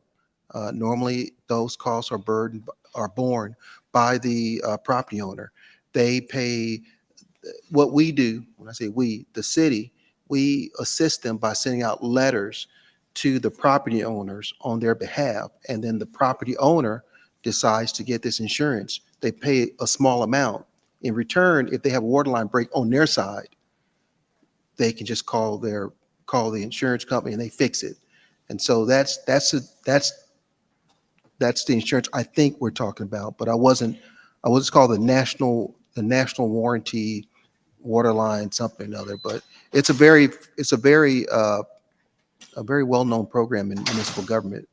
I think that's what you're talking about. Yeah, it was also that the city would get reimbursed for the water that was used. Okay, well, it depends on whose Yeah. side it's on. Right. Well, so yeah, so earlier this year, Director Echeverria had she gave us a presentation Okay, and told us that that we could have it any way that we really just whichever way we wanted. Either the residents could pay, we could pay, a portion of each side could pay. And so I just didn't see that in the budget, and so I didn't. I was just wondering where are we in that conversation to make sure Well- that that gets included in well, the we have, event. we have the deputy director here, maybe she can come up and talk about it. Since we're on the budget. No, okay, I'm sorry. All right, so let us do this. Can we email you or send you a memo about this program and follow back up with you with respect Sure. to this? Yeah. I think it sounded like they were looking to council to come up with a decision on how we were going to Right. move forward. It's definitely a council decision. It definitely is. I just need to know a little bit more detail about it. But I'm Okay. very familiar with the program. Sure. And I'll get with Water and Sewer, Water Resources, and follow back up with you in a memo. Okay. Thank Okay? you. You're welcome. And then my second question is because the taxes have increased, and I know that since I've been here, my personal taxes have tripled in 6 years. When do we start discussing things like expanding the homestead exemption program to make sure that people are not getting pushed out of our city when the taxes increase? Well, let me respond this way, if you don't mind. I mean, because I want to make sure I answer your question. It's kind of like what Councilmember Butler talked about earlier, policy. This is where, if you like, you could talk with the council now and recommend expansion of whatever tax credits that are out there or exemptions that are afforded to them now. Like, I guess seniors is a big one. Veteran exemption is another one. And did you have, I'm not very read in on all the exemptions that you are allowed under Georgia law. But I'm sure I could find out relatively quick in short order and come back and we can discuss them. Yeah, I was just wondering like the time frame of when would be the most appropriate time to discuss that, because it seems like right now it'd be too late for this fiscal year budget, since that would be a tremendous, loss in revenue. But I think that is something that's really important, and I think that most of council would support something like that. And I'm not speaking for everybody, but I'm just saying that that's probably a focus of everybody's. And so I just wanting to know like what would be the most appropriate timeline to bring that into the conversation. I think you can discuss that at the June 10 work session. Madam Mayor, may I interrupt? Wiggins. So if you obviously have exemptions currently, but exemptions are something that if you're going to expand them and do more than what you currently have, you're going to require a referendum. And so you could talk about them now, but you're going to have to engage your local delegation to get them involved so that they can get a local bill passed, and then it goes on a ballot. So the earliest you can have an expansion or additional homestead exemptions will be November Okay. of 2025. You're too late. The session is over for a local bill for 2024. Okay. And something that would be more in our power, I think, would be the millage rate. So, because the public doesn't vote on the millage rate. No, it's your job. Right. So then again, like when would that be the most appropriate time to bring that in the conversation when in terms of the budget? Well, it'll come up in November, right, Shannon?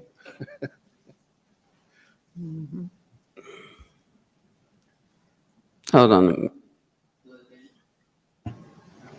I believe mayor and council had talked about this previously when we had Jeffrey Jackson to present. And I believe he might have mentioned, I think maybe January, somewhere around that time frame. But I can get that time frame and get that information to you. Okay. Thank you. It just seems like that when we end up talking about it, it's too late in the process. And Yeah. so I just want to get some clarity on that. Thank you. Yeah, I think, and that has been the challenge in the last two times that it's come up, is that when we finally get it from staff, it's too late. So to the point of having a discussion in June about those desires and a path forward, we generally have a legislative roundtable in the fall prior to the session starting. That would give us the opportunity to share that with our local delegation about so timing that out so we're not at the final hour having these same conversations. And so having it at the June 10th work session would be able to help think through the timeline for homestead exemption exploration as well as millage rate. I know previously when this has been brought up to, what's his name, Mr. Jackson, and he's presented, he talks about the, what do you call it when they assess the value? The tax digest. And when they get it and the determination, our ability to be able to determine at that point, like what the conversation is around what the, what it's not clawback millage rate, rollback millage rate is versus considering that. So there is some connection between the tax digest and when we receive it from the tax commissioner and all of that. But I think having that discussion in June to take into consideration all that and come up with a timeline would be good. There were other people who were in. I'm sorry I didn't see before you went out. So if you're in, please press your button again. Councilmember Cummings. Thank you, Madam Mayor. Question about the, I know the pay study. And have we, part of the budget, has that been, so it has been in there, and also the potential for what we could possibly do? I know the police, they have something that they're talking about as well with their pension, so it's all of that incorporated in? Well, I thought the pension was net zero, right? The pension, I think the 75-25 program that the chief is talking about, it's not going to cost us any money. It doesn't have an impact on the budget. The only thing that does have an impact on the budget is 10 new officers. That would definitely have an impact on the budget. And your first With the pay study? And the pay study, it's in the budget. It And is in we there. got new numbers and they are less than what's in the budget, so. Okay, so the actual numbers you say are going to be less than what's actually, Yes. what we budgeted for? Okay, all right, thank you. I just want to make sure you get that. Anyone else? Yes, ma'am. Councilmember Bowe. Yes, in regards to the millage rate, this council has been responsible that we have reduced the millage rate every year I've been on council, except for the past two, where we held the millage rate steady. One's increase in property taxes is based on two functions: the appraised value of the property, and good news, bad news is that property values have been going up. The majority of one's property taxes goes to the school board and Fulton County. And I think, and I've said this publicly before, when the community goes down to Fulton County, I'll be right in line with them to talk about how expensive property taxes are. I say that because I want us to understand and communicate to the residents that your municipal property taxes are very cheap compared to the school board and to Fulton County. And so to have those conversations, we really need to be approaching our county commissioners and our school board representatives about reducing their millage rates or reducing those taxes on that end, just to be fair, because everybody's feeling the heartburn, but it's not coming from your municipal taxes.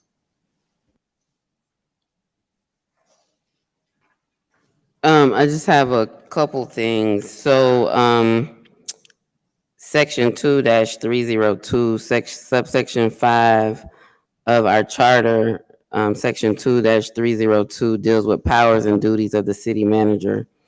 And section 5 says prepare and submit the annual operating budget and capital budget to the city as a duty of the city manager.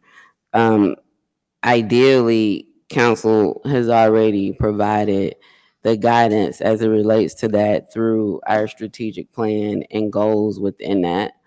And of course, the strategic plan and goals that we have not been updated.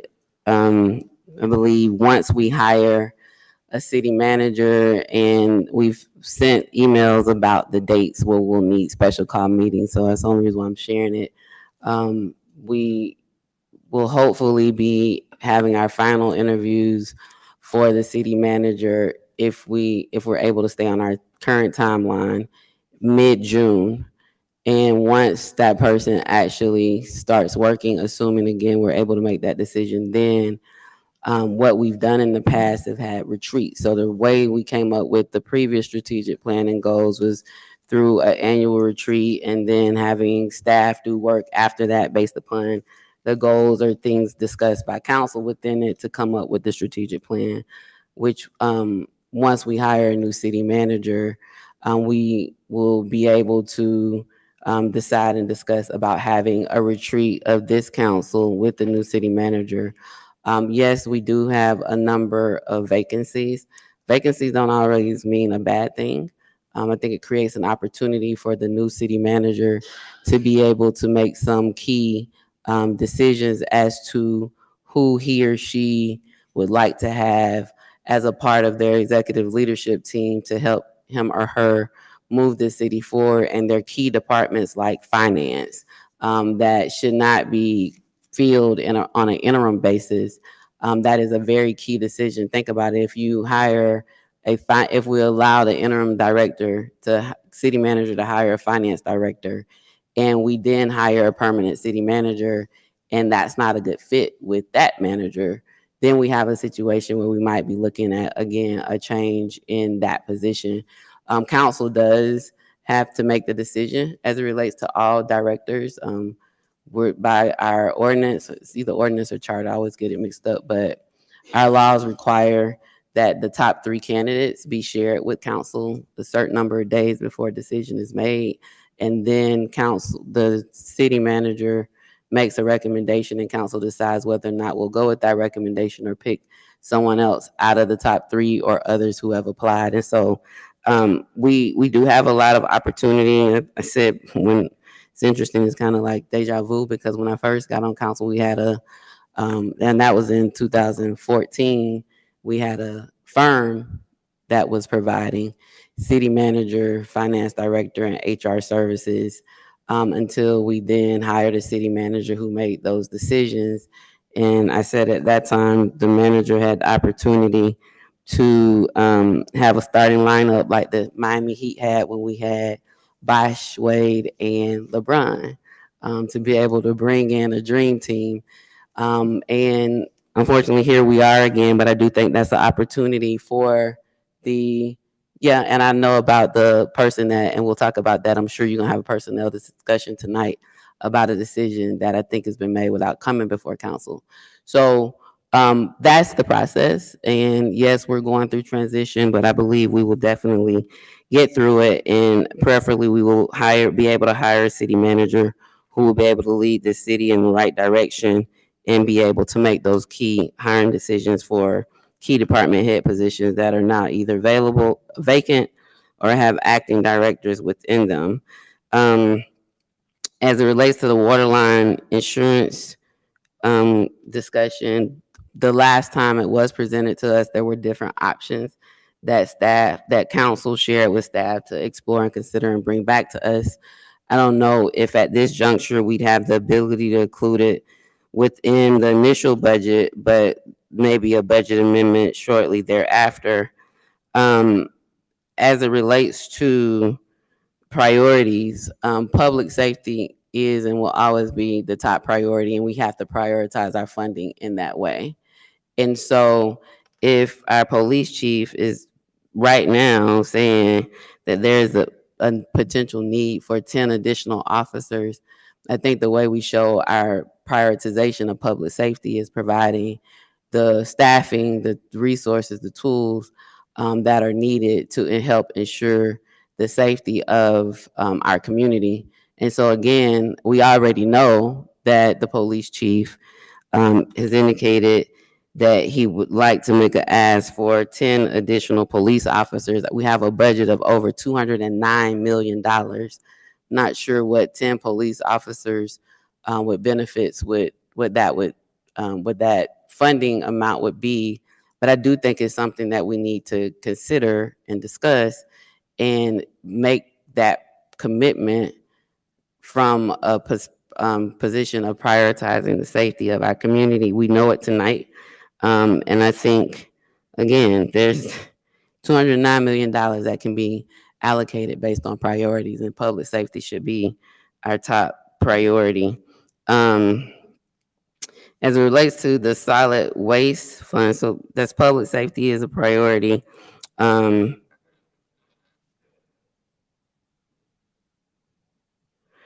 it relates to, I saw the information on there about information technology. I think that should be a higher priority, especially given the challenges that we've experienced in making sure that we are allocating as much resources that are needed to ensure that we're able to deal with our IT challenges as soon as possible. To relate to the solid waste fund, when the solid waste fund was created, it was never created to be able to take care of itself.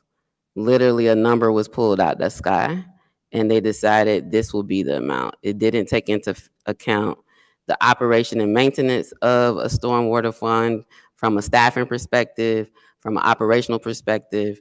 And so we've had that rate of kind of just, let's go with this number since the creation, which has created challenges from a funding perspective. And that predates my time even on council, which started in 2014.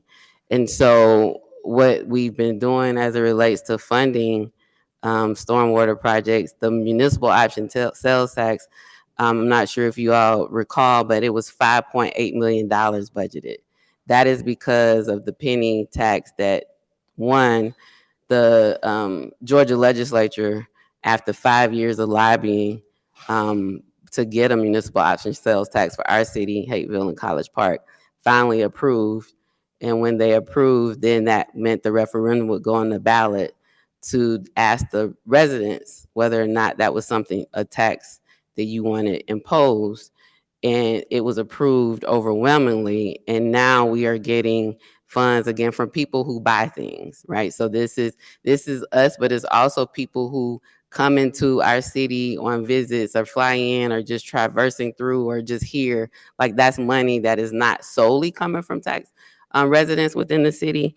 And again, that's providing about $5.8 million a year, which we're able to use for water, sewer, stormwater funds. We also projects. We also have been using GEFA, Georgia Environmental Finance Authority loan funding to make that happen. And so while we haven't raised rates, I always say we need to explore every option before raising rates, but understand with the stormwater utility fund, we have been swimming upstream since it started. And so we're hopeful that we can, as we continue to get that funding, as well as funding from our federal legislators. And so Congresswoman Williams has provided funding for water sewer infrastructure, Senators Ossoff and Warnock.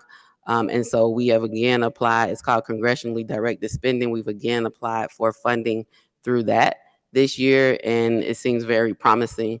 And so we're looking at other revenue sources and streams before actually raising rates on our residents to be able to ensure that we are providing those stormwater services and fees. And so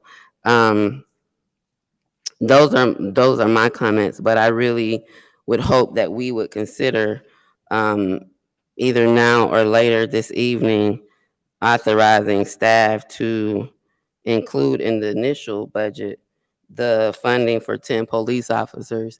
If not, I'd really like to know when the first budget amendment is going to be coming before us, because, you know, safety has to be our top priority.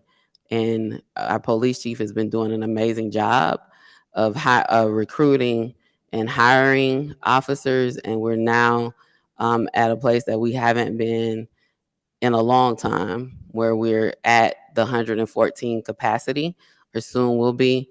And so that ask for 10 additional officers, I think, is something that we should definitely be considering.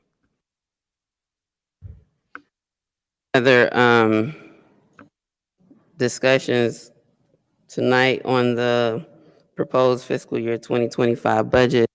Is there a desire to entertain, and we'll have to actually, when we get to the pay and compensation discussion, make a motion to approve what's being recommended regarding the parity. So it's already in the budget, but staff does need that regarding the budget. And again, I think we should consider the ask for 10 officers.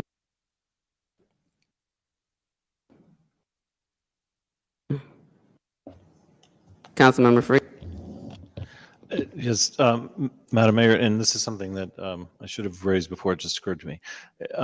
Several months ago, the Local Food Ecosystem Ag Committee did come before us asking about making a sort of a permanent position and expanding that program. I have spoken with them. They have an actual dollar ask around that, but I'd like to, at some point where it's appropriate to discuss how we work that in. Yeah, that's a good point, Councilmember Freely. I've been told that they have actually included funding for that position in the budget. I don't recall the amount, but I think Ms. Jessie, somebody share with me the amount for that position? I can't remember if it was like 80 something or what the amount was, but having the conversation with them, do you know how much they've asked for us to include? I'd have to look at my emails, but the total ask was well above the salary. It was for an expanded program. I think it was around 400,000. I know that amount's not in there, but the position, the funding for a position or consultant, whichever way they decide, is there. And then there are a number of grant funds that we were able to receive, like hundreds of thousands, like by having that position. So I know it's not the 400, but it was enough for either a staff person or consultant, whichever route they chose. But I can't remember the amount. But we can, that is a good point to raise. And my understanding is included. I just don't know the amount. Okay, all right. And if I misquoted their ask, I hope Right, it but cause it's anyone a heart attack. over 100,000. Yes. Okay. Yeah.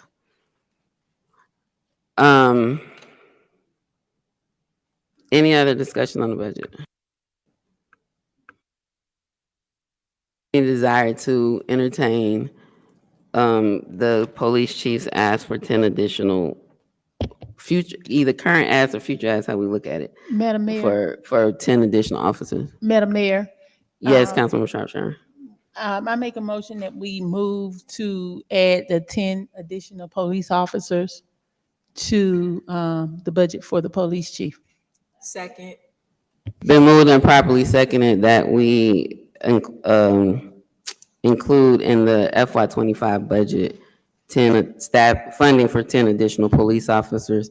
Any discussion on that motion? Discussion. So I heard names, but I'm just gonna go with the order on the screen because I don't know how they came in. Councilmember Martin Rogers, Councilmember Butler, Councilmember Freeland. And I neglected to ask him this, and I guess it can come in a later date, but of course I support this, but I know that there was some additional discussion on additional code enforcement officers. So is that a part of this ask? I just neglected to ask the chief. Or will there be additional officers hired in addition to the ask tonight? Or is this a part of that code enforcement I remember him talking about? Or it was a suggestion that we hire additional code enforcement officers? So that was. I think we have 2 per ward right now. He just mentioned 10 additional officers. I know code enforcement is under police, so I'm not sure how he's looking to use those, but we have 2 code enforcement officers per ward right now. Ms. Brown, do you know the 10 additional officers? I do not know the cost. I mean, we'll have Oh, to, not the cost. I mean, if this is approved, you all will have to work through the cost and bring us back an adjusted budget on June 3rd that incorporates this. But, oh, there's the chief.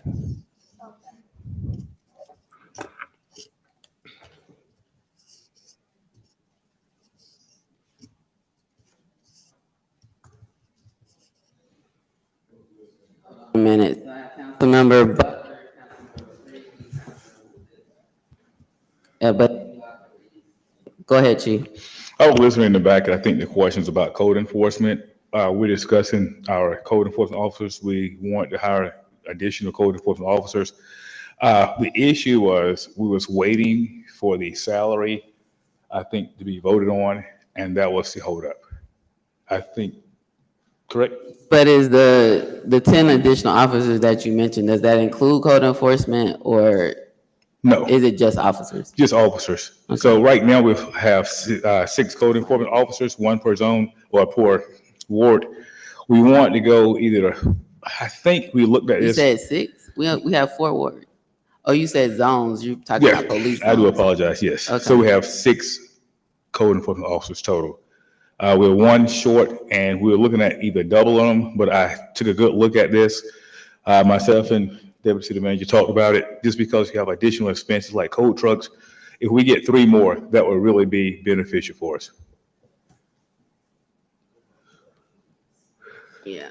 So the motion is on the 10 police officers for safety. I know there's a need around code enforcement as well. I don't know if it's the staffing or the work that's being put out from them. So, I mean, I think the code enforcement discussion and conversation could come through a budget amendment. My concern is safety and officers. I think that was the initial 10, request for 10. If I could speak, I think the question is the 10 already included in the budget now? No. It's not. No, he's asking for additional 10 for public safety. So they're not included. Correct. Okay, so that's the motion to include it in this budget now. Do you know the possible projected amount for that, Chief? It's about a little over $550,000. Okay. Anything else, Councilmember Martin Rogers? Okay, so I'll yield because I lost my train of thought. But I think that my question was, with the officers that you're asking for, my question was, were they code enforcement officers included in? So I think I have the answer to that question. So, no, that's different. These are police officers, and there was different for the code enforcement officers. All right. Councilmember Butler? Yes, ma'am. I was going to ask if it pleases the councilwoman, if I can make a friendly amendment to the motion, and that motion would be, can we allow staff to explore the addition of the 10 police officers so that they can see how that will affect the budget, as opposed to mandating them to do it, allowing them to explore what those possibilities are and how it affects the budget. Thank you. But I don't have a problem with that, but I think Chief Buchanan said they need 10 more officers.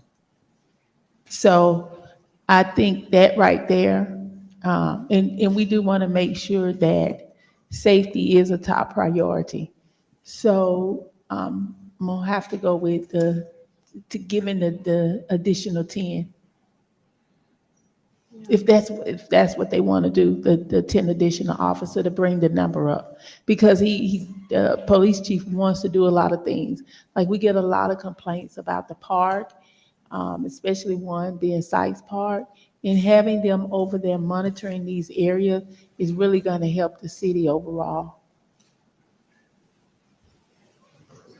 Anything else, Councilmember Butler? I'm going to yield to allow the city manager to have input, please. Yeah, I just wanted to talk about the 10 officers. Okay, so the 10 officers, it's not just 10 officers. We got to buy 10 vehicles. Is that right, Chief? We won't have to buy 10 because we have some vehicles, since we purchased a lot. We may have to buy 4, but we won't have to buy 10. Okay. And are we going to add this to my currently recommended budget? That's going to be added to that, or? So that would be in the capital improvement budget. Do you already have additional police vehicles Yes, in I that do. budget for this year? That's already a part of the budget? Yes, I do. Okay. Yeah, or cut what I recommended to include these 10 officers, or do you want to just add this to the budget? That's the question. So we have 209 million, Yeah, it'd be like something, 210, something whatever. 678 of funding of dollars.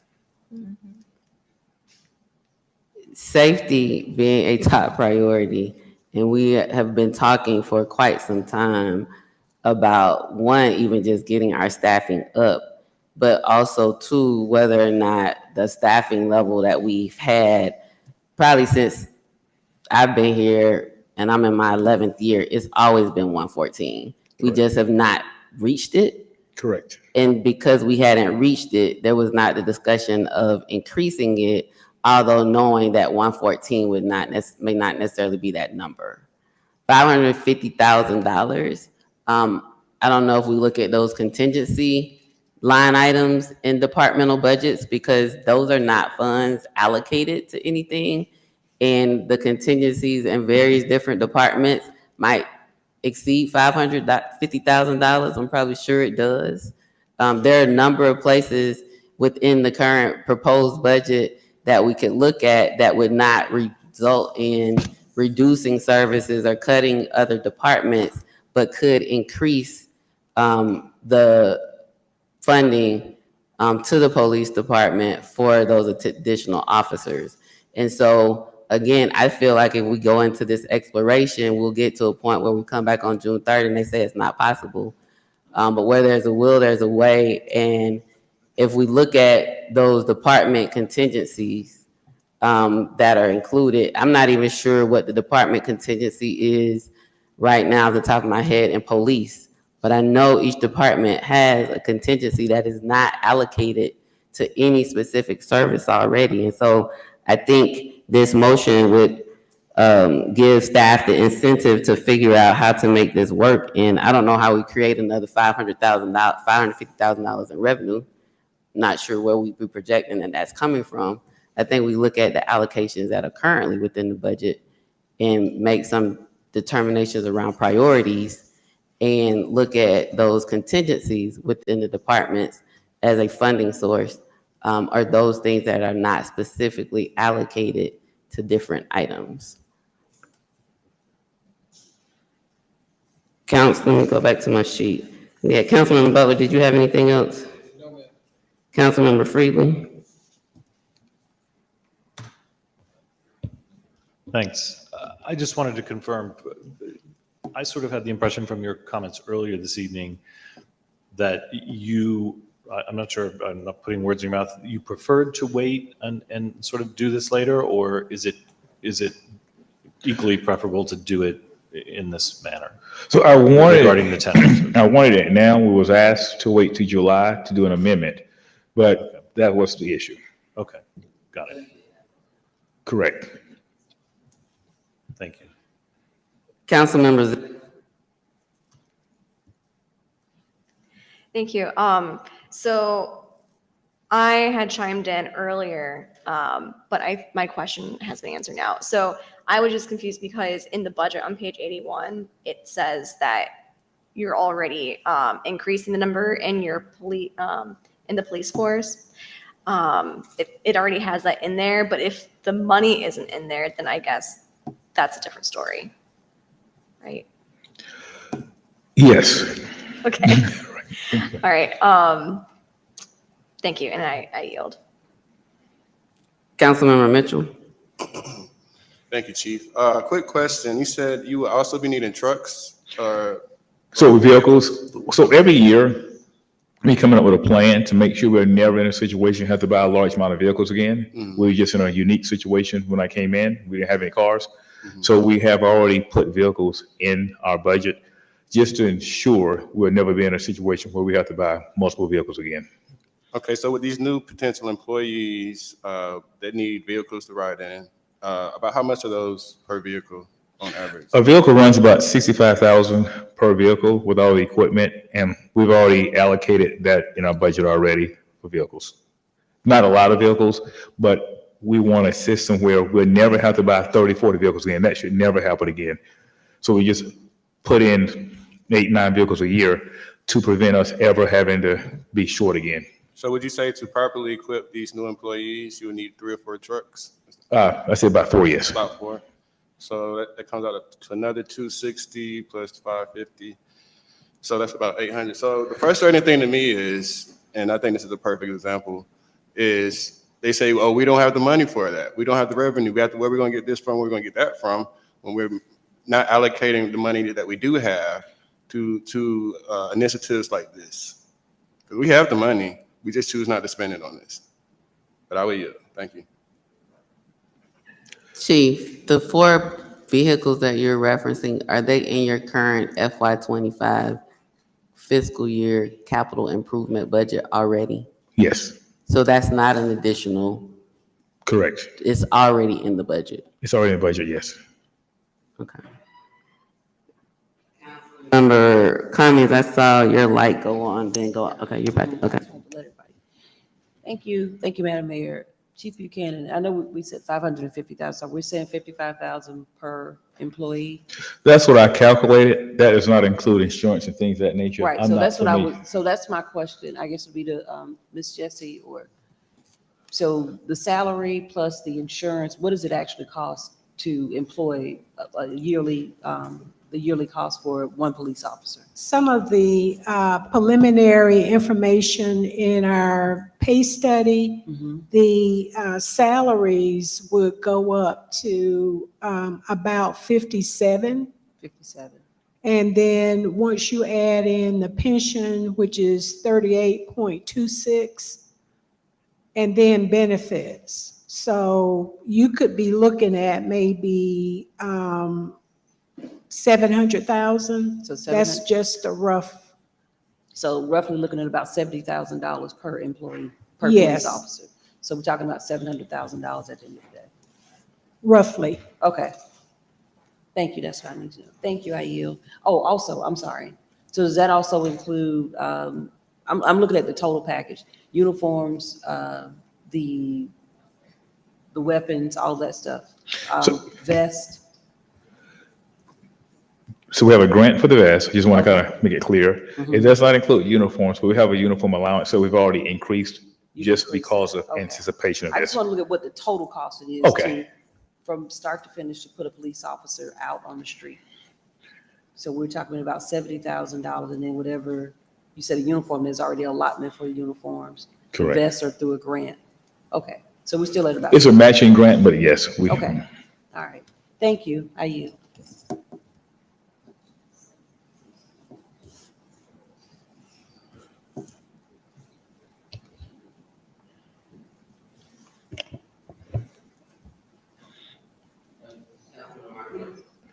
I was in. Sorry.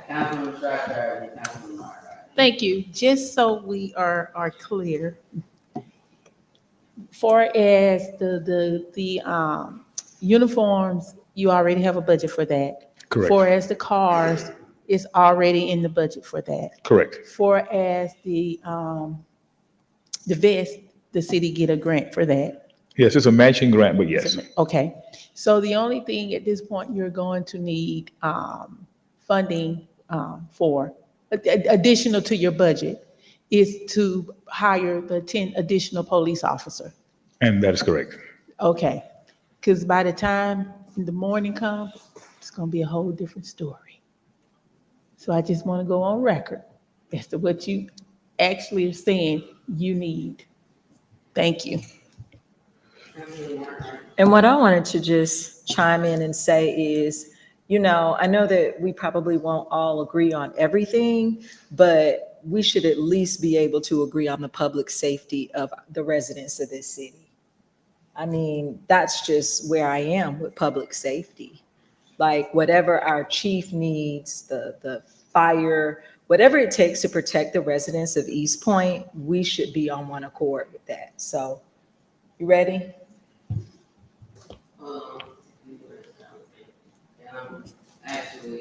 Going through the budget right now, try to find those contingencies. Councilmember Mitchell, Are we gonna include the trucks to properly equip these retention? he said that they are already included in the budget in the capital improvement Correct. plan that he's already submitted. So he's not asking for funding for the cars because the cars are already there So it would just be the funding, how much? for the officers. So it's about 700K. Okay, thank you.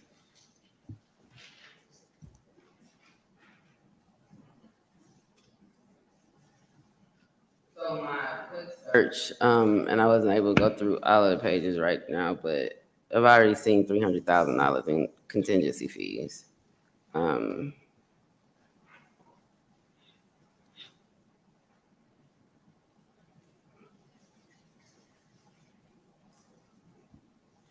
So I won't belabor that. We can have it, ask for staff to look at those line items. Any other discussion? All those in favor? All those opposed? Motion carries. Thank you, Chief. Thank you all.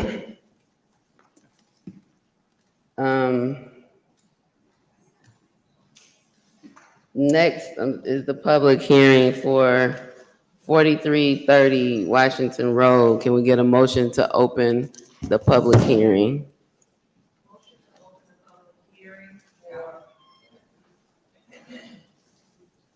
Motion to open the public hearing for a special use permit case. Moved and properly seconded. Any discussion? All those in favor? Aye. All those opposed? Motion carries. The floor is now open. I'll turn it over to staff for the public hearing, I'm sorry, is now open. I need to have the city attorney read the rules before I turn it over to staff. Go ahead, Attorney Wiggins.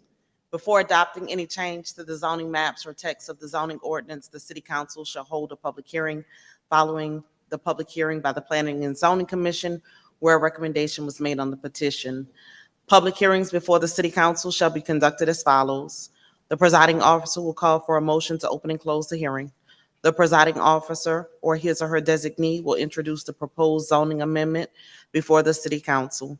Staff will then be called upon to present the Planning Commission's recommendation and summarize the staff's written report. Persons both favoring and opposing the proposed amendment will then be provided an opportunity to address the council. The applicant for the proposed amendment or applicant's designated representative, if any, will be entitled to speak first, followed by other speakers in favor of the proposal for a total of 15 minutes. Those who oppose the proposed zoning amendment will then be permitted to speak for a total of 15 minutes. By majority vote, the council may increase the total time for speakers provided that each side is given the same amount of time. If there is more than one speaker for a side, the presiding officer may limit the time allowed to each individual speaker other than the zoning applicant. The zoning applicant may reserve a portion of his or her allotted time for rebuttal. Speakers must adhere to the rules of decorum. Prior to speaking, each speaker shall identify himself or herself and state his or her current address. Each speaker shall speak only to the merits of the proposed zoning decision under consideration, shall address remarks only to the city council, and shall refrain from making personal attacks on any other speaker. The presiding officer may refuse a speaker the right to continue if after first caution, the speaker continues to violate the rules of decorum.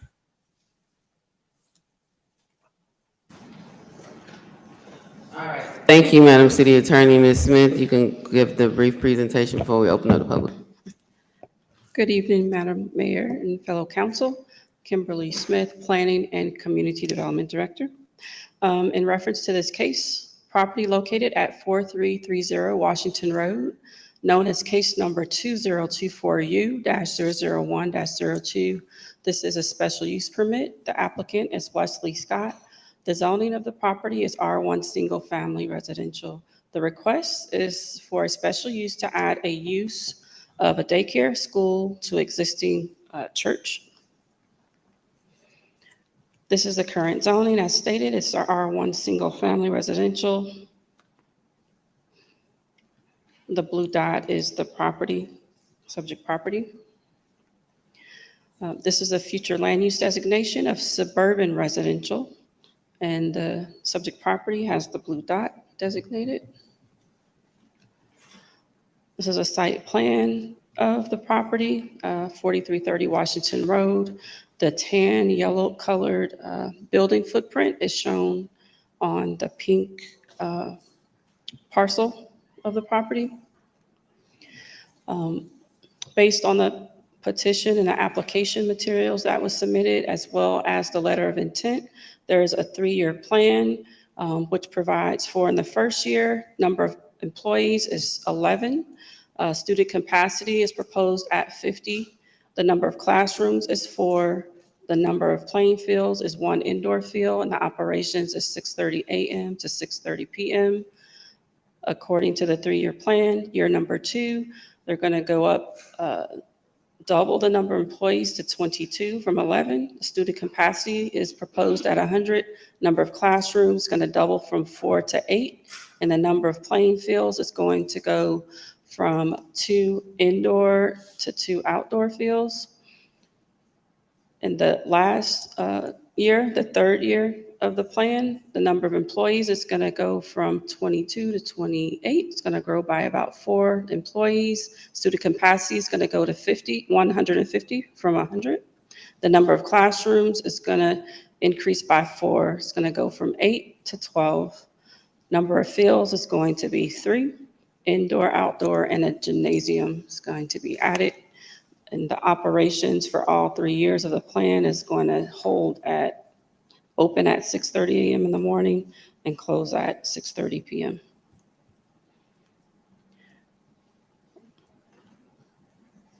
Staff recommended approval of the proposed special use permit petition to allow for the child daycare facility to operate in an existing church with the following conditions. There are 3 conditions. The first condition, applicants shall comply with all requirements of the Georgia State right from the start program, all of the rules and regulations. Second condition, they shall provide a detailed site plan, an interior floor plan, lighting plan, landscape plan, and egress and ingress traffic plan for how the cars are going to come in and out as they drop off and pick up in the morning and afternoon. And the third condition that staff proposed and recommended is for a traffic study to be reviewed by the city public works, fire, and police departments. Planning Commission also recommended approval. They added an additional condition, which is condition number 4, which reads as engage in traffic mitigation measures to reduce traffic jams and provide for pedestrian safety as to not allow traffic overflow into adjacent neighborhoods, not to impede traffic flow on surrounding residential streets. Traffic mitigation may include, but is not limited to, a combination of any of the following: security or cross guards, hired law enforcement officers, installation of approved crosswalk signals and or signage, cones, and other forms of traffic mitigation and pedestrian safety. That's the end of our presentation. Thank you so much. We are here for a public hearing on the request for a special use permit for 4330 Washington Road. Is there anyone who would like to speak in favor of this request for a special use permit? Please come forward at this time. Is the applicant here?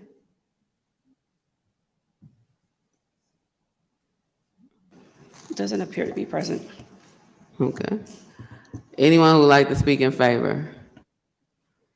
Anyone who would like to speak in favor of this special use permit request for 4330 Washington Road?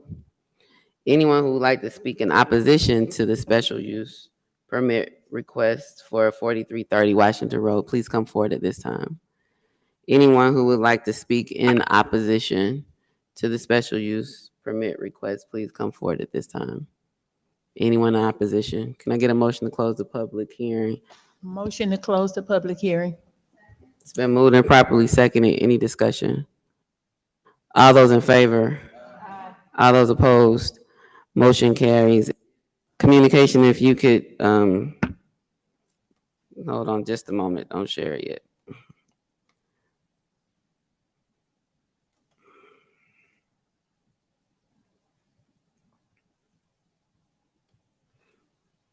If you could share my screen.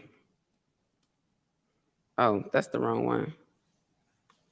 I'm on the wrong agenda. Hold on a minute. I think I might be on the wrong. What agenda is this?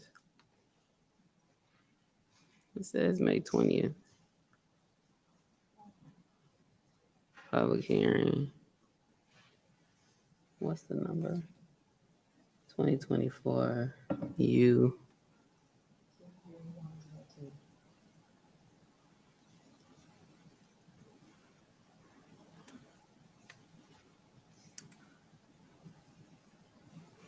So there is a request for a special use permit for 4330 Washington Road. At this time, there's any further action that will be taken by council. If the desire is to take action on this tonight, the first step would be to waive the first reading, and then action could be taken. The conditions that were mentioned, the 4 conditions are included in the proposed ordinance. Any further action? Madam Mayor. Yes, Councilwoman Shropshire. Make a motion that we waive the first reading. Second. It's been moved and properly seconded. Any discussion? All those in favor? All those opposed? Motion carries. Any further action on this item? Madam Mayor, I make a motion that we approve the zoning request. It's been a motion that we adopt the ordinance granting special use permit to operate a child daycare school with an existing church located at 4330 Washington Road in the R1 Single Family Residential Zoning District with the conditions that staff stated are included in the ordinance. Any discussion on that motion? Freely. Yeah, I just had a question for staff. You know, the 3-year plan shows a considerable increase in the number of students and staff and so on. I assume that your analysis took into account that growth and the sort of occupancy of the space. It's hard to tell from the photos kind of what the building looks like.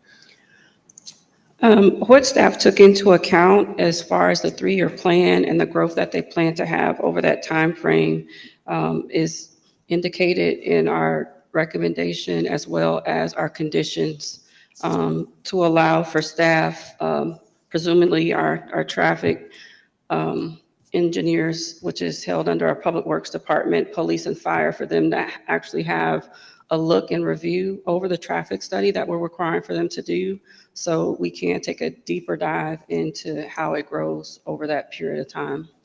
So it takes into account the 3-year. The traffic study that we're requiring the applicant to submit will allow for us to account for that. Yes.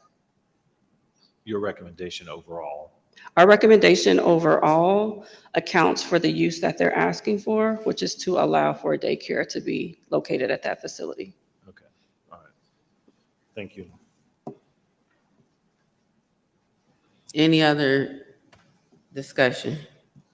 I just have one. Councilman Martin Rogers. Thank you. And I just have one additional question because yes, they do grow over time. So will that one traffic study be sufficient enough? Because in 3 years, will the community change? Like, how many entities will be involved in this traffic study? Because I do know that this is right across from, this is adjacent to the Sun Valley community. So the first 3 years, it says about student capacity is 50 students coming in and out of the property. That's year 1. But then by the time we get to year 2, it's 100 more people, and then year 3, 150 more people. So will that traffic study yield a really good assessment of the people coming to and from that location? That's my question. Because things change over time. They do. In the traffic study, it should account for the 100 students as the capacity as far as the number of cars that are going to increase over that time period. I'm not sure if Public Works Director is here, or our traffic engineer, to answer that question in full detail. I would have to defer to them to get a more profound response. But the traffic study should include the change over each of the years, which it grows by 50 cars, I guess, per year. Thank you.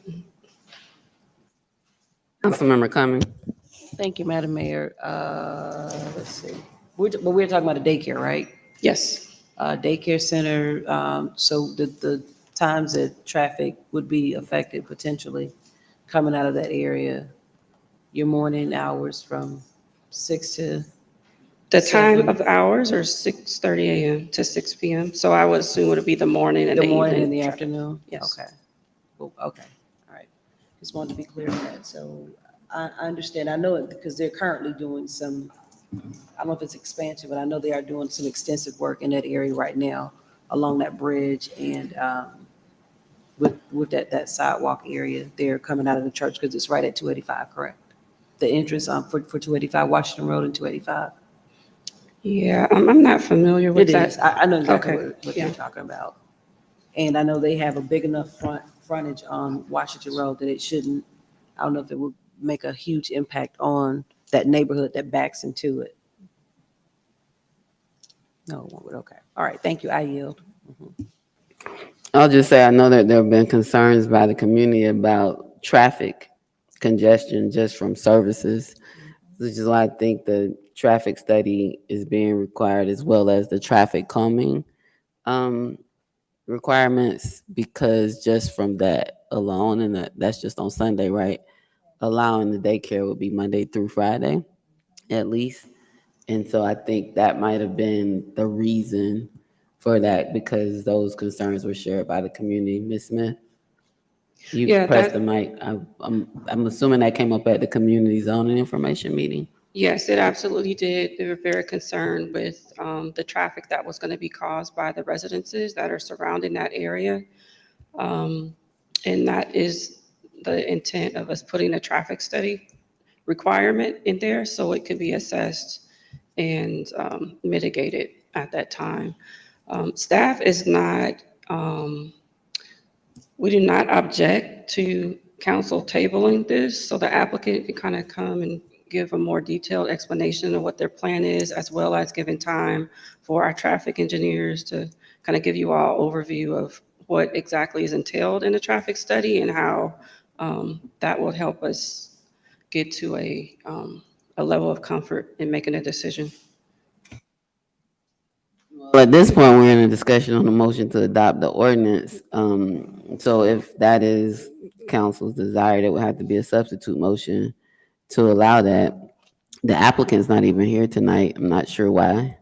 And if they were here and left, I know we've had an extended meeting tonight, so that might be the issue. But I'll go to Councilmember Ziegler. Is that staff's recommendation? Because I believe staff and the zoning commission are recommending approval with those conditions. And so that's what the motion is on the floor at this point. After Councilmember Ziegler speaks, I'll ask you, like, is there a need for the delay or the deferral? And if so, after we've heard that, if council wants to do that, again, we need a substitute motion to make that happen. Councilmember Ziegler. Thank you, Director Smith, for your presentation. So what I'm seeing in this year 1, year 2, year 3 plan is that there's going to be an outdoor playing field in year 2. Do we know where that's going to be situated on the property? We do not know where it's going to be situated. That was one of the other conditions that we placed, that they provide a detailed site plan of interior of the building as well as outside to show us specifically where all of these different facilities are going to be placed on site. The site is about 5 acres in total, so it's a pretty large piece of property. But no, we do not at this time know where it's going to be. Okay, and do you know what I saw that there is, that they had to do a noise impact study. Do you, I think I saw that in the application. Do you know what the results were from that? I don't think they were required to do a noise study. I believe that's for if we were doing a rezoning. Okay. I don't think it's a requirement of this particular type of petition. Okay, gotcha. I'm just concerned that, because I see residential homes right there, how close like an outdoor playing field will be to residential homes, and kids don't know their volume or anything like that. They're going to be outside playing, so they're probably going to be, having fun and being loud and things like that. So I'll just be concerned about what that impact would be to those residents. Absolutely. But again, it is 5 acres. And mostly in the part of the parcel that's empty, it's heavily treed. So I could see how that could be an issue. However, it has a pretty good buffer, and it's a pretty large size piece of property. Okay. But that's assuming that they're going to be putting it near the existing building. Yes. Okay. Thank you. So, Mrs. Smith, you mentioned staff not having an objection to this being, I guess, deferred to a future date. That hadn't been the request of the applicant or within the presentation, but we'll hear why staff feels that that is appropriate, and then council can decide again. There's a substitute motion that someone wants to make to defer the item, or if it will be approved tonight. Go ahead, Ms. Smith. Just generally, I mean, it's always good to have the applicant here to represent their case and to be able to answer the questions in the detail that is needed for this body to make a sound decision. So for that reason, I mean, staff does not object to it being deferred until a further date, next available date for a meeting, so they can be here. Because again, I believe the work session was actually moved over to this date, so they didn't get the opportunity to Were they speak at the work session. Yes, they were at the work session, but it went really, really long, and then it was, I believe it was tabled, or there was no quorum or something to that fact. So just for that purpose, to get them in front of this body to provide their proposal to you all. Yeah, especially if they were there last Monday. I forgot about that aspect of it. We did say that the items would come to tonight, and it was noticed for the public hearing for tonight, which we just held. So, Councilmember Butler. Did I make the motion? You did. Oh, sorry. I call for the question. So no substitute motion? No, ma'am, I'm calling for the question. Okay, the question been called for. All those in favor? Aye. All those opposed? All right, motion carries. Thank you so much. Next up, public comment. Evening, Deputy City Clerk. Yes, ma'am, we have 9 public comments. I think some of them probably have left looking at the audience, but I will read the rules and we can see who's here. Chapter 2, Section 2-2002 BB, Rule 28. The public may speak during the public comment section of the agenda.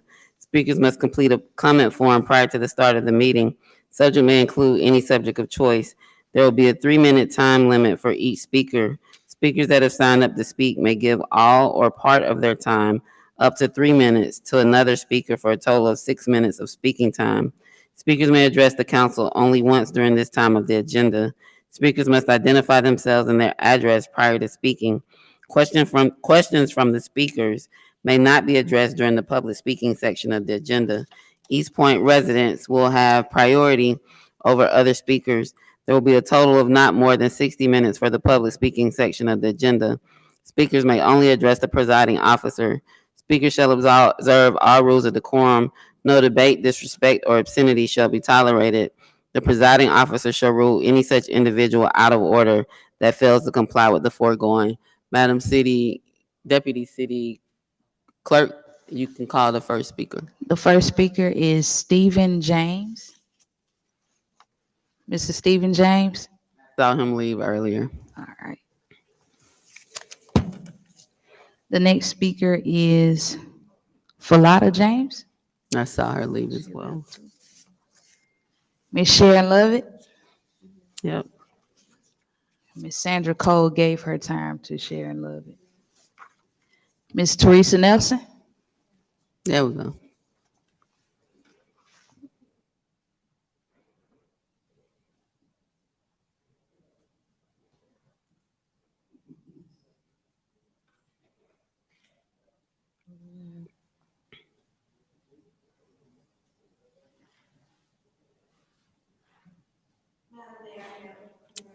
Press your mic for me, Councilman. Press the button on the mic. There you go. Got it. Good evening, Madam Mayor. Good night, I should say, and council members. East Point government has problems with transparency, accountability, and low pay for our workers. These problems can be addressed in this year's budget. How? We can look at strategic planning, and we can, strategic cuts to expenditures and new accounting procedures. Council needs to look first at itself, inward, for the savings. It's been late, it's tired. First, eliminate council member credit cards altogether. I served on council. We didn't have credit cards, and when it was came up for a vote, it was soundly defeated. That'll get you out of the mess you're having now with policy. Second, require expense reports for all expenditures. I did it on a voluntary basis when I was on council because it was not policy, and if the records are still there, you can actually look at them. Businesses and governments throughout this country routinely require expense reports in order for you to be reimbursed for any of your expenditures. Receipts should be attached to it, and the purpose of the expense should also be included in the report. This is not rocket science. Okay, got to that, sorry. All right. The legislative purpose for the hotel motel tax is to promote local economic development. And it's time to provide reports on results, not just on travel and publicity expenses. Economic development people, marketing and PR need to provide reports on actual results of their work. Events and concerts supported or not by residents also need to be reviewed. How much do attendees actually spend with East Point businesses when they're here? You might look at fewer concerts. I don't have a problem with concerts, but fewer concerts using local Atlanta incredible talent that we have in the metro area and not have to look outside of the area, and we could save a lot of money. And that's what you need to do, is to look at it. The other thing you can do is you can charge a nominal fee, $5 per head to help underwrite the cost. I've talked to people who do attend who say they would have no problems contributing a small amount to help defray the cost to the city taxpayers.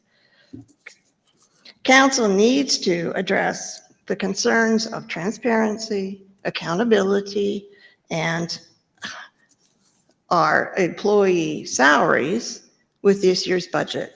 It should be done this year, not pushed down the road every year as it has been in the past. Thank you.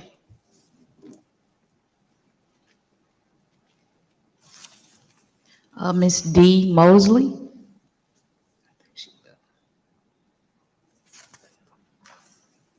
Ms. E. Castle.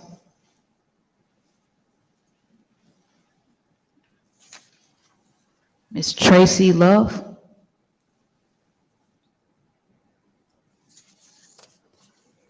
And Ms. Queen Brown DeThon. That's it? That's good. All right, thank you.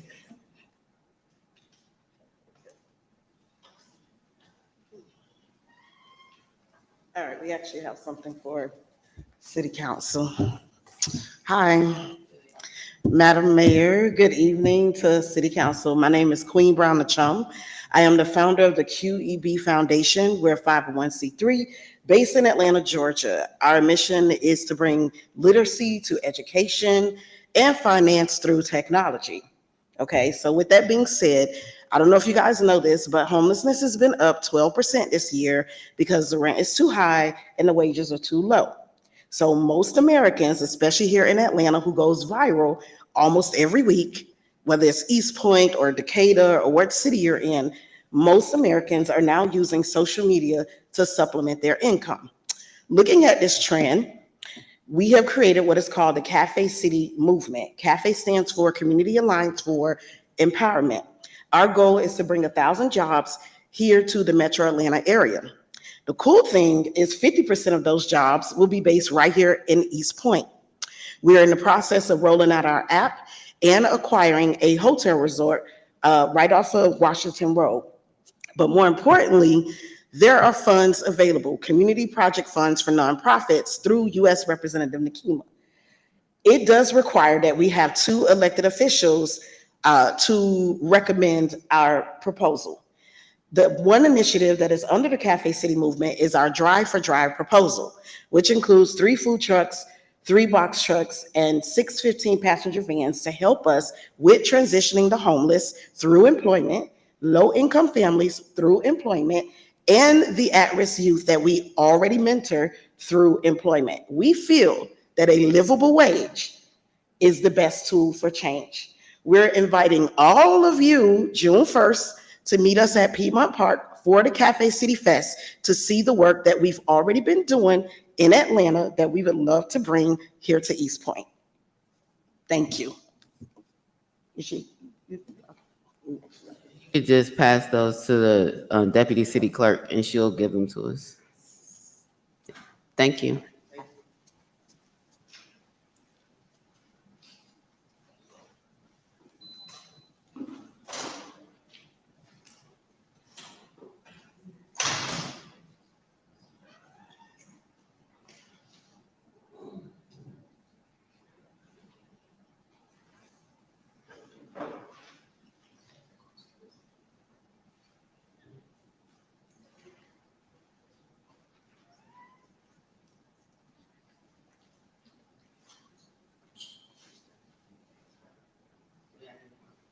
That concludes public comments.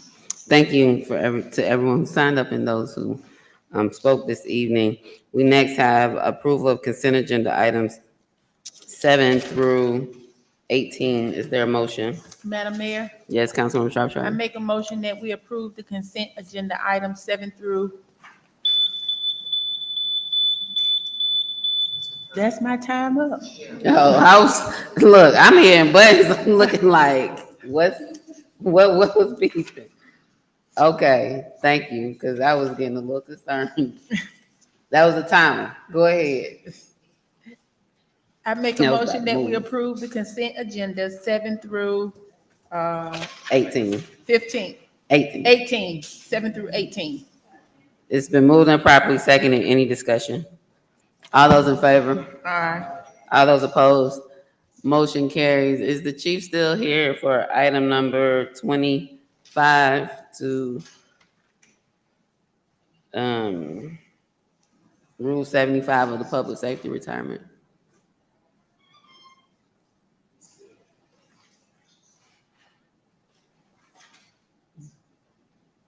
He's still here. There he is. Can we get a motion to open the floor for council discussion and possible action on Rule 75 Public Safety Retirement? Is there a second? Second. It's been moved and properly seconded. Any discussion? All those in favor? All those in favor? All those opposed? Motion carries. The floor is now open. Chief Buchanan, we are on the public safety retirement. I thought we would get to this sooner, but I appreciate. No problem. I just appreciate y'all hearing this. It's beneficial for the police and firefighters. As you know, we're already under a different. Okay. Just keep going. As you know, we're already under a different retirement as it is, but our accrual rate is very low. It's only 1.75% per year. So I went to the pension board last year. We talked about this. This year, they came back and said we supported. I thought we were 97% funded this year, but we were actually 100% funded. They corrected me. We have one of the best pensions in the country, by far. So the rule of 75 allows a person to retire at 50 if they have 25 years of service and it equals 75 at a 3% accrual rate. Now, you don't have to retire at 50.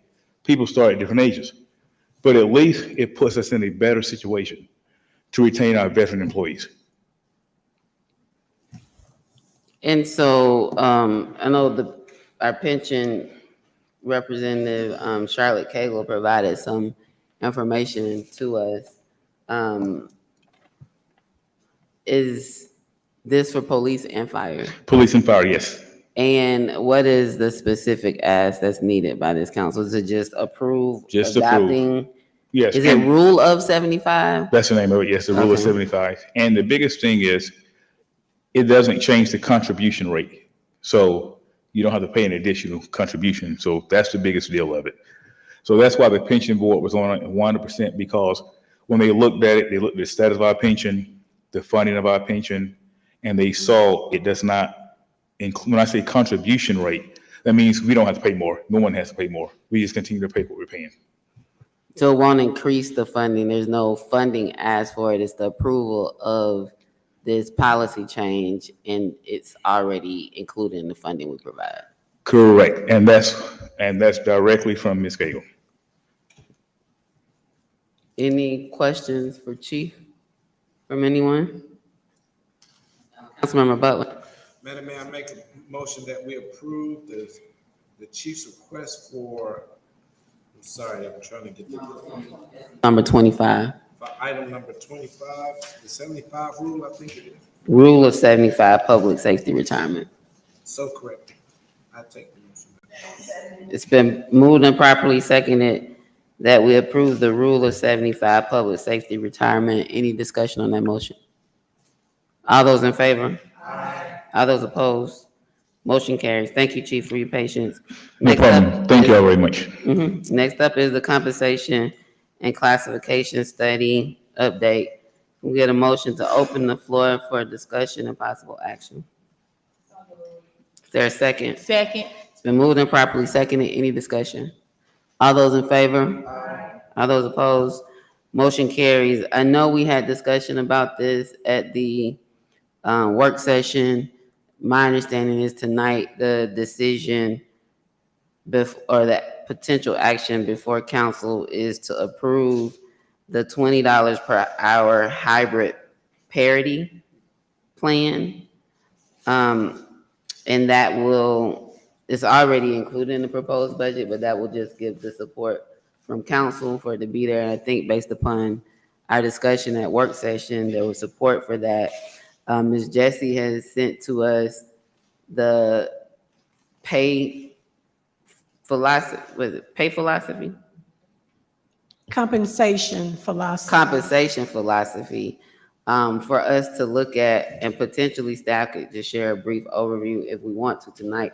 But there was no anticipation that we would be taking action on the compensation policy tonight, but that we might look at taking that action maybe in June or July, like in the upcoming months, but to give us some time to review it and discuss it. So there's the action requested to approve the $20 per hour hybrid parity plan as it relates to compensation.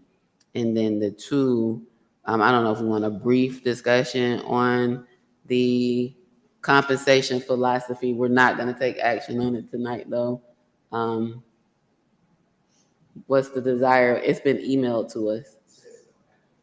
no action on the compensation philosophy tonight. It was just shared with us and we could potentially have a presentation from staff about it, but there was no expectation that we would adopt it tonight because we were just getting it.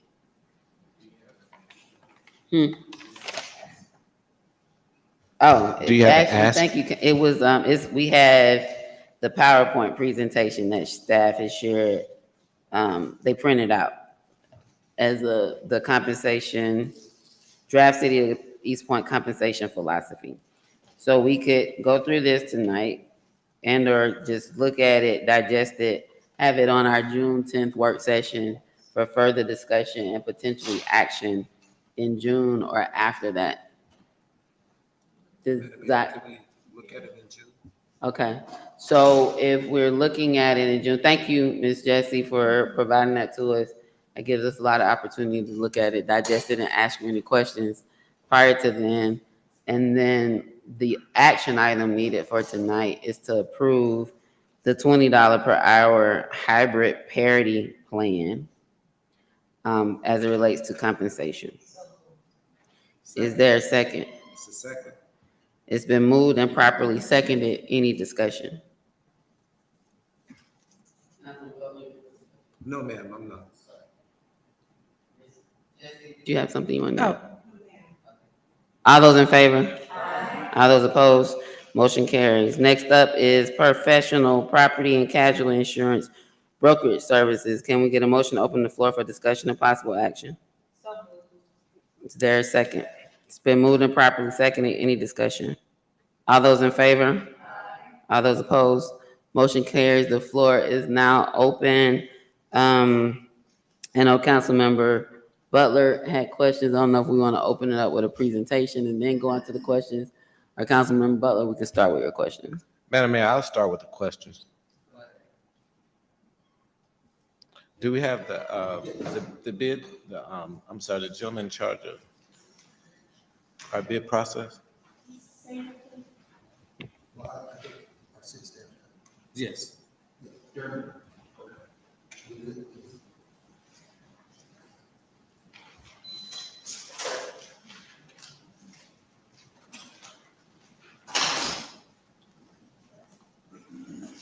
Good evening, Mayor and Council. Thank you so much. So I'm having a little difficulty understanding the staff's position. And here's the issue. It's compounding. First, we had this presented to us more than a year ago. And you told us at that time, it's only a year contract, and then we're going to bring it back. Then you bring it back to us with no bids, and then tell us that it's an emergency, but it's not an emergency. Then we come back and we have a bid, and miraculously, this company outscores everybody exponentially, including a vendor who once had the contract. I have a problem with that. How did you come up with the scoring, one? And two, the problem that I have with that is this company is not charging us anything, and they're paid by the contract which they receive. So they're working for the insurance company, not for East Point. It's analogous to two examples. You go buy a used car, the used car salesman is getting compensated by the car dealership. When you buy in a house, you can have a buyer's agent and a seller's agent, but they always working for the seller because they control the process. So while we give me confidence that this is the right vendor based upon what you've said, because I don't believe it, and I don't like how this has happened. And it's been a 2-year process where it seems to me that the council is not getting the benefit of the best information. Councilman Butler, Just add, Councilman Butler, also in responding to your question, it might be also helpful in addition to the contract and procurement interim director, that Ms. Jessie also provide a response as to the appropriateness of all that, because it's actually within her department outside of the procurement process. So we can start with Mr. Darman and then go to Ms. Jessie. Thank you, Madam Mayor. Councilman Butler, first I'd like to address the initial issues that you stated. Initially, the contract was for a year, sir. One of the reasons, albeit to myself, but we had a previous contract specialist who wrote in the contract a year. We found out that, so we realized having to put it back out there. In doing so, we had more than one bid. I heard you say we didn't have any bids, but we had more than one bid. I know initially when Ms. Iris and I brought it to council, Madam Mayor wanted us to put it out there for 30 days, which we did. And this is what the evaluation committees selected. They selected based upon the proposals that they've submitted, that were submitted through BidNet. And if you can, let's see here, I'll give you just a little background information. Total 18 suppliers. There were different 4 commodity codes, and we received 6 proposals. And out of those 6 proposals, the evaluation committee selected McGriff. And as you stated, we're not being charged anything, unlike, and I would like to, turn that over to Mr. Singleton when he gives a chance, but we're not being charged anything unlike the previous company that we had. We're just being charged a percentage. And this same vendor has worked for us last year and has done a tremendous job. No, but that's not correct, because there's a point in the bid process where there was no bid. And then we were like, why did we not have any bids on this contract? So that's inaccurate. And then we had to come back. I think, and if the timeline is correct, if I could get a little help, that's when we gave this company the bid. And forgive me because I'm a little foggy. And then you came back to us, or maybe it was the second time you came back and there was no bid and you wanted us to give this guy this contract again. And then you told the then city manager that it was urgent, but then upon questioning by council, it was not urgent. Then we had this bid process again. And so this is when we had the 6 respondents, but before then we didn't have those respondents. Well, before this one, sir, we had 5. We had 5 respondents before this one. If I'm not mistaken, Ms. Iris, it was 5 respondents. So when was it when you didn't have anybody? Because I'm not making that up. I think you both are accurate. I think that was earlier in the process when we had the switch. And then after that, there was solicitation or solicitations where there were responses. I think you both are correct. I just think it was earlier. And then when we didn't have any responses, and I think then it was the comments from council was like the people who even had it at the time didn't even respond, and staff said that they were aware, so we had that discussion. And then after that, it went out for solicitation. I don't recall how many times. I'm foggy around that too, but I think you both are accurate. You're just talking about earlier in the process. Mrs. Jessie, is there anything you wanted to add regarding the services provided and the scoring and the determinant? You were a part of the evaluation committee, correct? I was not a part of the evaluation committee. There were 3 individuals, I believe, that volunteered their services through procurement. But a couple of things. One, we did put it out again because when we received the bids, I believe you all felt like it should have been more people to bid on it. And also you questioned the time period. So we put it out this last time and it was out for 30 days. The second point about the payment, it is an industry standard to have the broker paid by commission. When we had another vendor before McGriff, they charged us an annual fee, $75,000. First year was $70,000, and then the second year it went up to $75,000 plus commission. So we're actually saving money this through this arrangement, which again is an industry standard, that the city doesn't have to pay anything, is paid through commission. And we've been very pleased with the services that we've had. We've had an increase in training at no additional cost to the city. The people at McGriff have been very responsive. Anytime we've needed certificates of insurance and any other services that we've needed, they've been responsive.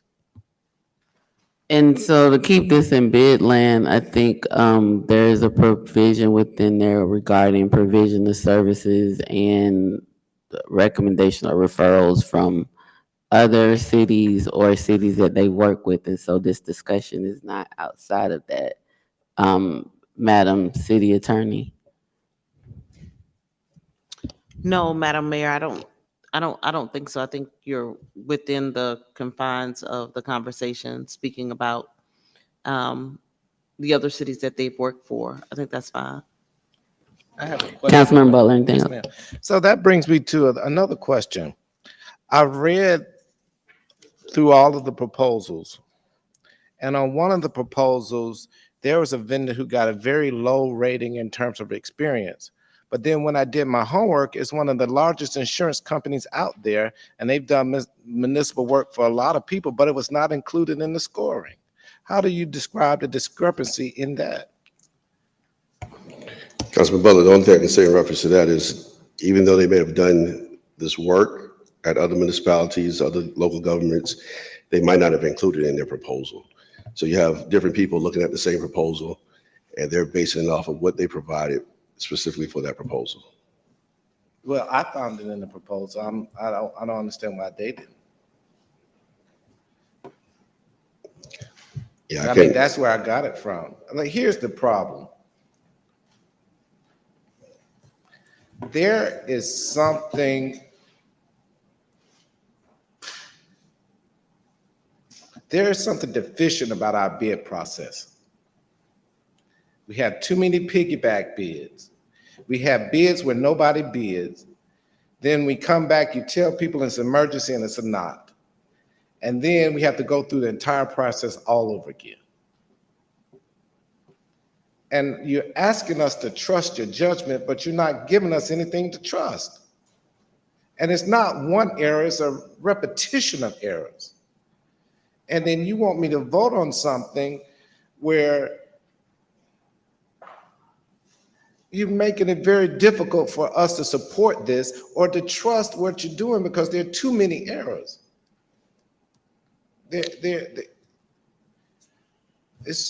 And so I'll give you another example.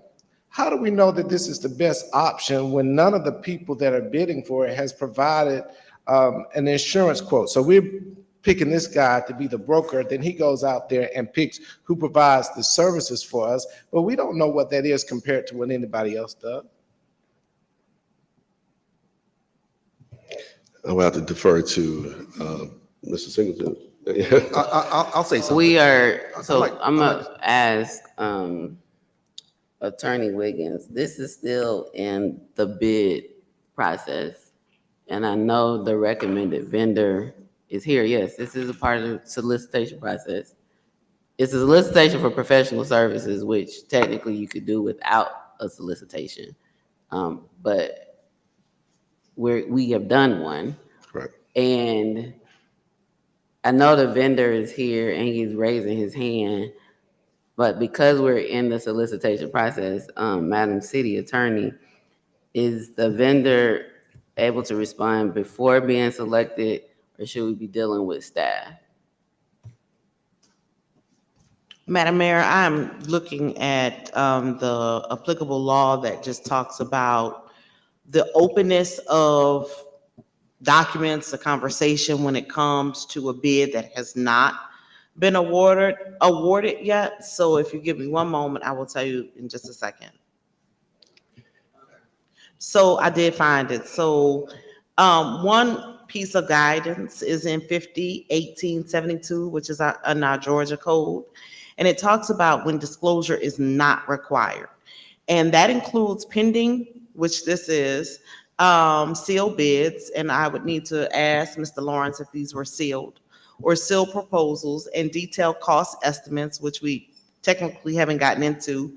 So just caution there.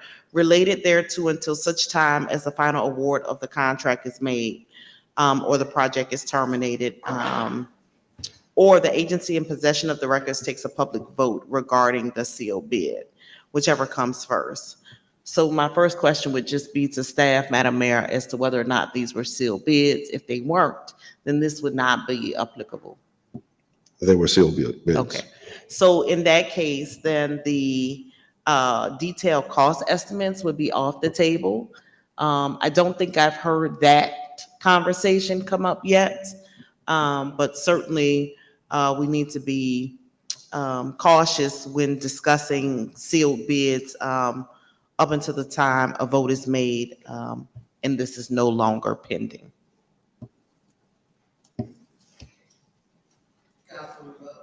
Yes, ma'am. I think the city manager wants to contribute to the conversation. Yeah, I just wanted to, it's not about that. It's more so about the vendor or vendors that provide this kind of service. It's not uncommon to have a broker that does this.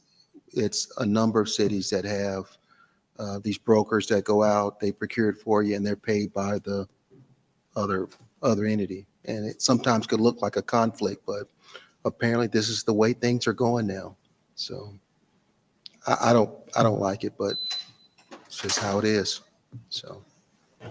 Councilman Butler, if I may, if there was a time that we didn't, and as Madam Mayor stated earlier, that we didn't receive any bids, my predecessor and I were doing everything possible to make sure that East Point raises its number of bids received.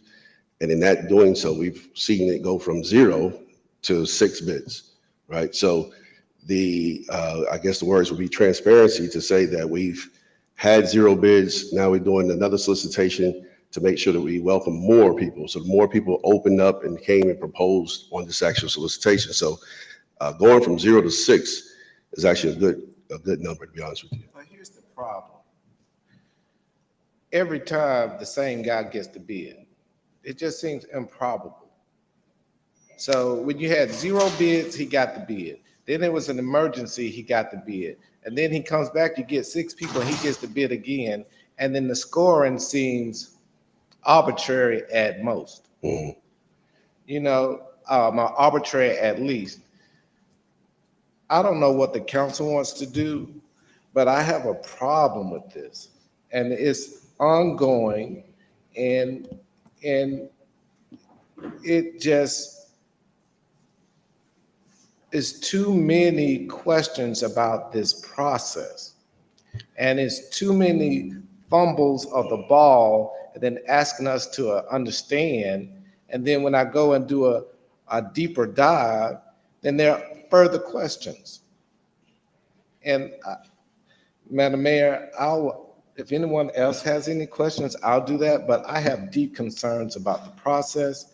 I have deep concerns about, it's been 2 years in this same process with the same vendor, and, you know, I'm very concerned. I mean, we do have a forensic audit looking at our contract and procurement processes and procedures, and maybe we'll be getting the results from that. You mentioned the concern about piggybacking and the concern about this. I understand or hear your concerns.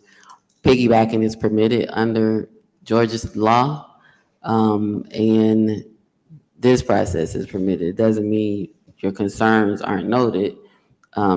they're operating within it, but we have to decide if we want to make changes, not to just one procurement regarding one vendor. And I heard you saying that there are other concerns. So I don't think you're narrowing it just to this. And you've voiced concerns when piggybacks come, like you've voiced concerns around the piggybacks and things of this nature. And so I don't think you're saying it's particular to this vendor, because that could create challenges regarding the bid protest. Once a decision is finally made, I see our city attorney with her light on, as well the deputy city manager. I don't know if that was from earlier, and Attorney Wiggins, I don't know if your light was from earlier as well, or did you have additional comments? I was just going to add about trade secrets being a part of the exemption when discussing a bid. And so anything that may have been in the bid that would be proprietary for the actual vendor, we need to refrain from discussing as well. And Want to add something? yes, ma'am, Madam Mayor and members of council, the previous vendor had the contract for 5 years. So that's just the way it happened. And if they had bid it 2 bids ago, they may have been under consideration, may have gotten it again, but they did not bid. The other thing is that our insurance policy premiums have gone down. So again, we've been pleased with the results that we've been able to get through our broker. And that, I thought, is the name of the game, to save the city money and to be as efficient as possible. I didn't know that we would get penalized for not choosing someone who charged the city money. We thought we were being proactive by going with the industry standard and using commission only. When you talk about being charged, was it a charge plus commission? Yes, ma'am. So fee plus the commission, Yes, not ma'am. commission only. That's correct. Butler, your light's still on. Yeah, I'm back in. Well, I think the name of the game is when you have insurance and you do a computer claim and then they won't pay, and they only give us $200,000 on $1 million policy, and then you talk about the name of the game. Come on Let me now. just correct you, Councilman Butler. This vendor was not our broker at the time. It was the former vendor who was our broker at the time. I'm glad you put that point out. Yeah. That's a great point, because when we're trying to make these decisions, you're asking us to do that, and then you're telling us the name of the game, which is an insult, because I resent the implication. But you're asking us to make judgments on policies which aren't paying. And then you came to me and came to this council with no bids. Then you ask us to trust you. Then you come back and then you talk about the previous vendor. From my understanding, the previous vendor did bid on this process, and I think they were the second highest score. The first time around, Councilman Butler, they didn't. Right, because nobody did. Or they said they weren't informed. So I remember what you're talking about. Staff indicated that they were informed. And again, I'll say that this current vendor was not the vendor at the time that those claims were filed that did not pay out fully what we feel they should have paid. That wasn't this vendor. I just want to clear that up. Because again, we're in the bid process. yeah, I'm glad you did, because that's fair. But what's not fair is being treated with misinformation and then asking us to make a decision on a dismal track record. And you're asking us to trust your decision, then that error after error after error, then you come and insult me with talk about you think the name of the game is. The name of the game is to get the best product.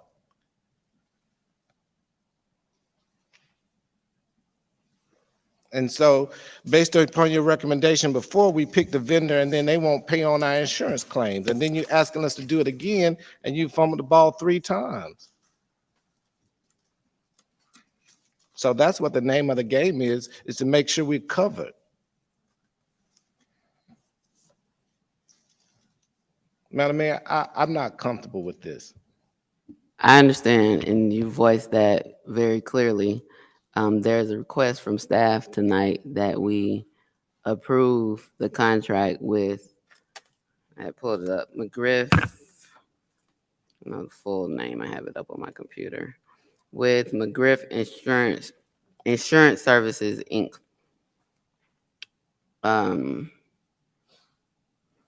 And so council has a decision to make. Councilman Butler has been very vocal about his concerns with this bid process as well as others.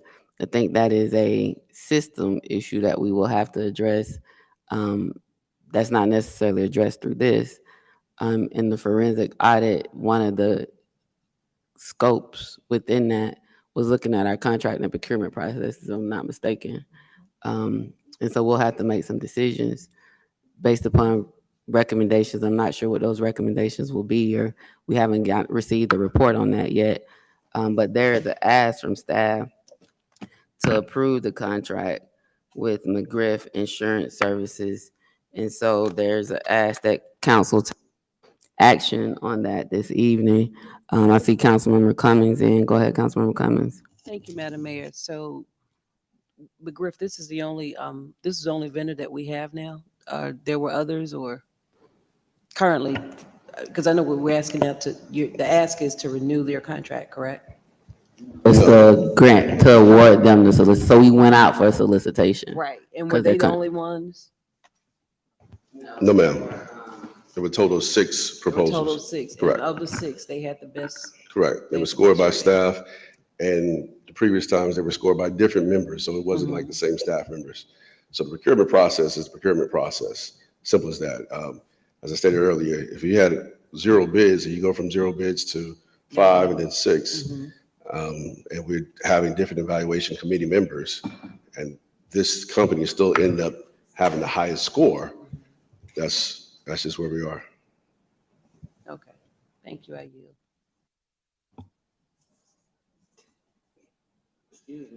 Councilman Martin Rogers. Yeah, I'd like to go ahead and make the motion to approve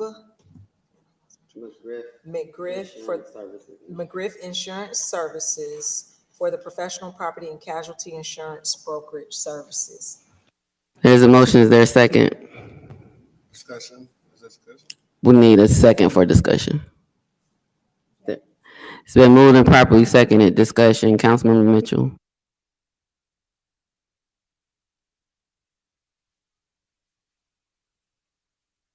Send this back out for a rebid or? Let me, that's a great question. Once you finish, I would like to know the term of this contract too. So, what's the term? Is this a 1 year with renewals? That's generally, I don't recall all the terms in the contract. I could pull it up right now from the agenda. It provides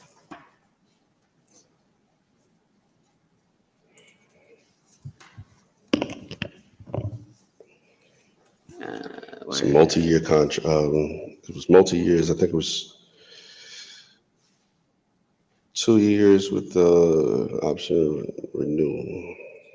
For some reason, my pages are blacking out when I. Yeah. Something is happening with my computer. No, I want to see the contract.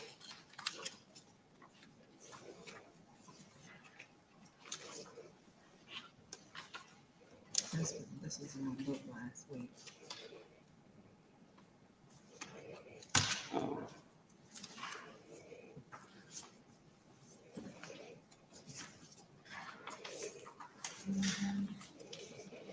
Term of the contract. Contract shall begin upon the date of the formal execution of the contract by the consultant and the city. The initial term of this contract shall be for a 3-year period with 2 additional 1-year renewal options. So it sounds like the same 5-year contract that the previous vendor had when the insurance claims weren't filed. So that's 5 years. I mean, let me not say they weren't filed. They were filed. The payout was the question that you raised earlier. But it's 5 years, which I think is the total of the previous contracts. This is looks like the standard contract that it was a part of the bid application. And it's on pages 250 through 258 of the agenda with some exhibits attached. So this is a 5-year contract. Is that what you're saying? It's a 3-year initial term with 2 additional 1-year renewal options. The city is hereby granted the option to renew this contract for the same terms and conditions and price stated in the contract, and any amendments. The renewal option shall be exercisable solely and exclusively by the city within 90 calendar days. Contract will automatically renew in the event proper appropriations of funds for continuation of the contract are not available in any fiscal year. After the first fiscal year, the contract will be terminated, and so it could potentially be 1 year based on that clause. In such instance, the city shall, within 30 calendar days following the beginning of the fiscal year for which proper appropriation is not available, provide the consultant with a written notification that funding for the continuation of the contract has not been appropriated by the city. What page is that? That's on page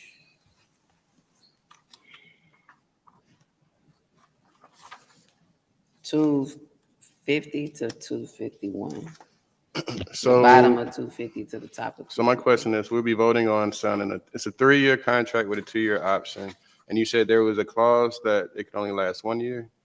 Yes, it says, in the event the proper appropriations of funds for continuation of the contract are not available in any fiscal year after the first fiscal year. So I guess it would have to at least be, we go through the first full fiscal year, then if we're entering into the second fiscal year and proper appropriation of funds are not available to continue it, the contract shall be terminated.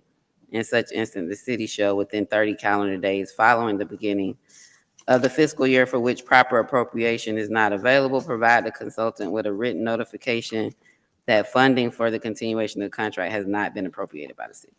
Okay, so my only thing is I just have a problem with long 3, 4, 5-year contracts. It's, this might outlive some of our administrations up here, or reigns up here. So is to amend this, or if we can just, I might be a little more comfortable with the year, but 3 and 4 and 5 years, I'm not sure. So what would be needed if there was some type of friendly amendment or amendment to this contract?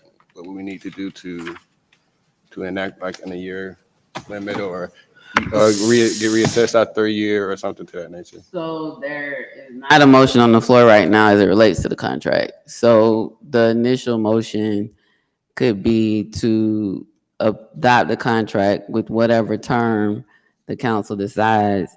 However, that would have to be taken back to the vendor. The vendor's here tonight. And again, a city attorney, I would defer to you around how we get through this contract. Is it tonight or is it? So a couple things. I noticed the contract was attached to the agenda. Generally, we approve the vendor and then negotiate the contract and not necessarily approve the contract. So we were reading from the contract. I guess staff has already had discussion, or they have, this is the standard contract. Sounds like it's a contract that's been used before based upon the 5-year total term that it seems was exercised with the previous vendor. But my understanding is generally you approve the vendor and then that gives staff the authority to negotiate the contract.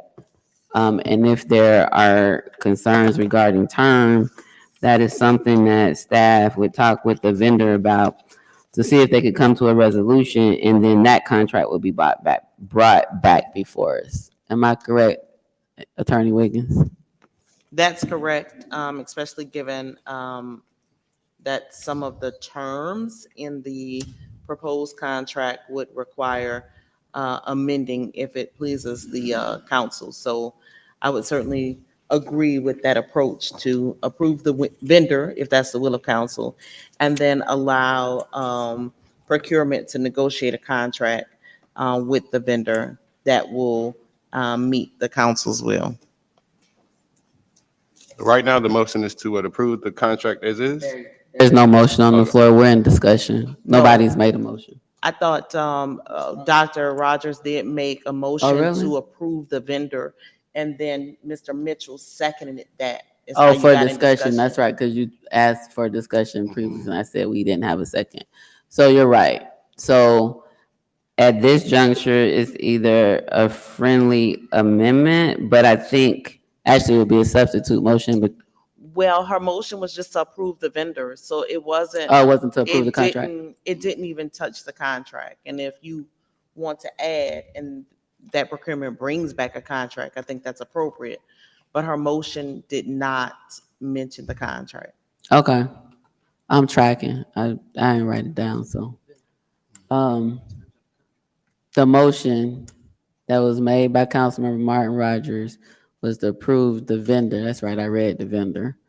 And then Councilmember Mitchell, or somebody did the second for, no, it was Councilmember Shropshire that had made the second for discussion. Councilmember Mitchell had discussion, and now we're on that discussion. I'm caught up. Okay, so the motion is not on the contract, it's on the vendor.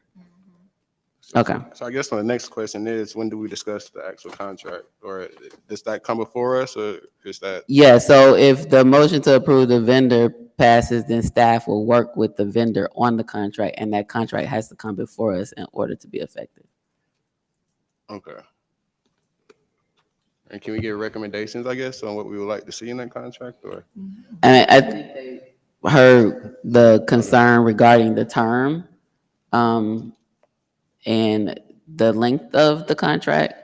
And so that's something that I think from this discussion, they need to talk with the vendor about, to negotiate, to bring something back before council that might be acceptable. Okay, thank you. Councilmember Martin Rogers. Thank you so much. And prior to them coming back with all of this information, let's please make sure that you all take the time to, just look at the packets, But what I want to take a deeper dive into is on page 208, they have a year in review, and it provides just some brief information. I think this is from them. This is from them. The last 11 months since they've been inside the city, they said that they've successfully aligned all major policies with the exception of the general liability package. They verified and updated and covered all city property that was in the NFP flood zone. They successfully, they have event cancellation coverage. They work with risk management to host City of East Point Lunch and Learn, which is available to over 30 city employees, which was attended. And they hosted a safety lunch and learn. They coordinated and conducted a very productive claims reporting meeting with HR, risk, city manager's office, legal, city attorney's office, and the claims third-party administrator. So I'm just saying all this to say that I have faith in our employees, and I don't want us to delve or get so far in the weeds that we are now talking about the operations and the scoring process, because all of this is in the packet. How these people were selected were in the packet. I would like to say that I trust our human resources director. How long have you been doing this, Miss Jessie?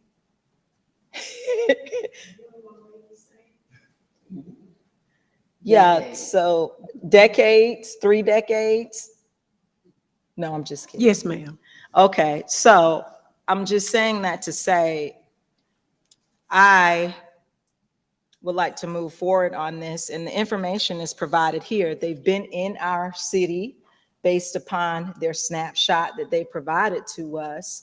And we should just allow the professionals to look over the contract to decide how many years we want to invest in this. But we should rely on the people that are employed in the city of East Point to bring good, solid, sound information back to us. Thank you. I have a question. If we tabled this to next council meeting, is it so that we can adequately review? Is it pertinent that we have this done today? So I think that from a deadline timing perspective, I'll let staff refer to that. The ask tonight is not to approve the contract, it's to approve the vendor. And the discussion and information has been provided regarding that. Ms. Jessie, is this Madam time Mayor, sensitive? yes, ma'am. Madam Mayor, we would appreciate it if the vote was taken tonight for the vendor and the contract. But if you have heartburn about the contract, we would ask that you would approve the vendor and we'll bring the contract back to look at some of the terms that have been mentioned tonight. Any other questions, Councilman Butler? Yes, ma'am. I have heartburn about the vendor. I have heartburn about the contract. I cannot support a contract for 5 years. You know, the entire process is in question. And I think in order to give an educated decision, I think everybody should get the chance to read what I read, because I read not only the agenda, but I read every contract that was submitted. So I think did. we're making assumptions about how people have prepared for the meeting. And I know you don't mean anything disparaging by that. No, ma'am, I did not. I think the comments about the process, and I'm just trying to keep this in a space to protect the city moving forward from bid protests, because you keep talking about the full contract and procurement processes of the city. And I'm concerned about that being a factor in a decision as it relates to a particular vendor that is before the city that has gone through our current processes. Not suggesting that we can't look at changing the processes and addressing those concerns. You know, the forensic audit should be done hopefully soon. The contract and procurement is one of the areas they're looking at. And we could look at contract and procurement even outside of that. But I'm just trying to shape your concerns so that I don't think it's your intent to require one vendor, and it just so happens to be this vendor before us, around the full weight of your concerns on contract and procurement, because I think that might create challenges for us. Madam Mayor, let me add this information if I can. I had to request from the city clerk all of the proposals. That was not in the package. The only proposal that was in the package was for the winning bid. So if you did not request that information from the city clerk, you didn't read it. Madam Mayor, the proposal should not have been disseminated. Because of the exemption from disclosure. And the city attorney mentioned that a little while ago regarding one section, and I know trade secrets is 50-1872. I meant 34. 50-1872, subsection 10 and subsection 34. She just read those. So again, I hear you, and I will say, just for the record, Councilmember Butler has been consistent in objections as it relates to certain types of contracts or solicitations that come before us. But we have to be careful because we are in an open, active solicitation process, and there are laws that we have to comply with as it relates to that. And when we don't, we open ourselves up for potential protests, not only just from maybe this vendor, all of the vendors. So like, I hear you, but we are in a process that has certain requirements that we have to follow.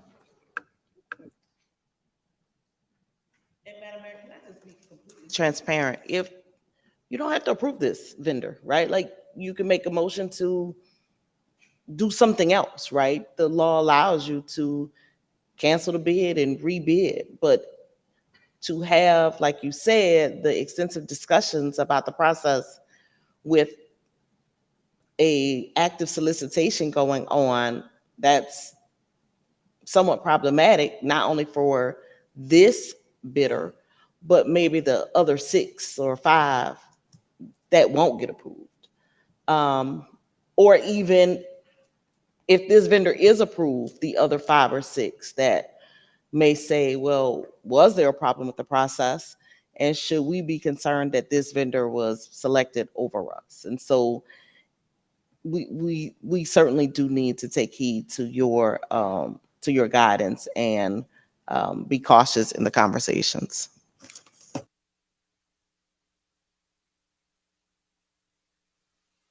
Any other discussion? On the floor to approve McGriff Services, Inc., I think is the full name.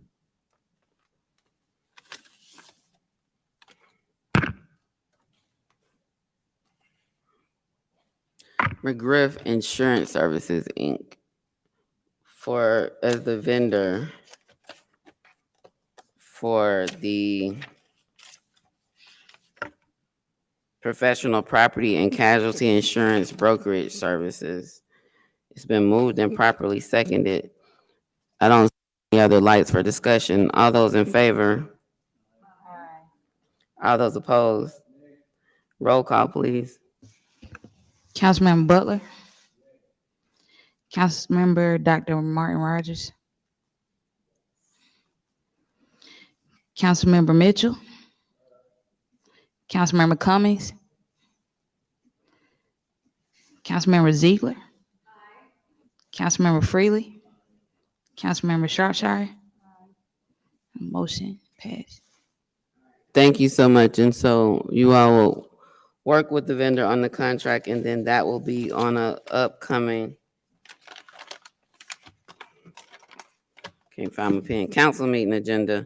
Next up is discussion on council committees. Get a motion to open the floor for discussion.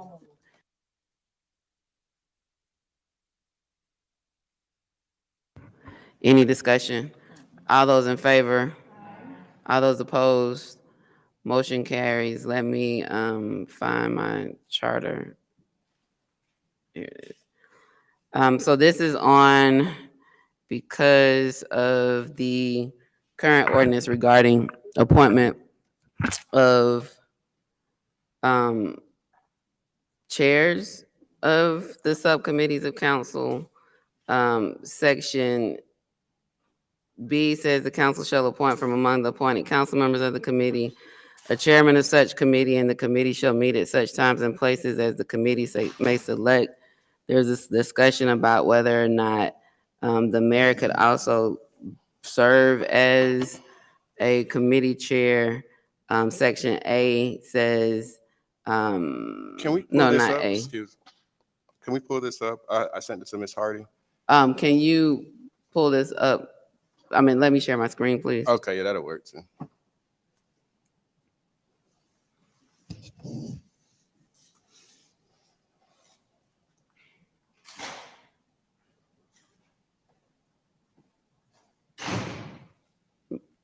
Communications, I need to share my screen.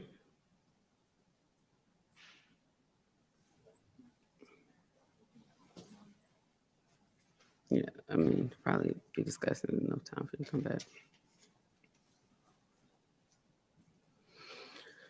So subsection B reads as I just stated. Subsection C says the mayor should be an ex officio member of the Budget and Finance Committee and shall have the same voting power and privileges as other council members of the committee. As I said before, this is not about me trying to chair a committee where I appoint people to the committee, but I do think there is a level of conflict within the current ordinance that could and should be addressed to make clear that except serving as the committee chair, excluding that from the privileges, as other council members of the committee, as well as historically, the members of the committee have actually selected the chair, not the actual full council.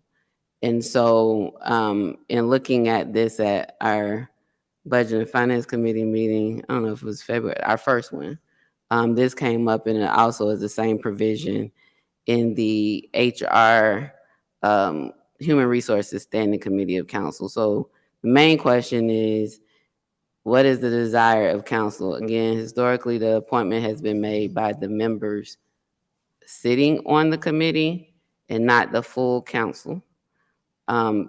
So council has to decide whether it's going to be the full council or the members sitting on committee. For most all of the committees that I've served on, the committee members generally select their chair. And then along with any amendment to this ordinance, I would recommend where it says, and shall have the same voting power and privileges as other members of the committee, including except serving as the committee chair, to section C, so that is clear moving forward. So that's why this is on tonight, to have those discussions, but primarily, how does council want to decide the chairs of the standing committees of council? Either the full council appoint or the members who are appointed to the committee make the decision as to who the chair will be. So I will comment on. Councilmember Mitchell. Thank you, both parts. So I say that we follow the charter as is, and this is the ordinance. I'm sorry, this ordinance as is, as it pertains to letting the whole council select a committee chair. And I will actually second your motion on. No, you have to make it. I can't. I mean, not literally second, but I would agree with your motion on amending section C and including, to make this more clear, I think you said accept the mayor or something to that effect. So it says, I'm sorry. The mayor shall be an ex officio member of the Budget and Finance Committee. Also says this for HR, and shall have the same voting power and privileges as other council members of the committee, except serving as chairman of such committee, is what I would say. Okay, so I definitely agree with that, and hopefully this can be a short discussion. Thank you. Councilmember Martin Rogers, and then I would like to, if possible, I'm not trying to force people to share, but for former council members who have been a part of the process of the committee selecting to weigh in, or if it doesn't matter, I mean, this is the opportunity to have that discussion. Councilmember Martin Rogers. Yeah, and that's what I was going to ask. I stepped away briefly, but I guess the ask is to either have council vote on a chairman of one of these appointed standing committees, correct? Or the other option is to allow the people that serve on that committee to appoint a chairperson. I am of the mind to allow the people that, just my opinion, allow the people that serve on that committee to appoint someone. They are the committee members serving on that committee, and there may be someone on the committee that wants to be of service in a role of chairing a committee, but that's where I am. How has it been done in the past? The council members on the committee have selected. Councilmember Shropshire. Thank you. Having served on the committees, the committee has always selected the chair by vote. This was an oversight in the ordinance, and it, for some reason, I can't even explain how it became an oversight. But I feel that if you're serving on the committee, then you should be able to select who you want as the chair of that committee. And if you're going to do that, then every committee that someone is on and has to select a chair, then that should be brought forth. It shouldn't be just these two. I think in the current ordinance, these are the only two. The only other appointments are the Blighted Property Task Force, and then the pension appointments are Okay. governed by something different. Okay, so But it's just these two. I'll So- pull up the Blighted Property Task. wh- Well, I don't have that on this computer, Yeah, but so. yeah, by the ordinance, I think it's just. Yeah, so I mean, anybody, if whoever wants to be chair could be chair, it could be voted on. I just don't think it's a need for the entire council to vote on who's going to be chair over these boards when the entire council is not sitting on the board. Does that make sense? So, It's everybody's budget, though. excuse me? I'm I think I still have the They're gonna floor. chime in, and I'm gonna go. But go ahead and finish, Councilmember Sharp. Thank you. I mean, you know, you cut it out now. It's getting late. But here again, I think it should be the decision of the committee that sits on the board as to who will serve on, who will be the chair of the board. That's what I'm saying. Thank you. Councilmember Cummings, I heard you making remarks. I know, do you have any comments? Did you have comments? No. I just wanted to make sure that I was clear. So the two options that they have is that everybody on council vote for who, or should just be the members that are on the committee? Okay. I mean, so that it's like that in the ordinance. Everybody votes, but of course we do what we want to do. Okay. I just wanted to make sure some clarification. So are we ready to? No, I still have a comment. So, because it's an ordinance amendment, I don't think we can do it tonight. The goal is to have the discussion so that we can advise staff on what changes we want them to bring back for us to consider. And the sections would be 2-2003 B and C, and 2-2004.5 B and C. May I ask, those the only two committees that the council have? The only two standing committee, the Blighted Property Task Force was created by resolution. And so I cannot recall what is in there, but we can look at it based upon whatever the recommendation is tonight. The composition of that committee is not just a committee of council, though. It's a committee of, I think it's 3 council members plus the mayor and 1 person from each, appointed jointly by each ward. So there's a person for A, appointed by A, jointly appointed by B, appointed by C, appointed by D, jointly. So that's what, 7 people, I think.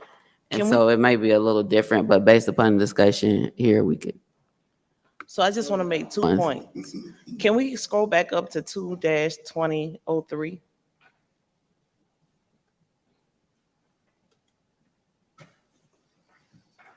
So Budget and Finance has a citizen on it, right? And so just for consideration, the committee would include more than just the council. If the goal is to only have the council vote, then that citizen wouldn't have an opportunity to get a choice. Yeah, I think that's a good point too, because like Section C, in Section A, it says the citizen member shall have no voting power, but otherwise shall have the same privileges as other members of the committee. Probably should add, except serving as committee chair, to that one as well. Certainly. The other thing I wanted to just point out is if you have other committees, it may make sense to put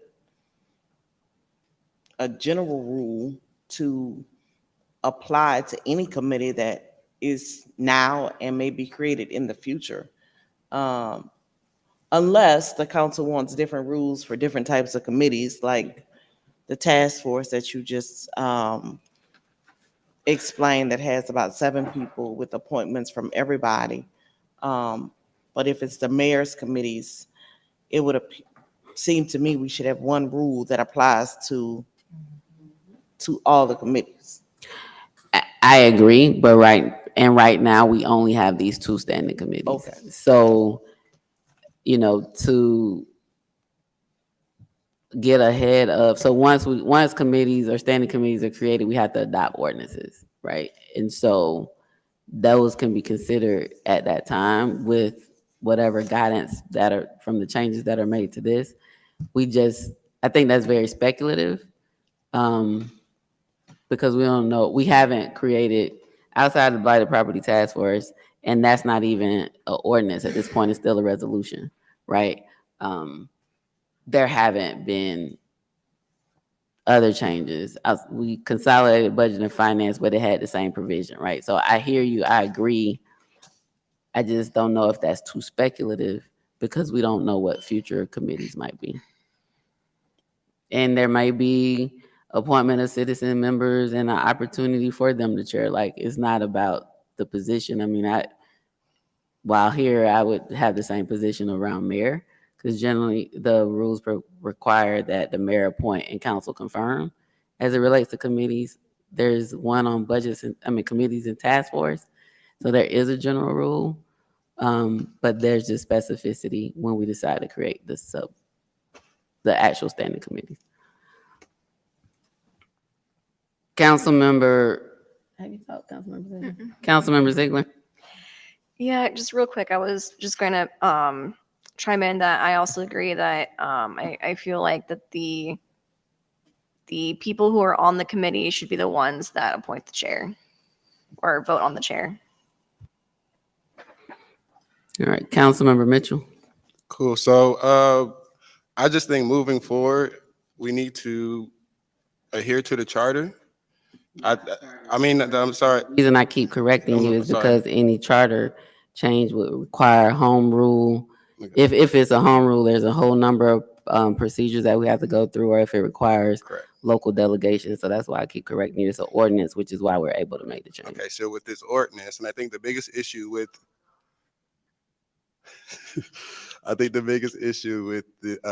letting the people amongst the committee choose is it's an even number. So it's an odd number. There are 3 council members appointed to each committee. So voting wise, it's 3 and then the mayor, correct? Correct. So that'll be 4. So I believe they had it. So the council would vote. It's an odd number, first and foremost. Secondly, it's not just our budget. It's everybody on the council. We worked on the budget and to have say so on who they want to speak for them. The 2 biggest issues I see is the even numbers and giving everyone on council a chance to choose who represents them, per stated in the ordinance. Right. So we've heard 2 council members who indicate they think that the members of the committee should make the appointments. To that point, I'm thinking odd numbers because the selection is made amongst the members appointed on council. So can also indicate that those would be the persons who vote on the chair, since the mayor would be excluded from being considered as chair. I've heard you regarding keeping as is. And so again, this is an opportunity for people to chime in. I think Councilmember Martin Rogers indicated the selection should be from the committee members as well. So that's Council Martin Rogers, Councilmember Ziegler, and Councilmember Shropshire, who are suggesting that it should be made based upon the people who are appointed to the committee. You're right. If the mayor has the same voting privileges as everyone there, it would be 4. But since the council, the selection is being made amongst the council members, they could be the ones who vote, and that would be 3 instead of a 4. So that would create the odd number. So we've heard from 4 people so far. I support it being selected by the people who serve who are appointed to the committee to make the determination as to who their chair should be and to vote for the chair without a vote from the mayor or the citizen representative for budget. There's not a citizen representative on the Human Resources Committee. Councilmember Freely. Personally, I don't feel terribly strongly one way or the other on council versus appointed committee members. But I guess given the existing language of the ordinance, and I think I don't find that there would be some sort of, it's not oppressive to have all members of council vote on the committee chair. So for that reason, I would vote to stick with the language as is. Right, so that's 3 and 2 so far. Councilmember Cummings, you spoke, recall,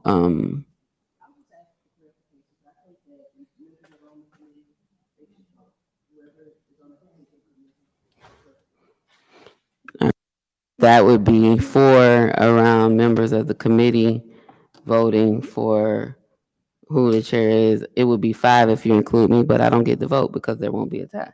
So there's 4 council members who say it should be from the members of the committee who should make the appointment, and 2 that it should be the full council.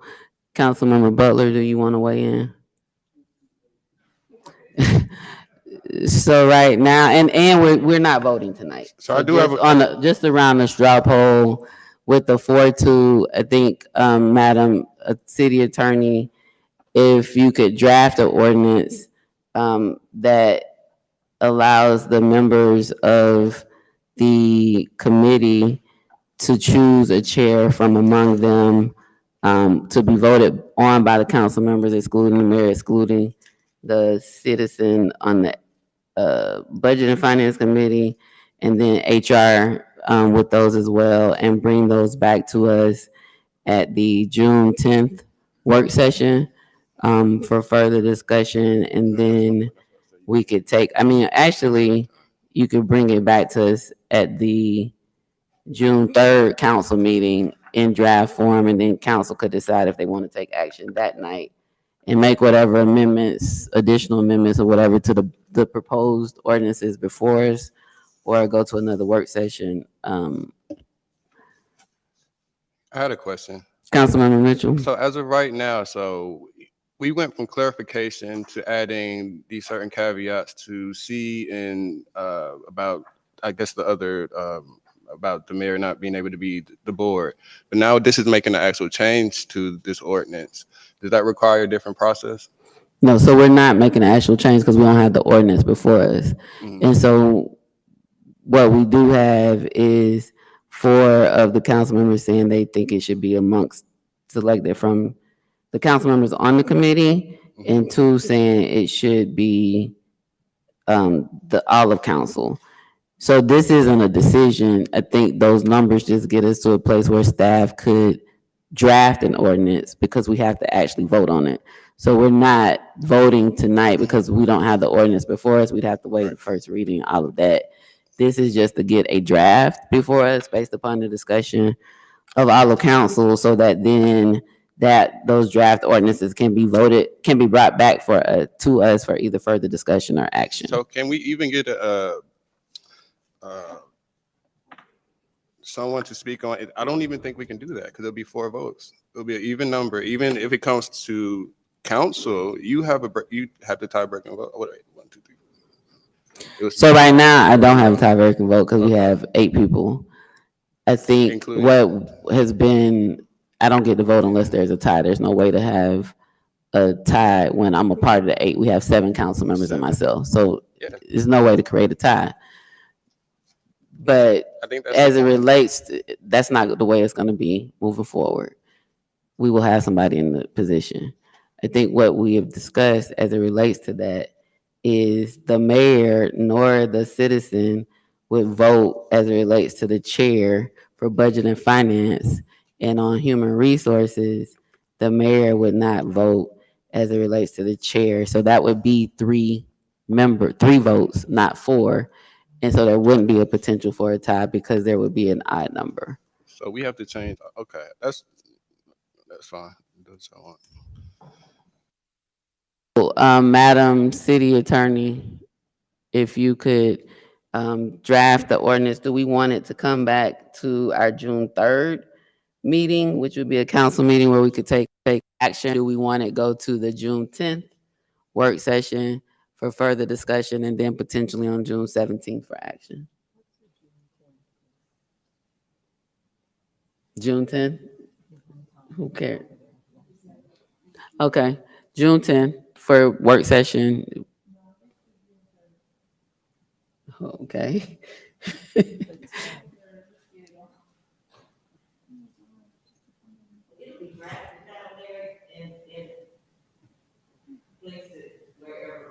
So if it's ready by June 3rd, we're okay with dealing with it on June 3rd. Okay, June 3rd agenda, Madam Deputy City Clerk, and it would actually be the separate ordinances that'll be on the agenda.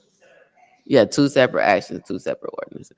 With this new draft, let me make sure I get this correct. You will lose your right to vote? Is that what you're saying? Yes. Okay.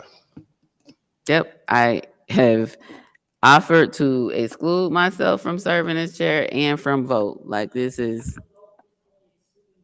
yeah, only excluding the vote for chair, only for that provision, not voting on everything else. Every committee has, the committees that we currently have 4. So no, I'm not excluding myself from other votes. It's just the vote of chair. Okay. And I shouldn't say myself, the mayor, whoever's in this position would be excluded until there's another change of the ordinance. So June 3rd, we'll place both of those ordinances on the agenda. East Point, there is request for approval of ordinance on Parks and Rec open and close hours. This will require waiving of the first reading. We only have 3 more items. I'm not sure how quick this one is going to be because I have a lot of concerns around this, but we'll see. You can get a motion to open the floor for discussion and possible action. You can, it's moved and properly second in discussion. All those in favor? All those opposed? Motion's over. The floor is open for discussion. Communication, you can stop sharing my screen. Thanks. All right. Good evening, Mayor and Council. Since I last met with you all, I had the pleasure of speaking at 3 community events. The first one being East Washington. I know Councilwoman Carey was there. And we had some great discussions centered around Parks and Recreation, amongst other topics. But in particular with Parks and Recreation, I did speak with the young woman who had the concern back in October for the car show. She was very supportive of, in large part, everything that we're doing. Well, yeah. Yeah, it's just, yeah, well, I didn't want to, yeah, I got you. Yeah, but yeah, I had I definitely had spoke with her, along with a lot of other familiar faces concerning that particular event. We did talk about it. One of the things that I gathered mostly from the East Washington community was communicating about what we have going on. She was aware that that particular event was outside of our norm. Since that event, for example, we have not had an event on a Sunday since October of 2023. Typically in my department, with the number of actual staff that I have, we're not really staffed to operate 7 days a week. A lot of the discussion has come up with the improvements we made. As we've heard tonight, a lot of our residents are excited to be outside doing recreation. And we've been fortunate enough with you guys' approvals with capital improvements to be able to use that facility in different ways that we have not been able to do for several years now. On the south side of town, we have probably the best sports complex, probably no closer than Cobb. I know it's a lot of baseball fans that are aware a lot of our kids have to travel upwards to 50 miles to have a nice facility to be able to play baseball.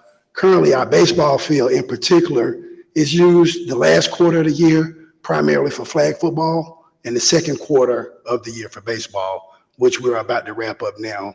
So we have a lot of dormant time down at John D. Mendel Sports Complex. The current ordinance, and I think we weren't having a lot of discussions about necessarily the park hours per se, but I know it was a lot of conversations centered around East Washington neighborhood. We also held a meeting, community conversations that we promoted on the social media of the city's page. We had a couple East Washington residents who attended that. They actually filmed live from their cell phones, and we had discussions about everything centered around Parks and Recreation, which I thought was a great discussion as well.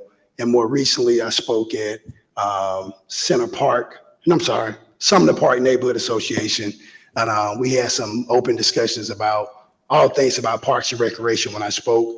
Overall, I thought it was a great conversation that we did have, and my recommendation is what we have presented, I guess the last month, concerning the park hours being 7 to 9 p.m.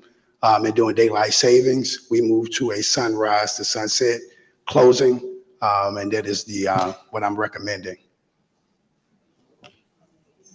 So 7 a.m. to 9 p.m.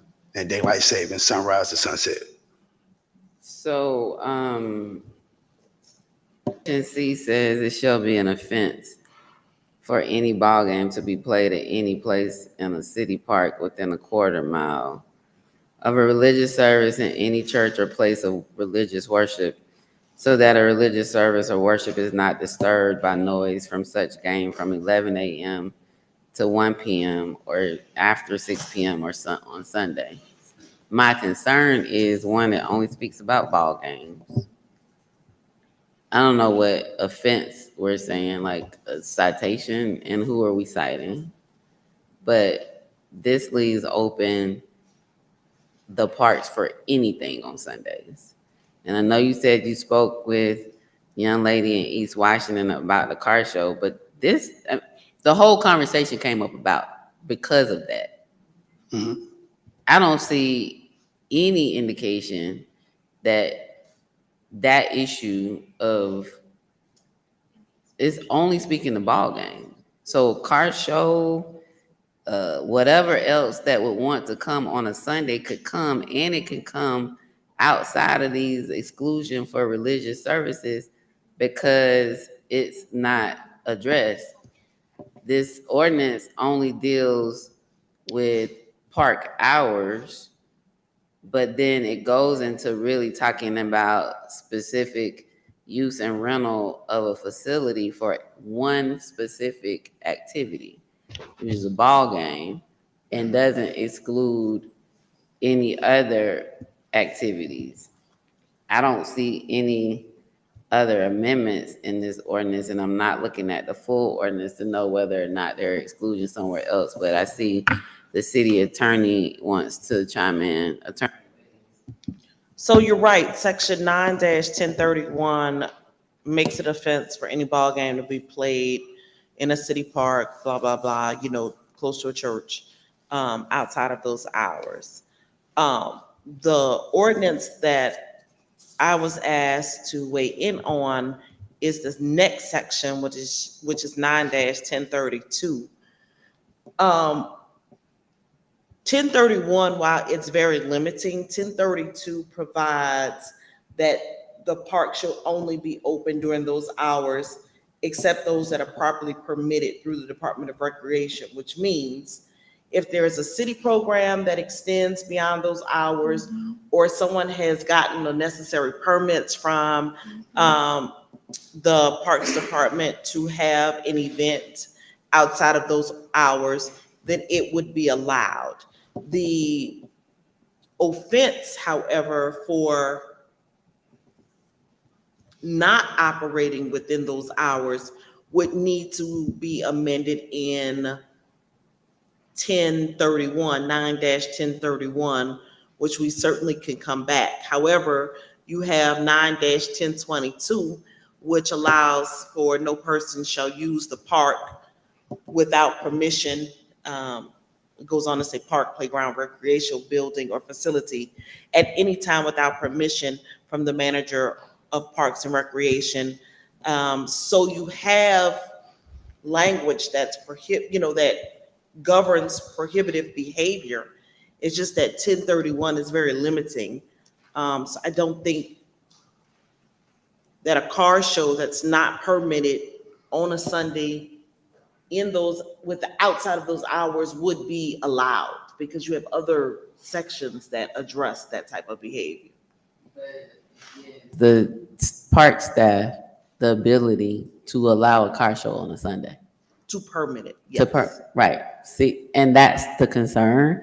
And you just mentioned that there's another section 10-31 that should be amended, and you mentioned 10-22. So I think we should be looking at all sections of the ordinance that apply to this, because so if we're back at the same. There's been no change. I don't know what I mean other than the time. Well, there I disagree, hasn't, because the current ordinance right. There's only the talked change in about time. one park. The current 1032 only talked about Sykes Park. Okay, And so it this addressed- applies to all parks. Yes. And it addressed gives the time and hours. Other ones, that's correct. But it doesn't address the Sunday disturbance of the quality of life of residents. Not just that, what's that park? John D. Milner, Bryan Park is right across. The Bryan, no, Yeah, that and Brookdale. Brookdale, that's the one. Bryan and Brookdale are right across the street from residential. And Brookdale is a mid-sized park where there could be activities. There's nothing in there that provides the assurance that people's quality of life is not going to be disturbed on the Sunday. It gives all of the discretion to staff. And I think that's concerned. Councilmember and Councilmember Cummings. Yes, thank you. So my concern as well is the part where it talks about that it closes at 9, except for those times when it's properly permitted to operate outside of that time. And I feel like that is not what we had discussed earlier, because I live feet away from Brookdale. And, I don't see myself being in favor for, extending hours of Brookdale, even for whatever event would be properly permitted, because I have to go to work in the morning. I have, and also this is not just on Sunday, this is for Sunday through Saturday. So, for me, I feel like that we can, make the ordinance a little bit tighter to include, or really just to take out the exception there.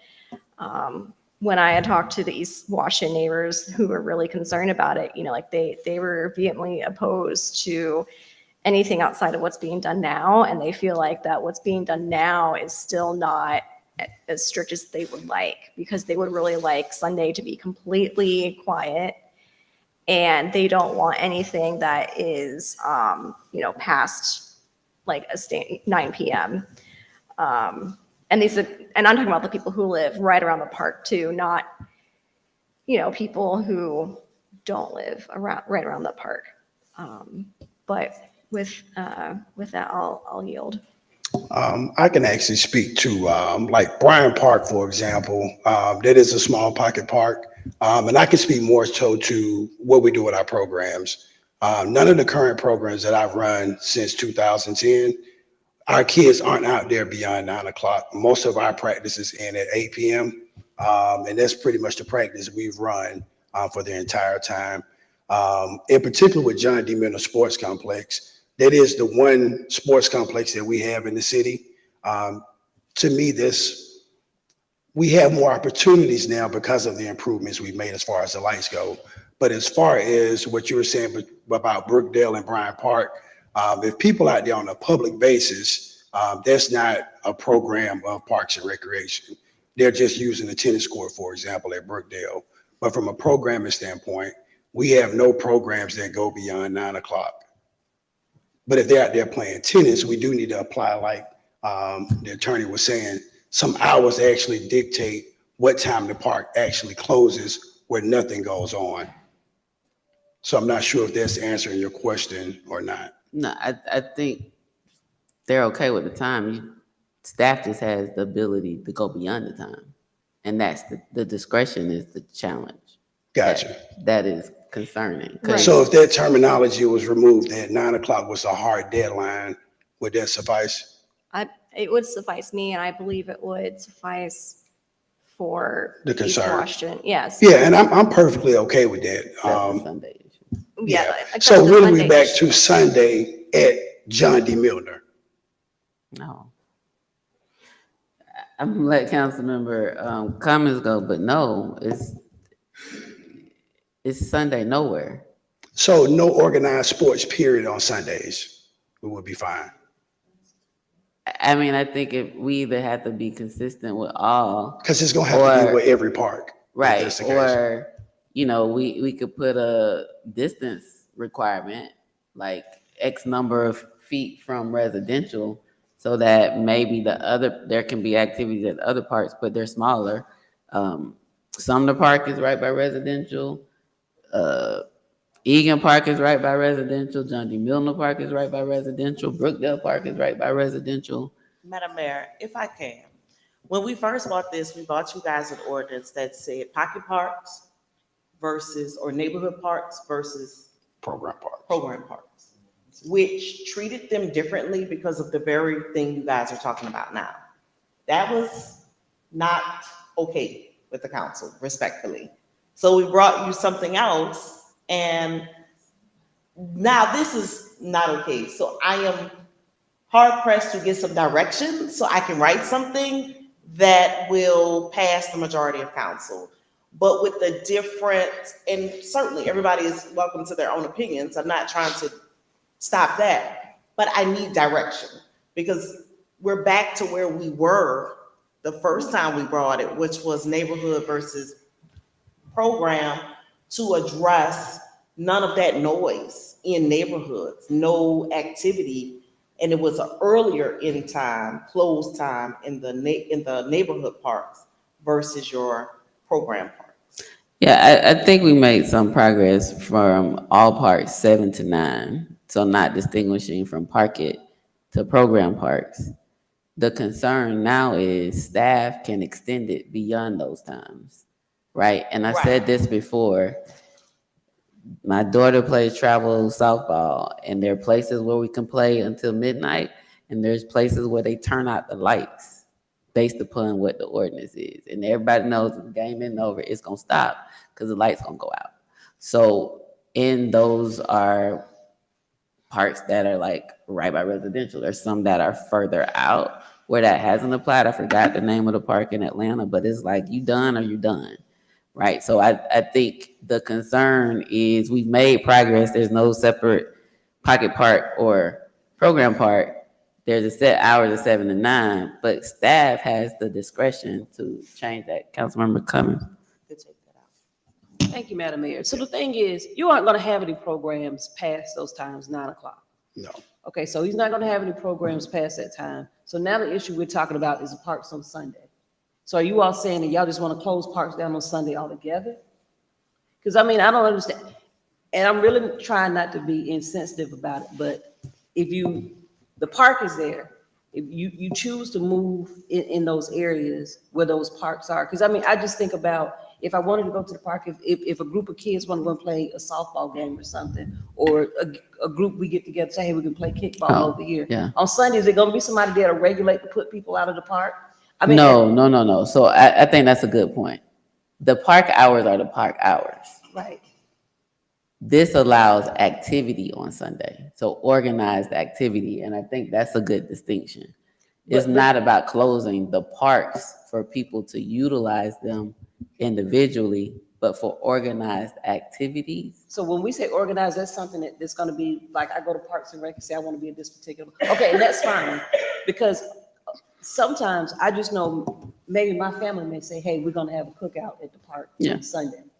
Who regulates that? I mean, because if you all say, well, I don't want the people, do you go across the street and say, I don't want y'all at the park? I mean, I don't know. So, If he said very that they good aren't gonna point. schedule anything, but that still doesn't stop people from just coming to the park and say, we're gonna get together today, my family, and have a cookout for somebody's birthday. So actually, those are supposed to be approved by Parks and Recreation. I think you raised a good point around the number of people. So if it's you and your family, it's not hundreds of people, right? It's X number, right? 20, 25, whatever that is. Mhm. So I think you raise a good point. I don't think the desire is to restrict those types of activities. It is the organized, like And I know we keep hundreds talking and about- hundreds of right, people. And I know the car, how many people were at the car show? They had to call the police. It was hundreds. There was, well, I'm not sure. I have to have Chief speak to the Okay. number. I didn't know, okay, but, okay, so, and I can understand that, but I just don't know, just from what we keep talking about, like on Sunday, so now we're saying, because from 11 to 1, that's during church service, you can't have anything there at all. So the ordinance only talks about ball games.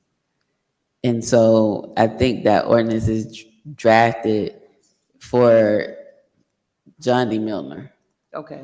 right? There's no other place where we have ball games. Well, In But proximity to a in church. on Sundays, having ball games could have hundreds of cars. And I understand that this might be creating some level of limitation around activities, but the people who live around John D. Milner have activities Monday through Saturday, every day, and they don't complain. But it's the Sunday. And do we continue to specifically carve out something for a ballpark, which is only at John D. Milner? Or I think you're raising a good point about, the size of the event, right? Like if it's utilizing the pavilions, right? Like the pavilions can be utilized and being specific around that, right? Like, so that's not to totally limit activity on Sunday, because I don't think that's the desire. It is the large events and the quality of life. Okay. So I think that's a good point. Because and we need so what to I gathered figure from out- what everybody, what I was hearing was that we pretty much don't want anything going on in any of the parks on Sundays. That was what I gathered, and I said, and I understand if you aren't booking or scheduling events there, but if me and a group of my friends, we decide we want to go to the park, Yeah. Yeah. I feel like y'all can call the police and kick everybody out of the park, Yeah, no, that's a great point. We do need to address that for like Sunday activities. I don't know if we do it by number or they can rent out the pavilions. There are only a certain number of people who can be at pavilions, but I think we need to look at, because I don't think the desire is to curb all activity on parks on Sunday, but it is to have an end time every day. And 9 o'clock is gonna be dark on a Sunday. 7 to 9 is a good time in your daylight savings time, and if you want to put those special stipulations in there for organized events on Sunday from 11 to 1, or you do from 1 to 6, that's what we plan on doing, but to me, it was just like. That's the provision that still has heartburn. Yeah. But what you recommended is a good Sunday option. And I think with the, like what the chief was saying earlier, we've been in a lot of conversations about rules around parks. I think him having the ability to be able to hire park rangers can help police what you're discussing. Because I know personally, my staff is typically out of there on Sundays. But the police having park rangers assigned to my parks will help police, because like you were saying, nothing stops anybody from just saying we're going out to Sykes Park and it's gonna be a bunch of us. If that occurs, if I get a phone call, I'm calling the chief anyway, because it wasn't a permitted thing. It was just a large group of people out at the parks. So that is gonna help us have like eyes and boots on grounds, having a actual park ranger. But as far as like when somebody calls us to do a permit for a specific event, all those questions are asked. Now, if they choose to go out there outside of the time, that's a policing thing. Councilmember Martin Rogers and Councilmember. Yeah, I don't really have anything except for what can we do to go ahead and I mean, do you have any more suggestions? Can this come back before us? I mean, I've heard a lot of dialogue and discussion, but like, what is our resolution for, or the directive, or what do we need to bring this back so that it doesn't cause heartburn or something that we can all agree on? So I think the sections that were mentioned were 1022, 1031, and 1032. So like all of the impacted sections. We have more. Oh. Because I see one that says you could park a car until 10 p.m. at a park. Okay. That's changed to 9. So the only place where I still need clarity is what y'all want to do on Sundays. Because that to me sounds like, The sticking point. and maybe it's not just Sundays. Maybe you want to prohibit any non-permitted activity every day. Oh, absolutely. You So know what I mean? non-permitted activity, but I think it's what activity requires a permit. Like how many people rise to the level of a permit? Because we could just go out there, 5, 10 of us, and just do whatever and don't expect to be arrested or have the police called with that. So it might be looking at the number of people for permitted activities to determine what is allowed every day, right?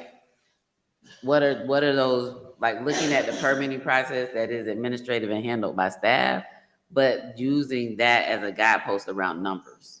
Because the concern is the larger numbers. Sunday through Saturday. Would you like myself and the director to come up with a number? Yes. What the desire is not to close the parks on Sunday. So that's clear. The desire is not to have the parks open beyond 9 p.m. any day, including Sunday. The desire is if people want to have a little barbecue or cookout on a Sunday and enjoy their family, friends, or any day, that's okay. Okay. So this sounds like we probably need a work session, and this was supposed to be on work session, but then we had to end earlier. So if we could, and all the sections, right? I mentioned the 3 that you mentioned, but you're still finding more. But I think if we can clean up as many of the ordinances as possible to be consistent throughout, we don't run the risk of inconsistency later. June 10th work session, Madam Deputy City Clerk, Madam City Attorney, do you need any more guidance to work with staff? No, I will get with the director later this week or next week to put something together. All right. All right, thank you. Oh, I'm sorry, Councilmember.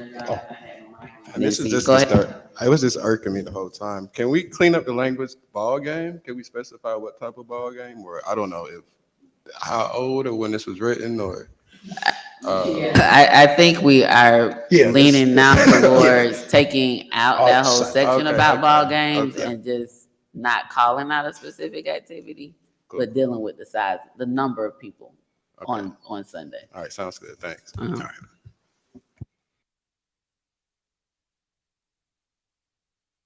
Council discussion on whistleblower hotline services, review and proposal and completion of solicitation.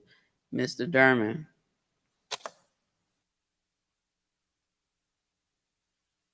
Good evening once again.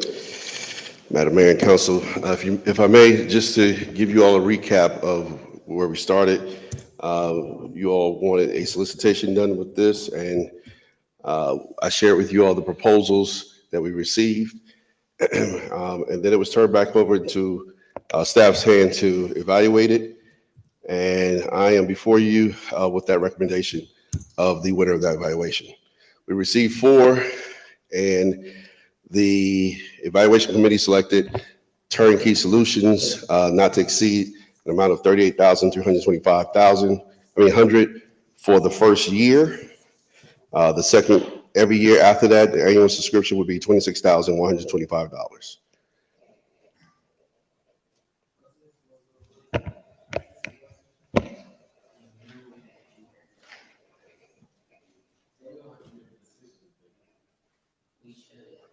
the vendor, but we can allow them to negotiate the contract.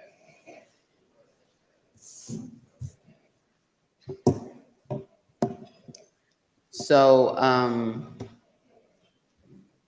there were 4 responses. Staff is recommending Turnkey Solutions, 38,200. The first year, 26,125 for the subsequent years. Correct.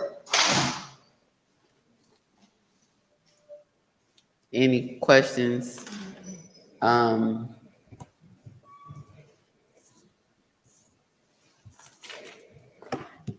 If not, the ask again is not to approve the contract tonight. It would be to approve the vendor. They would negotiate the contract and come back before us.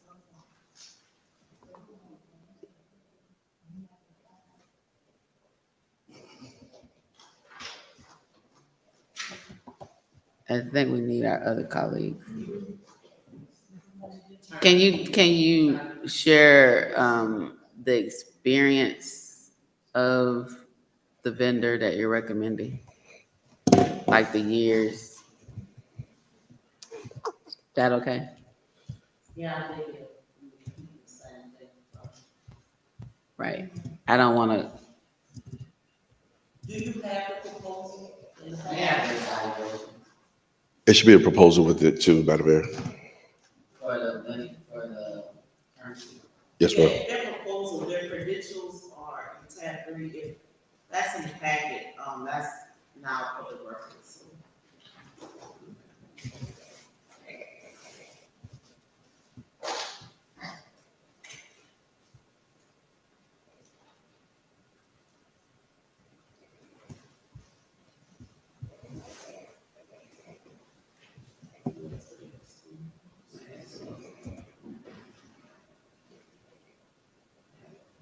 Page 10, public education and experience. Yeah, I'm looking at it.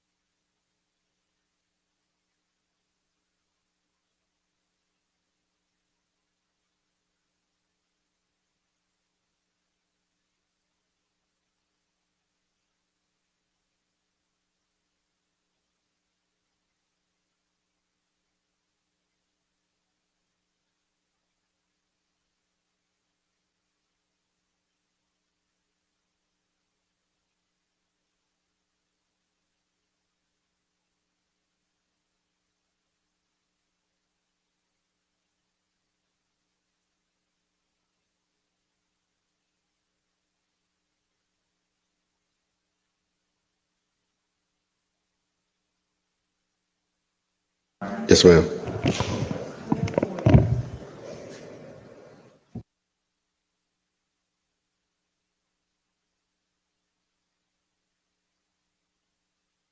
Madam Mayor, I want to make a motion.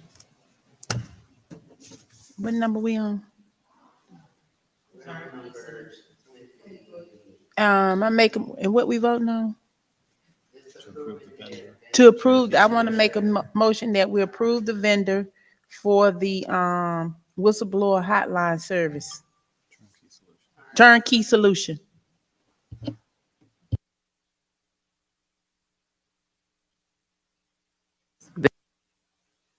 Properly seconded. Any discussion?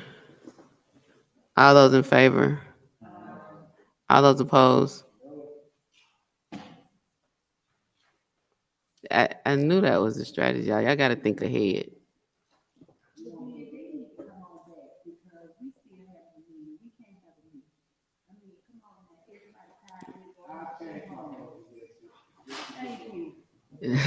I was about to do roll call. All those in favor? All those opposed? All right, motion So wait, so in the abundance of caution, because the question had been called, we need a motion for reconsideration by somebody on the prevailing side. I can't let you do that after.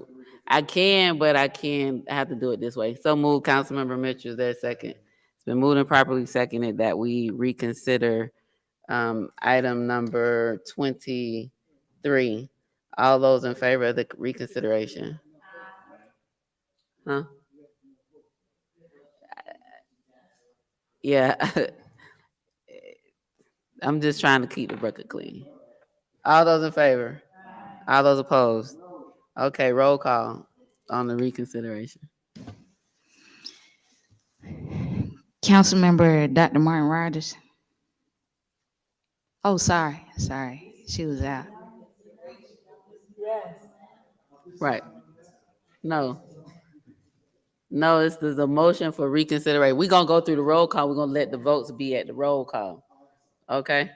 Then that way we can. Councilmember Martin Rogers. Okay, next. All right. Councilmember Butler. Councilmember Mitchell. Councilmember Cummings. Councilmember Ziegler. Councilmember Freely. Councilmember Shropshire. Motion passed. All right, now there can be a motion. Now that we're reconsidering item number 23, is there a motion? Motion to Approve the vendor turnkey solutions. turnkey solution for the whistleblower hotline service. So it's so moved. Is there a second? Second. It's been moved and properly seconded. Any discussion? All those in favor? Aye. All those opposed? Roll call. Councilmember Dr. Martin Rogers. Yes. Councilmember Butler. No. Councilmember Mitchell. Councilmember Cummings. Councilmember Ziegler. Aye. Councilmember Freely. Yes. Councilmember Shropshire. Yes. Motion passed. Next item is the landscape maintenance vendor contract. Can we get a motion to open the floor for discussion and possible action? Is there a second? Second. It's been moved and properly seconded. All those in favor? Aye. All those opposed? Motion carries. The floor is open. Mr. Reeves. Good evening, Mayor and Council. Jeff Reeves, Director. Your mic went Turn out. your mic on. Jeff Reeves, Director of Public Works, along with Director of Park Breaks, Mr. Shalar Pinkett. So this evening, we're presenting this item to Mayor and Council for review and approval of the citywide landscape maintenance vendor and the contract. It's funding through the general fund. The recommended vendor was Yellowstone Landscape Company. Just a few things for it. It's a 2-year agreement with a 1-year renewal. The total bid of for this contractor was $184,740. A couple of caveats to go along with this. There was a lower bidder that was selected through procurement, but that bidder did not meet the document standards needed to have the contract, so we went to the second lowest bidder. In this case, we had 9 bids that came in. The 2 lowest, again, were $179,520. The second lowest was $184,740. The highest bids were in the categories of $659,600 and $735,000. We put this bid out for this contractor to do properties and right-of-ways and around the city. A lot of locations would be Main Street, Willingham, Norman Berry, Headland, Washington Road, Sweetwater Pumping Station, the pumping station on Headland, and all the water towers. Those are bi-weekly. East Point Reservoir, City of East Point Complex, which is the City Hall annex around this area, would be every week. Also with that, along with that, they will be doing mulching and advisory on landscape activities that we would need in reference to landscape service. And then Shalar would have them do services in park and recreation, and he can explain what those services are. Just real brief. I know we've been having a lot of conversations about my program parks. This particular contract would assist us. Our manpower was average around 5 or 6 employees. And we'll be able to give a lot more concentrations like Brookdale Park, John D. Milner, Sumner, and Sykes Park. They'll be assisting us with cutting biweekly during the summer months, moving into late fall and a little bit of piece of the winter and the springtime on the other side of the fiscal year. We actually tried this, last year, and it helped out tremendously with the low staff count we have in our labor force. So this assistance is crucial. It helps keep my C-Click fix calm. So that helps me out a lot, but it makes sure our places are landscaped consistently every 2 weeks, and as it pertains to Parks and Recreation. The services of the contract, mainly for cutting, would be, and the next annual year would start in April and go to about October, November. We've discussed with a 12-year contract with the contractor and vendor to do some work over the winter months where areas need for pruning and other landscape activities that will beautify the city. And we're open for any questions. Oh, I'm sorry. I was going to make a motion to approve the citywide landscape maintenance vendor and contract. Been moved and properly seconded. Any discussion? I have a question. So if they're doing this bi-weekly, does it mean we're doing bi-weekly? What is city staff doing? Are we doing bi-weekly such that they're gonna be cut every week? Or are we having these people do this work? And then what is city staff gonna be doing? Also, one thing I want to go back, this contract with approval from mayor and council, they'll start in 1st of June, but city staff will still. That was gonna be the other cut, June of this year. Yes, Like I ma'am. said, we gotta go a long No, ma'am. time to April 20th. It'll start in June. Yes, ma'am. I'm sorry about that. No, city staff will still be doing they'll have certain areas that they'll still be cutting on a bi-weekly basis. By adding this company to come in and assist us with the amount of staff that we have that stays available, this will assist us and keep us on a regular routine basis. Yes, ma'am. That's it. Councilmember Martin Rogers. All right, thank you. A couple of things is, when I went through this original contract, I don't know if I feel comfortable with the 2-year agreement. I would like for us to probably do a year agreement to see how this citywide landscape maintenance vendor contract will look. Because number one, our city grounds, just even right outside City Hall, it's unacceptable, but that's a story for another day. But I'm gonna need the landscaping schedule.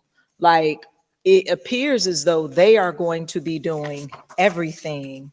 If you go on over to page 35, it says, the city seeks landscaping and ground maintenance services which shall be performed during the hours of 7 a.m. to 7 p.m. Is this the public works schedule? Like, whose schedule is this? Is this just them doing the work in lieu of public works? It also, I couldn't remember in here in this contract, I don't have it highlighted, but it talks about the removal of trash. We also talked about when they would start. But going to page 36, we probably need to add fire station number 5 on here. I do see fire station number 3. But there is a grassy knoll over there. Fire station number 5 could be added to this list. I also have Ale Circle added to this list, and I don't see North Commerce, the green space on North Commerce where that park is on North Commerce. I don't see that on here either. And Those may be areas that the city is doing because it's not 100% outsourcing. So the areas that aren't on there, the assumption would be that our city staff is doing those bi-weekly. All right, and then last but certainly not least, DMO came before us and they talked about Hospitality Square. How can we, although they have adopted that roadway or that area? The gateways. Huh? She's talking about the gateways to the city. Gateway. Like, how can we, if we're going to pay this much for a contract, we need to add that gateway in there to also assist with our gateway into the city. So That's my question. I just don't really feel comfortable doing a whole 2-year contract until we see some results. Councilmember Dr. Martin Rogers, we did do a year contract the first time. This is our second round with doing a landscape contract company. And one thing that we found that once we did that contract, we would turn right back around trying to put it out for bid again. And that's where we find ourselves now, almost 2 months behind when it's time to the grass cutting season. But if mayor and council chooses to do so, that's why we selected to do the 2 years with the 1-year option. And the other thing is the assumption is, and I think when we get a full plan or timeline or schedule as it relates to what they're doing, what we're doing, to see how that's covering the city, increasing the frequency of cuts and just helping with beautification areas that aren't here. There's an assumption that they're including the city staff, but I think it would be helpful to see the full picture. And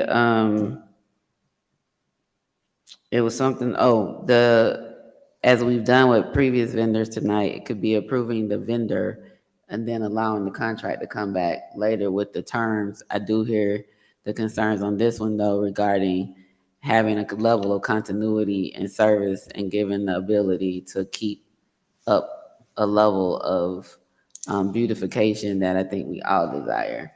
So there's been a motion to approve the contractor for the landscape maintenance vendor contract. Has been moved and seconded. Mitchell. I'll call for the question. Hopefully you didn't have any comments, because I got to now call the question. You can, all those in favor? Aye. All those opposed? Motion carries. Councilmember Mitchell, if you had anything else you wanted to add, you can mention in the council comments for them to consider as they are bringing back the contract for us. No, I'm good. Thank you. Thank you for your hard work. Oh, you had? I did. I just want to be cautious while we can make changes to the contract that will be brought back to you. If the bid was for these vendors to do, they're bidding on a 2-year contract, their price is usually based on a 2-year contract. And so I would caution, changing those terms, because you may change your price. Well, I think that's a good point, and making changes to terms. I think that's something that needs to be brought back to council, right? So tonight, even though there are contracts within them, and the thing is, those contracts haven't been pre-approved by council. I know those are standard forms that staff is using, but if we're approving the vendor for then you all to negotiate the contract and come back, I don't know how we get over that hurdle from a systems perspective, if that is what is being done. I hear what you're saying. Yeah, because if you base it on price, and the price is, most responsive and lowest bidder, and they gave you a bid based on 2 years, I don't think you could just, you could, but I don't think the math is just cut it in half and that's the price, because mobilization and all of that of equipment could determine. No, I hear you. And I think to get through these contracts that we have before, these vendors that we have before us now, the discussion with them would be, these are the concerns of council. We're going to put forth this contract. If it would having a 1 year with renewals, change or pricing, if so, let us know. And you're going to have to bring that back to us. I think moving forward, systemically, we need to talk about why these contracts are included in the bid, because technically those haven't been approved by council. Agreed. So we may need to not have contracts. But the bid language, so even if you took the contract out, I'm sure the bid language says that we're looking for someone to provide X amount of service or product for this long. Correct. And I would say we probably, based upon what I'm hearing tonight, should be asking for annual quotes and allowing us to make those decisions. I hear you saying that there's some savings sometimes when you have multiple years. We just got to figure out systemically how we deal with a lot of the contract and procurement concerns that have been raised, and be able to address the concerns of council. And I don't know how we navigate that. We won't solve that tonight, but I hear what you're saying. But I think one of the challenges or one of the things creating this discussion is that contracts are included in the bidding. And then that puts us in a position to have to be dealing with some decisions that have already been made that we haven't made. And I don't know how we resolve that. I'm not looking for a solution tonight. Councilmember Mitchell. Yeah, so I guess we have you. So you said we already used this vendor before? No, sir. Oh, we have not. No, not this particular vendor. No, we just used the contract vendor before. One of the vendor who bid it, I guess I can say it, one of the vendors who we used last year, they didn't win the bid this time. And you said this was the second lowest bid? This is the second lowest What was the bid. next bid higher than that? The second lowest bid was, they went up to 200, there was 200,000 something in between Okay. to 700 something thousand. There was one for 600, another for 400, and a couple other around the 200 something thousand bracket. All right, thank you. Yes, sir. And I, Okay, we approved the vendor, y'all come back with the contract. Thank you. okay, when? Okay. Yes, ma'am. All right, thank you. Yes, ma'am. I will, okay, thank Is the economic development 10-year plan. Motion to open the floor. We could, if people are inclined to approve, we can get a motion to approve and then have discussion, just questioning. I have just some questions, but we can either do it on the motion for discussion of possible action, or there's a motion to approve. I could do a discussion on that, either way. Can I get a motion to open the floor for discussion Discussion of the possible. 10-year, was it comprehensive plan? Yep, is there a second? Second. Moved and properly seconded. Any discussion? All those in favor? All those opposed? Motion carries. The floor is open. Mr. Rogers. Good evening, Mayor and Council. Maceo Rogers, Department of Economic Development. This evening, the department seeks council's approval of KB Advisory Group to update the Economic Development's 10-year strategic plan from RFP 2024-1854, amount not to exceed $104,250 from funding source other professional fees. This would be a one-year term. So unlike the others, I don't see the scoring sheet. Wait, I see it says action item printout. Hold on a minute. There it is. Councilman Martin Rogers. Yes, and what I have a couple of questions here with this, because I know that we have quite a few like plans, and I had everything written down in my notes, but the hour is getting late. But I do want to have further discussion on this because it's $104,000 for a 10-year strategic plan update. But one of the questions I have is, how have we managed the current plan, and have those goals been met economic development wise? And then are we going to utilize this economic development plan? We have the Williamsburg corridor study. We have another comprehensive study. How do we get all of these plans to marry each other, and we are making sure that we are economically developing our city? But I don't know about this 10-year plan. So I should say the existing plan was developed back in 2012, and it was approved by council in 2015. It too was a 10-year plan. And of course, we're still working from that plan, but it has now been more than 10 years.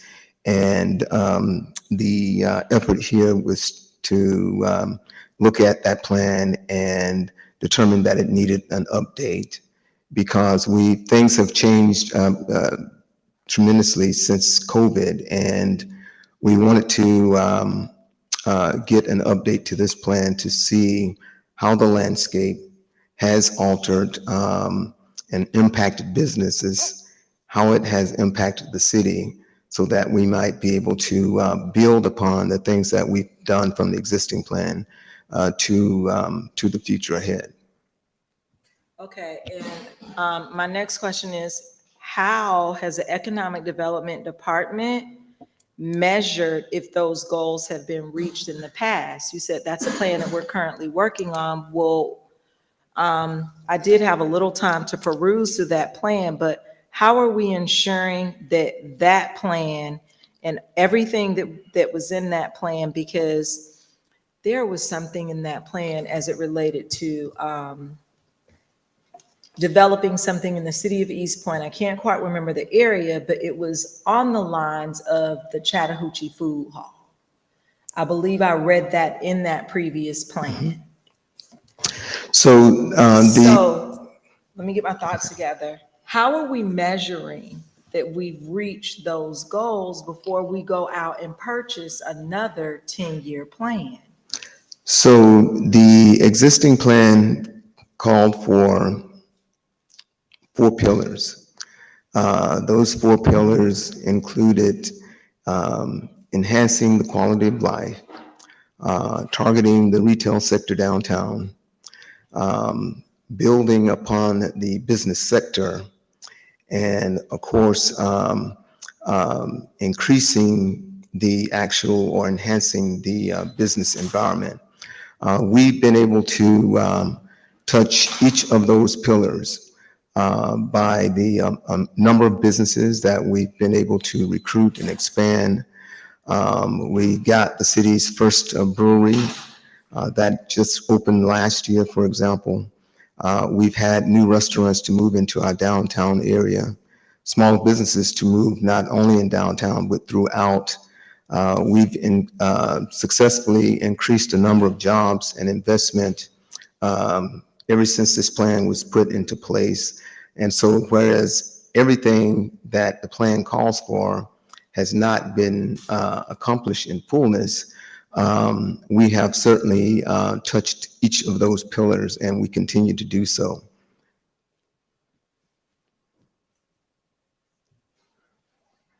All right. I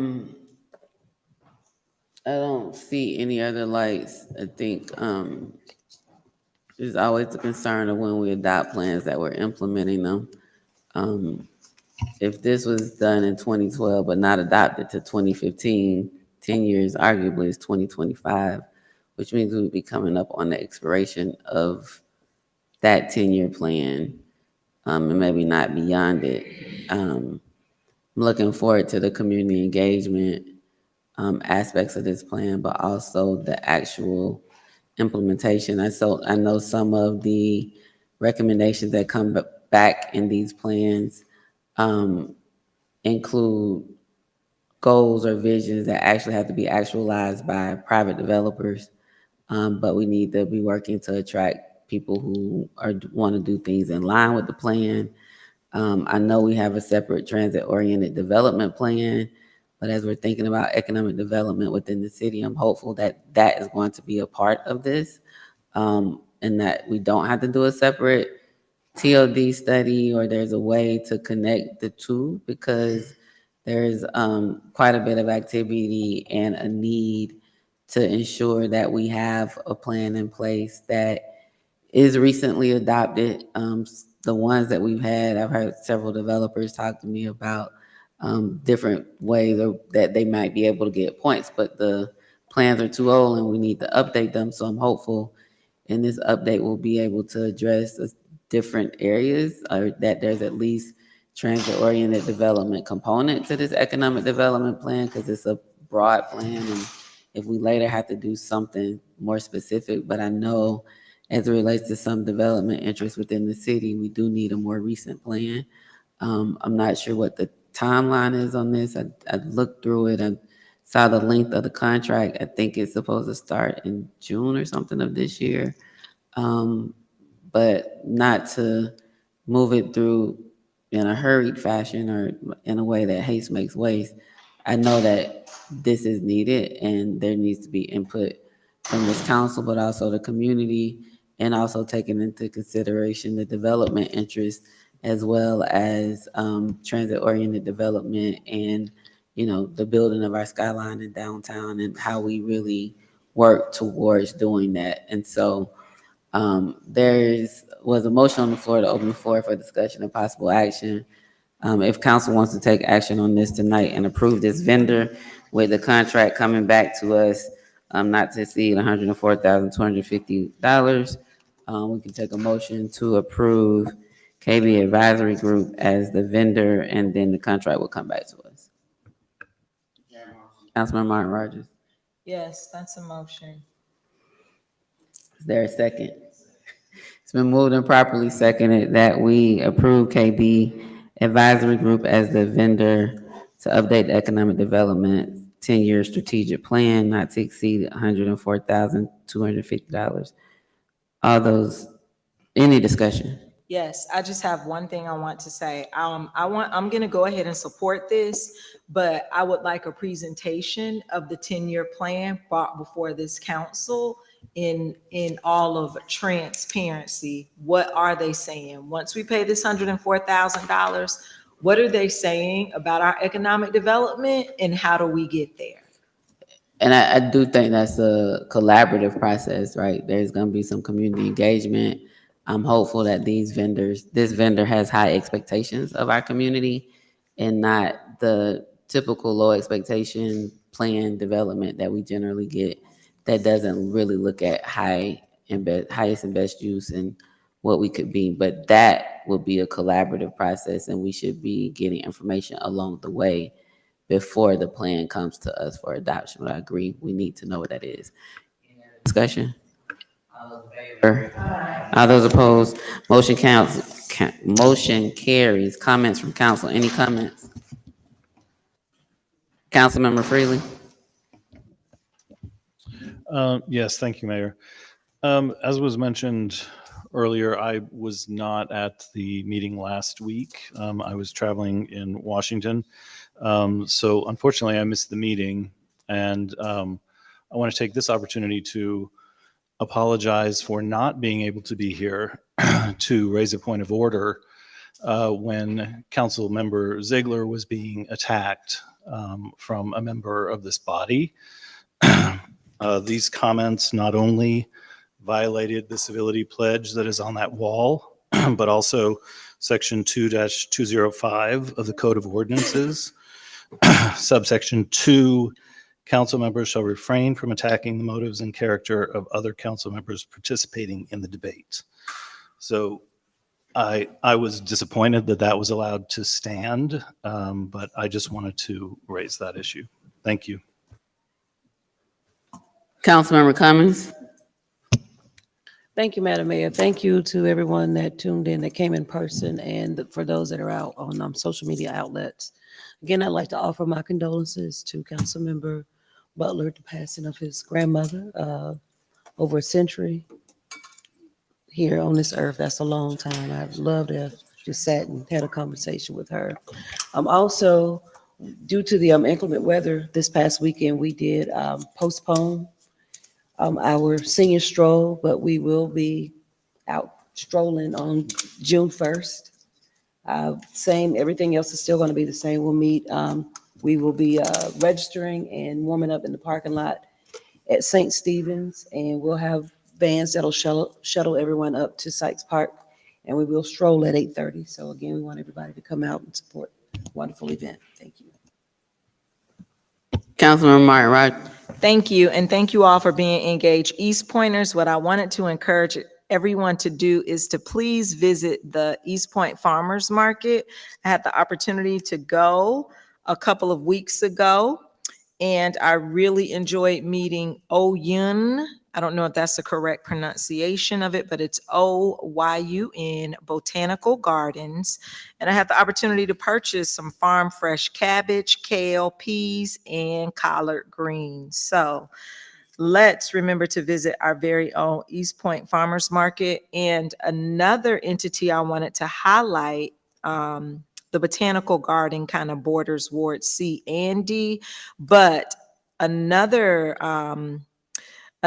place that I wanted to highlight was a Hope Bridge on Camp Creek. It is an autism therapy center, and they are located at 3800 Camp Creek Parkway, Suite 1400. When I was on the campaign trail several months ago, a lot of parents of special needs children said that they didn't know if there were opportunities in the city of East Point to service their children on that autism spectrum. And there is a place, Hope Bridge at Camp Creek. It's an autism therapy center at 3800 Camp Creek Parkway, Suite 1400. Thank you so much. Councilmember Butler. Madam Mayor, was my name mentioned? I didn't hear it. No, you're not. Well, let me give my statement. What's offensive is when people come to council meeting and they're unprepared and they don't know what they're doing. What's offensive is when you're so arrogant, you don't seek instruction from those who have been here before you for 7 years, 10 years, and you think you know it all. What's offensive is when you put your hands in a council member's face in executive session and he does nothing but be peaceful to you. For you to come and insinuate something, a hit dog will holler every time. And what's offensive is you don't know your place as a council person because you are not supposed to be fanning the fires on social media. Your job is to solve the problem, not continue to fan the problem. You don't know what you're doing. And you should sit back, learn, and keep your mouth closed sometimes because you don't know what you're doing. When you are elected to be on this diocese, your job is to solve problems, not to fan the fires of the mob. And if you want to talk about it later, I'm happy to talk about it later. But don't you dare, even after you've been told that my grandmother passed, that you would be so insensitive to attack me. You need to check yourself.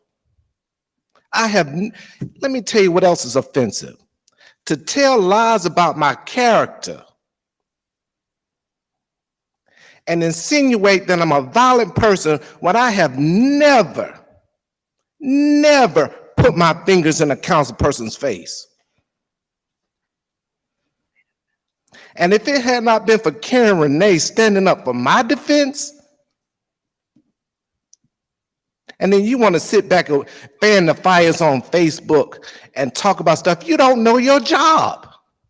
And you should sit back and learn from people who have been here. Close your mouth because you don't know what you're talking about. So I'm gonna interject some statements right here before I go to Councilmember Ziegler and say this because we're getting to places that I think it's interesting that people expect me to be a parent. I have one kid. Her name is Nia Ingram. She's 14. When council members' names are not mentioned and council members are sitting here, one, yes, the rule of point of order is one of our rules. I'm trying to find the section number. Rule number 13, there's also a rule that allows a point of personal privilege for any council member who is here and feels, and I'm trying to find that so I won't be paraphrasing. I'll probably read that in my comments. And so Member Ziegler was here at the meeting. Councilmember Butler did not state any person's name directly, just as Councilmember Freely did it when he just made his comments. So I'm not going to get into the midst of all of that. We're all elected and we all have responsibilities and duties to the people of this city, and we're self-policing. If people start calling specific people's names and making direct attacks, I think that's different. If council members feel like that was specifically related to them, there's a point of order. I'll read the rule and I'll make an interpretation. I'm going to tell you, unless there's a specific direct statement and allegation against someone, we've even encountered that earlier tonight when talking about the credit card policy. I'm not going to stop people from saying what they're saying because we still do have the right to say and have free speech about what we state in debates. When you make a specific statement regarding a specific council member, point of order as well as point of personal privilege is afforded to council members as a part of the rule. So we can't just stop at point of order and go to a point of personal privilege. So I wanted to interject that there. So everybody, before people got on council, before they started, I gave all new council members a binder that has the ordinances, that includes the rules of council, as well as the charter. And so that's available to everybody. But to expect me to interject in the midst of all of this when we're all grown and we all have our own duty to self-police, I'm not going to do it unless somebody makes a specific attack and a specific direct statement and calls out a specific council member, because I feel that people should have the ability to make their statements, and people can hold them accountable. For me to get up here and then get in the middle of, you can't say this and you can't say that, again, unless somebody is specifically talking directly to a council member, calling a council member out, saying their name, I'm not going to do that. But given the statements that have already been made, I want to remind you all that you have a rule that deals with point of personal privilege, Rule 12. So I started going down instead of going up from point of order. Rule 12, which is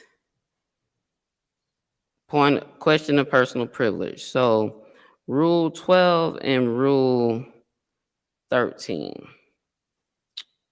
Rule 12 states, question of personal privilege. Can you share my screen, communications?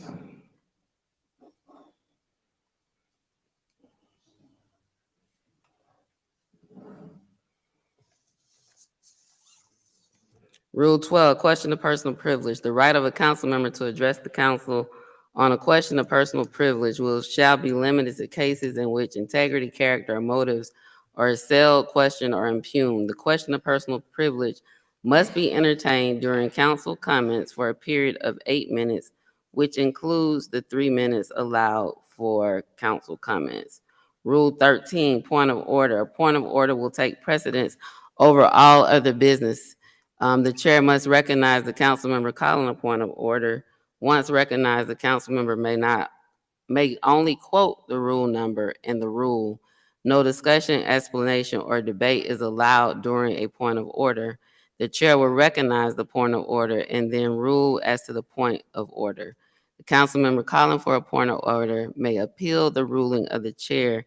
The chair will then call for a vote to uphold the question. So I'm reminding you all of the rules, but again, everybody has them and has access to them either in the binder I provided online, and no point of order was raised at the meeting nor a question of personal privilege. And there was not a specific council member X, council member Z stated in any of the comments that were made. So I'm going to go to Councilmember Ziegler, and then let's see if it's in Councilmember Ziegler. I'll make some other council comments. Madam Mayor, can you pull up the civility pledge?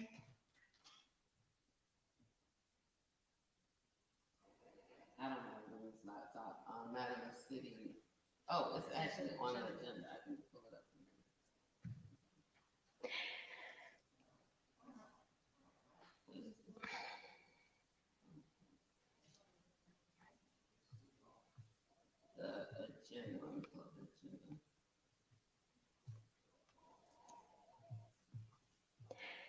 So yes, those comments at the last meeting were targeted at me, since I was the only one that was suggesting or criticizing the presenter. I chose not to fight that fight. And I was disappointed in how it was handled, because we have the civility pledge that is in our city council chambers. And to also say, that council members need to shut up, that we need to know our place, I feel like that also violates the civility pledge. There's no reason to talk to each other like this. There's no reason to attack people's character like this. And so that's what I have to say about that. And I chose not to raise a point of order at that moment in that meeting, because I did not want to put fuel on that fire. But that does not mean that absolves anything. That does not mean that that I was okay with what was going on. That is not what that means. And we do have we do have roles as mayor and council to police each other, which I felt was not utilized. But that's what I'll say about that. So I just wish that we can all work together, and that right now, like, you have your back turned to me. There you go. So one rule says your comment should be direct. If we're gonna strictly go to rules, your comment should be directed to the chair. So like, and not directly directed to specific council members. So come on, y'all. Like, really, we can over procedure this and rule it. But let's not get into that. Like, Councilmember Ziegler, you're still in. Yep, I'm still in. So, if we can just all read, the way we govern ourselves is often as important as the positions we take. Our collective decisions will be better when differing views have had the opportunity to be fully vetted and considered. All people have the right to be treated with respect, courtesy, and openness. We value all input. We commit and conduct ourselves at all times with civility and courtesy to each other. So, moving forward, let's just make sure that all of us are abiding by the civility pledge. And with that, I would like to just extend my condolences to Fitzgerald Smith's family. He was a strong advocate for East Point, a walking encyclopedia. You can just go on and on about him. But I know I'm going to miss him personally. And I just want to keep his family and friends in our thoughts and prayers. Councilmember Shropshire. Thank you. It is a very long night, and people are in their feelings and emotions. And I'm going to extend, and Councilmember Butler, I called you, extending my condolences on behalf of your grandmother. And that's the same as Fitzgerald Smith family. My condolences to his family. But let me say this. Everybody expect expectations from each other. But there are some who actually crossed a line that shouldn't have been crossed. I was called Mortis or Godzilla by somebody on council. Just let it roll off, because guess what? It's not what they call you, it's what you answer to. So, that's just my thoughts. But if you want people to be courtesy and respect, that goes both ways. You have to respect each other. You can't play tit for tat. You can't cross the line on one end and then come back and do something on the other end. It can't be. Everybody up here is a team. Everybody up here work together. Everybody up here is supposed to be what's good for the city and what's good for the residents. And there is some deep-rooted issues. Do I think other things? Of course. But I set my feelings aside and I come in here and do what I feel that needs to be done for the residents. So at the end of the day, practice what we preach.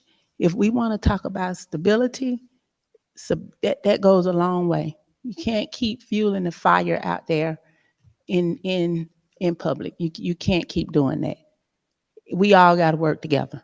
So I'm going to leave that at that because it's late and some of us have to get up in the morning, but we have to work together. Thank you. So I'll be brief, but I will say, when I brought the civility pledge forward and we became a city of civility with GMA, the recommendation was that this be included in, I think it's Council Rule 6 that talks about the order of business of our council, so that it would be embedded as a part of our ordinances and I guess have a little bit more weight than just having a statement on the agenda. As council members and mayors, as elected officials, we're not just elected when we're in council chambers. It extends 24 hours a day, 365 days a year. And it's inside council chambers as well as outside of council chambers. And I think when we talk about self-policing and, how we interact with each other, we should be mindful that we don't get to take it off and put it on when we walk through those doors. We're elected officials for 4-year terms inside and outside of council chambers. And a lot of that stuff that happens outside spills over to inside. And there are a lot of things that go unspoken, unaddressed, because some people choose to, I'll just say all people, because they won't really get addressed. So we just move forward when we get here and just conduct business. And so, just because I don't come, I'm not going to legislate and serve and lead this city on social media. I think number 45 showed us that that's not a great way to lead. So just because I don't comment doesn't mean that I'm not aware and I don't see and I don't hear all of the things that happen. Trust information gets back to us, but it's a choice, right? And we're all human. And so I think as we are, being introspective and really working on the self-policing aspect of this, we're not just elected inside this building. 365, 24 hours a day for the 4-year term at which you're elected to serve, or if people leave early, whatever, the time period of your term of service, you're elected the whole entire time. Your social media ain't really your social media no more. I got a personal account and a city account and a campaign account and all that. I can compartmentalize them in that way if I choose to, but I'm very aware that even the stuff I put on my personal page, a lot of people know that I'm the mayor of the city of East Point. If they don't, they can just Google my name and it's gonna come up. Same for everybody up here. People Google your name now, it's gonna come up that you're a council member in the city of East Point. You are an elected official, and that is a different level of responsibility that comes along with that. And so, again, it's interesting. I've been mayor, I'm in my 7th year, and people say, oh, she does too much. Oh, she doesn't do enough. And I'm not swayed by what people say. I'm very aware of the role that I have and the authority that is provided, which is very limited within our charter within this city. And I'm not going to get back and forth with people who are adults and have their own responsibilities and also have rules in place unless it is overt, unless it is blatant, unless it is direct. I think those are things that are not questionable. It's not debatable. Somebody can say, oh, I was talking about somebody who wasn't really talking about her. If it is clear, then I'm going to address it. But other than that, it's easy for people to sit on the sideline and say what should have been done and what should not have been done. And I'm not even talking about the council member who made the statement tonight. I've seen the comments on social media. And so I'm not talking about any of the people up here or my colleagues, the ones that have specifically called me out in my role as mayor. I see you. I hear you. If I don't read it, it gets back to me. It is a choice that I continue to extend grace and mercy and respect those who don't respect me. And that's because of how I was raised. And that's because that's what helps me get through serving in a role that is often a thankless role, and a role where people got a lot of words to say. They put their mouth on me constantly. So I can either choose to be answer to those things or understand it doesn't matter what people say is what I answer to. And I know whose I am and that I'm here for on assignment for a call and a purpose. And I'm not going to get distracted from doing what it is that I was elected to do to serve the residents of this city. Doesn't mean I don't see you though. And this isn't to my colleagues up here. There's a lot of other people out there running their mouths. But be grateful for grace and mercy and the respect that I show to people. I've been raised to respect those even when they don't respect you. It's a hard job as a leader. That's a role that I accepted and that I have to do. So I know we have some executive session items. I know it's really late tonight. We didn't get a chance to have a full work session last Monday, so we ended up having to have a work session along with the council meeting tonight. We have several personnel items, but I think they should be really quick. But there are things that we need to address and actions that we probably need to take tonight when we come out of executive session. And so, as right now, I know. Oh, I did want to address.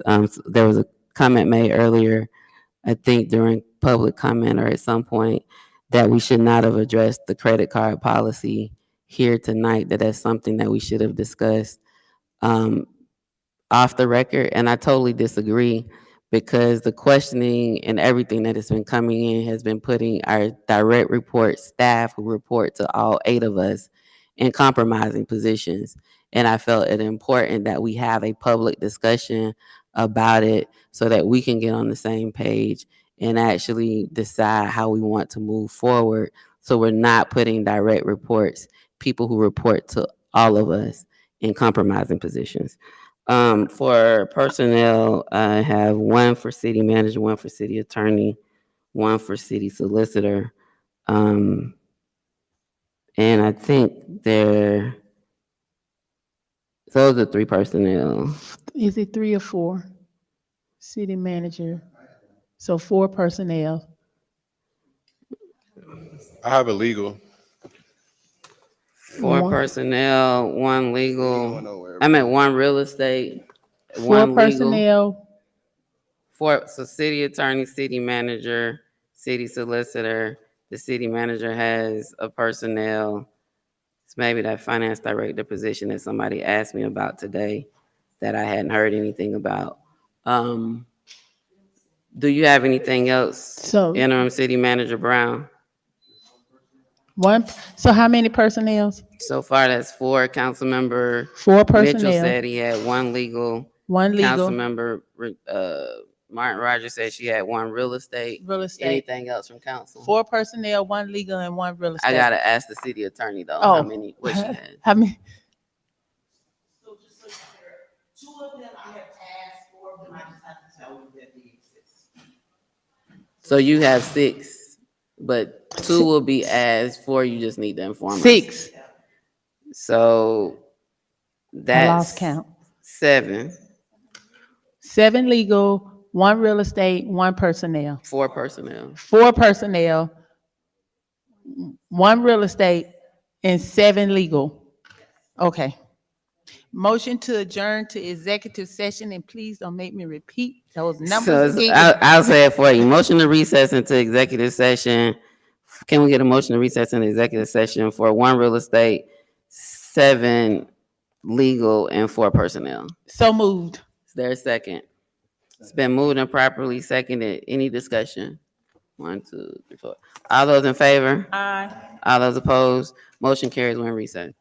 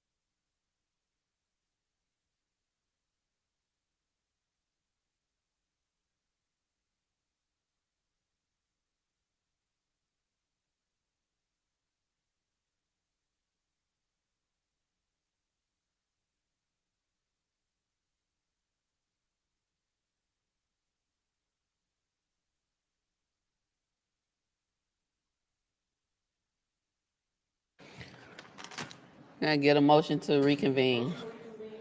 So moved. It's been moved and properly second. Any discussion? All those in favor? All those opposed? Motion carries. In the matter of Tyshawn Smith versus the city of East Point, we need a motion to proceed as discussed. It's been moved and properly seconded. Any discussion? All those in favor? All those opposed? Motion carries. In the matter of George Hudson versus the city of East Point. It's been moved and properly seconded. Any discussion? They're still negotiating. All those in favor? All those opposed? Motion carries. Now we're to the interim city attorney and the interim solicitor, a motion to continue having Laren F., what's the name of your firm? LF Barnes Law continue to serve as the interim city attorney at $20,000 a month up until hiring plus an additional 30 days. Is there a second? It's been moved and properly seconded. Any discussion? All those in favor? All those opposed? Motion carries. As it relates to our interim solicitor, it's Kimberly Cornwell Law to continue to serve as the interim solicitor at $10,000 a month until the hiring of a permanent city solicitor plus 30 days.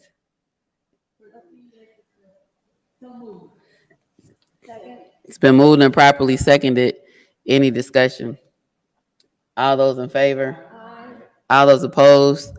Motion carries. And I think in the other motion we said until hiring, that was of the city attorney plus 30 days. I think we made that clear. Okay. Motion to approve executive session meeting minutes. It's been moved and properly seconded. Any discussion? All those in favor? All those opposed? Motion carries. A motion to adjourn. It's been moved and properly seconded. All those in favor? All those opposed? Motion carries. Good morning.